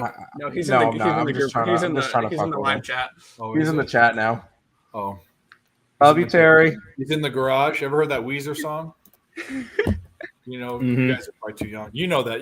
Yeah, I know. Yeah, I like know that song. Weezer. I In just don't remember the the song. garage. In fact, it would demonetize me. At this point, it doesn't matter. You're not monetized to begin I with. so it don't really doesn't even matter. care. We've talked about this. This isn't about money. We're going to win a lot more money working together as a team to beat the books versus the pinchy money that YouTube gives us. Oh yeah. And YouTube's going to ban us anyways because someone's going to come on here with a hairy bush and fuck it up. Moose when he comes on is going to. Dude, I'm probably audio most of the time. I mean, actually, I take it back. Friday nights because I'll be doing that the college live show. Or the college You live have stream. to be. We have to come to an agreement because you have to be on air. We want to see your dog. We want to see your Doggo? your toys. He has a bunch of Doggo? toys. I'm not going to tell you what they are. And Ooh, No, they're spicy. moose toys. There's moose toys. I'm not leaving any mystery on that. They're moose toys. They're just. Are we doing a Jose Bouquet moose call or whatever it was? Well, that was embarrassing. I told him, I was like, dude, it just sounds like somebody on the toilet. Did you clip that? That guy, Jose, such It's funny. Yeah, when he came on and he tried to do that, I was just like, dude, you're just embarrassing yourself. It sounds like you got. When he did that, I think everyone kind of was speechless a little bit. Yeah, like what was that? And then the second one was just like Jimmy said it perfectly. Like that's better, but still terrible. No, Tim said, "Did you want to see that again?" He's like, "No, I don't." Him and Jimmy are a good team, but I actually, what's funny is on that show, besides just being fantastic baseball handicappers, the Jose is a ones and two guys behind the scene. He pops in at the right time. That's very entertaining when it happens. And you want to know why? Because Jose's not a backseat guy. Jose's a front man. Jose's a content guy. He's a face guy. Well, not a face. Oh yeah, he has his own show. Well, I know that. That's what I'm saying. His personality is good. And they're both fantastic cappers. But anyway, all right. So what are we doing? Let's get this moving. Cardinals Diamondbacks. Yeah, go for it. Start up. I'll pop some shit up. Yeah, I've already bet the over 8.5 on that. Yep, I already got it locked in. All right, explain. It's Cardinals versus lefties. Yep. And that's usually very, very good. Their OPS is 886 versus And lefties. you hate Dakota Hudson, right? We know and that. I am as fadey as I can possibly. I mean, I remember when his ERA was like 2.8 something like that. I was just attacking him every single game. His expected ERA is still 5.33. Expected batting average 282. You look at all the numbers against each one of his pitches; they're all outstanding. Almost every single one of them. Expected batting average is higher than the current batting average against that pitch. All that stuff just tells you, dude, this guy is more likely to get hit than he is to have some success. So I am 100% going up against him. As soon as I get a first five available to me, I'm going to take that as well. So I'm taking. What it is? Sure. Is it a 4.5? Hold on. First five total. It's 5. That's You can get a 5. 5. And you want it over or under? I want it over, but I don't like a 5. I really wanted a 4.5. Oh, 4.5. 4.5's at minus 130. It's not. Yeah, I'm not playing that. I'll take the 8.5. I'll take full game 8.5 then. Yeah. Because the Diamondbacks will likely have to be hitting in the bottom of the ninth, so that kind of helps me out. And if the 8.5 is minus 120, which is exactly what I grabbed, I'm definitely grabbing that, and that's going to be my my little gimmicky moose call of the day. What do you guys plus think? 134, I think it's worth a stab at the Diamondbacks. I don't hate it. Over. I don't hate it. I'm just gonna go over. And the Diamondback bullpen is definitely due for some regression here. And the St. Louis bullpen is just kind of what it is. It's just kind of a 4 ERA. Dude, the Cardinals are so hot. I'm not a big Baumgartner fan, but And he's regressing. He's going the wrong way. I mean his career's regressing. So Well, yeah. All right, fair enough. yeah. I mean, I don't even know. The only thing he's known is for being a Dodger killer. I mean that's And the 2014 playoffs. well, that's what that too. He was good at one time, but he just I don't know. He needs to go away. Needs to retire. The only thing What's the team? I don't have any of the book. I don't have the books up. What the fuck's going on? What's next? Oh, another insurance commercial. That's Amazon. It is the Amazon one. The one that I thought was a llama, but it's an ostrich. What's the diamond? What are the team totals in this game? Cardinals, Diamondbacks. Diamondbacks is 3.5 minus 145. The 4 is at minus 105. 4.5 plus 125. 4.5 is minus 120 for the Cardinals. It's actually coming down. It was minus 130 not too long ago. The 5 is plus 110, and the 5.5 is plus 135. I like both of those 5 half a run less. That's just an off game for me. I don't like Hudson. I don't like Baumgartner. I think it's probably. I was just thinking. Both team totals over. Is it an over? Let's look at their bullpens. Are you asking? Because I've already bet it. I know you have. I like to cap my own games, guys. I mean, and also shit ton of windows and stuff to deal with that. Okay, so the bullpens. St. Louis is garbage, and Arizona is average. And the total's 8.5 or 9.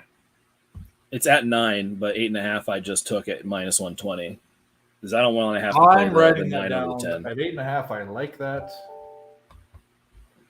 At 9, I don't like it so much. I'll write that down for a maybe. All right. Anyone else on this game? Over. I'm on the over already. Yeah, I think we all are. I'm leaning that way. Like I already have it locked in and bet. Yeah, I bet that even before we talked it. No, I haven't. I haven't bet any of these yet. I just have them written down. All right, I already have all my stuff locked in for tomorrow. Last two games. I know Moose won't have a play on this, but he might have something to say. Nationals, Padres. I'm looking Nationals. Yeah, honestly. Okay. I'm not. I mean, Josiah Gray away Musgrove on the road. Josiah Gray on the road. Is definitely Absolutely. regressed. It should not be. It should not be minus 300. And I'm kind of like, man, I might just throw. Well, I'm always kind of like, yeah, okay, I can see why it's kind of 300 there. I get it. But this is one of those times where it's like, I don't think it should be 300. I really do kind of like the Nationals, but I think I like them more first 5 than I would full game because just like what happened today, the Nationals, they covered and they won the first 5. Yes, they did. No, they didn't. The first 5. The first 5. No, they would have won it if you took it on the run line, though. Yeah. And it would have been a push. I would be on that stuff all day long. I think I really do kind of want to take the Nationals. I haven't done this in a couple of games. I may go back to the minus 300 fade on this game. Nationals first 5 full game money lines. It's just Josiah great. Gray. Is this a 4-game series? Should we even dive? Should I even? I mean, guys, should I even dive into Josiah Gray and how? I mean, should I even try to break this down? I mean, we're talking. He's great on the road. There's. All right. I'm doing it. You convinced me. I'm not betting it. 5-1. 5-1 on the road this year. 3.21 ERA. Sandy has a point. He has a way better road ERA. In the month of August, he's at a 6.06. Are those away games? I would like to point out that Sandy brings up a good point. Musgrove has been dog shit since he got his big contract. Yeah, he hasn't been as well, but it's usually always one inning that he just kind of implodes. That's the problem. Yeah. I think so. I think the Nationals will look here. All right, this is the kind of game that you have to look to see. I mean, the game's still tied, right? 3-3. Yeah, it is still tied 3-3. Well, let's say the Nationals win, and this is part of capping. I don't care what people say. If the Nationals win this game, and this is a 3 or 4 game series, 4 game. Okay, I guess it wouldn't be a sweep. But after losing 2 games at home, are you betting against Joe Musgrove And for the Nationals to win Absolutely. 3 on that's crazy. Dude, Absolutely. did you not see what the Padres did? There's last no year? way the Padres get swept, right? The Padres are sorry, but the Nationals. The Padres are frauds. I'm sorry, Moose. The Padres. I'm not high on them. I think they've gotten worse since the trade deadline.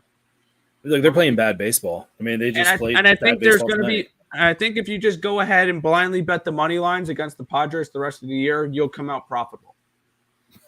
Maybe.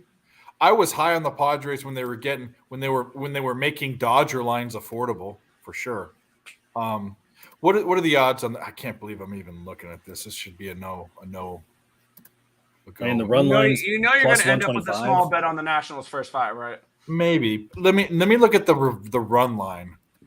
This Yeah, may I'm be gonna my take- free pick video tonight. Actually, if I do a baseball one, I think I'm going to be on first 5 Nationals tomorrow. I Nationals first 5. never ever bet on the Padres. I never bet on the Padres. I will bet against them when I feel like there's a spot that feels really good and feels like it should be a potential easy, or not easy, but it should be a very good quality cash bet. And this is one of those spots where I do like Gray. He's actually had some experience against the Padres when he was in the Dodgers organization. He came up for a couple of starts. So it's not an unfamiliar team to him, even though he hasn't faced them. He's definitely seen them before, and he's definitely got some familiarity with Soto. yeah. I mean, I guess the way that these 2 games have played out, the past 2 games, there is some value on taking a run and a half at plus 130. I mean, What's the line on 2.5? minus 130. I'm almost tempted to do that too. If it was minus 120, I'd take plus 2.5 runs. But you guys are bad influences, and I'm staying away from this game. Good job. I'm Do proud. it. Bet the Nationals. Oh. Do it, you pussy. I'm just kidding. You're like I feel like I'm 15 again. What is the run line money line on the first 5? Because I don't have it available to me, and that's the one I prefer that over the full game. You can get them plus a half at. Oh, I don't see plus that here. plus 145. What? No, that can't be right. That's Wait, what? plus half a run at plus 145. Oh yeah, absolutely. I'm definitely. That might be no. You guys, no. Sorry. Hey, what's the money line? No, you bad. You 130, 235. Nationals first 5 money Oh, line yeah. plus Yeah, I'm doing 235. Let's run it up. No, Yeah, I'm probably gonna be on that tomorrow. I'm not doing it. All right, well, I can tell you, I'm very, very extremely. Good boy, likely to Dave. be Good on boy. Me and you stay off this game. This is the kind of thing where I'm fine with my bets, and then I put this in, and I break even for the day. I'm not in this. Exactly. Good for that. you. I'm not going to put a lot on it, but I definitely. I know think you're not. I'm I on know there. you're not. I know. I'm going to probably put like Now my it's standard like totals doing bet on it. Let this be an example for everyone. If I Moose bets against the Padres, I bet against the Angels almost every time. Tim and Nick know that. All right, last game. What is it? I got to go back. Dodgers. Dodgers, Marlins. I don't have a line for it. There's no line, but boy, do I want to take Carrot Top in this game. I'm excited to watch this game because I like that dude. That dude shoved to you, especially in the shortened season. He's fun to watch. I like his windup. I will say, Bruce, as a pitching coach, how do you feel about May?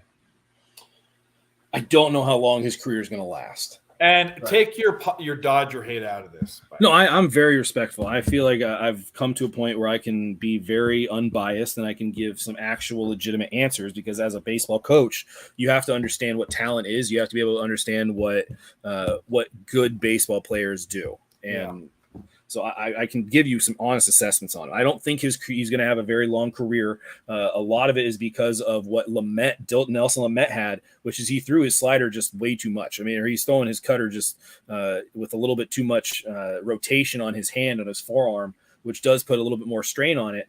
And that's why his cutter would be so severe with its movement.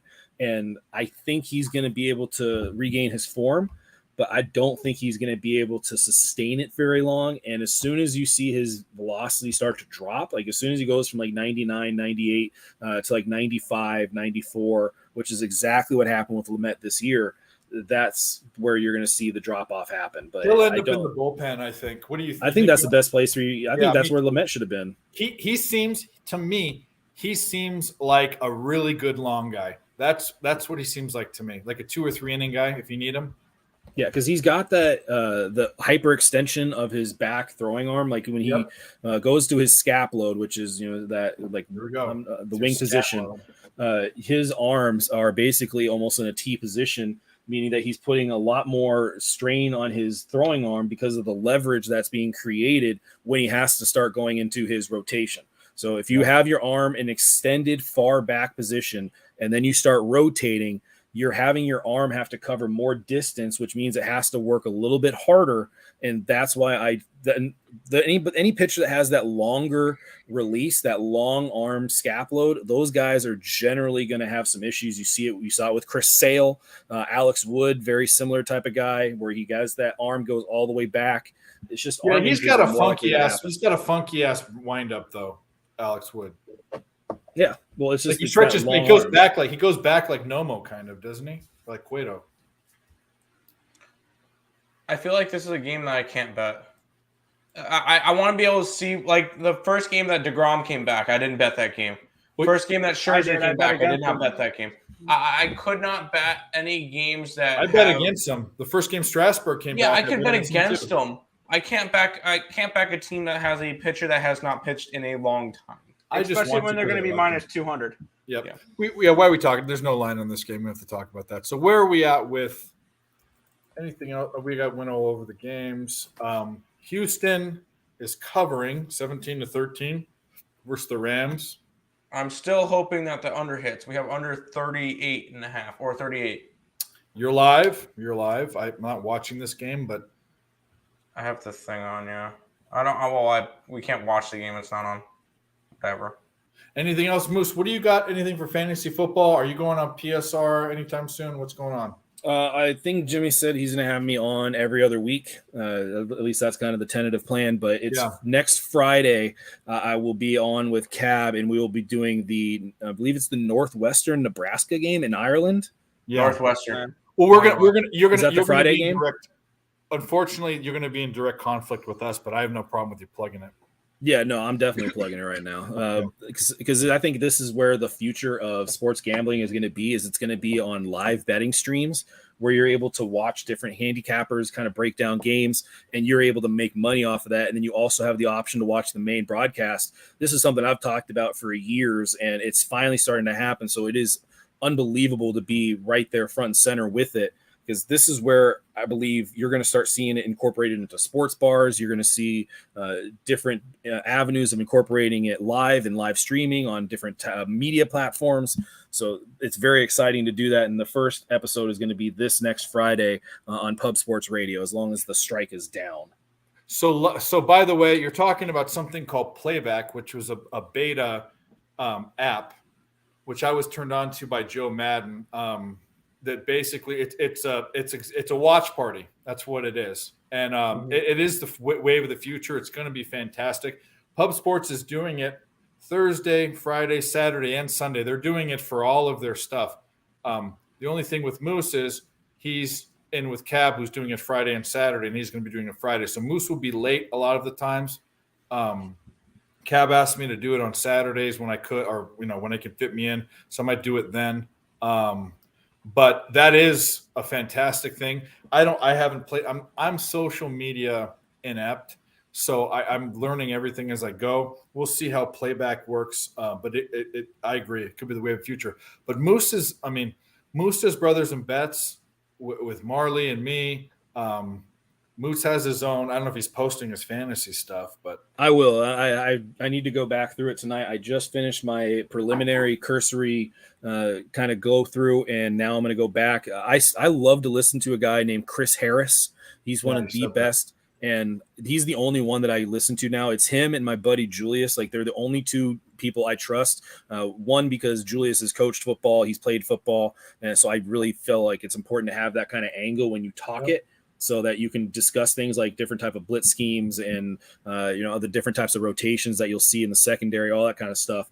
But the thing that I really like about Chris Harris is he will talk about football in terms of athletics and how impressive somebody is athletically. It's not just like the situation. Like, there's no way we can ever know what's going to happen, how a coach is going to use a player. But if we look at players from just their pure athletic ability and their ability to score points or get into the open field, that's how I love looking at football. And that's why I love football. That's where athleticism just shows out. Yep. Agreed. What about you guys? And Tim, obviously we know you've got Real Sports Bets. You're doing your thing there. You're doing your thing on picks and parlays. You've got pick videos and all sorts of content on YouTube. Anything special you guys want to say or plug? I mean, we do our show every day at 10 a.m. Eastern. We have our show on the Max Wagers Network, which is affiliated with Picks and Parlays. That's at 5 o'clock Monday through Fridays. Where we break down everything. And we're everywhere. We're like herpes. We're everywhere. YouTube, Twitter, Facebook, TikTok, all that stuff. We're everywhere. So this is we have everything. So and we do everything. Right now, it's a lot of people are just doing baseball. We have CFL going. We have the WNBA, which tomorrow Liberty +9 in the under in the Aces game, and then Counter Strike's back after their a little bit of a break. Have some plays in that. We do a lot of more sports that are not as well capped and stuff because there's a lot of good edges. It's just like when we do college basketball, we love the smaller conferences. So just a lot of good spots. Try to make some money, and at the end of the day, I get to talk sports with my brother for a living. So it's always nice. Yeah. Nick, anything? I mean, What he said? Yeah, I do everything that he said. I do it with him. Cool. So well, I just want to thank everyone for coming. This went a long time, but you know what? This is not a scheduled deal. It's super open. I'm so thankful for the people that dropped by. There's some people that didn't come by that will. I plan on having, like I said, an amalgam of different type of cappers that from different countries, different sports, all of that. I don't know that we're going to do it the same format. Hell, I don't know when the next time we're going to do this. I'm hoping a couple times a week. We might even do it every night. I don't know. But thanks, guys, for watching. If you have any questions for us, all of our Moose and my handles are here on Twitter. I'm obviously on YouTube and Twitter. But why don't you guys give your Twitter handles? And just look up Earl Sports Bets on Twitter, and you'll find. Yeah, it. if you Google Earl Sports Bets with an E on the end, you'll find them. And thanks everybody for watching. We'll see you next time.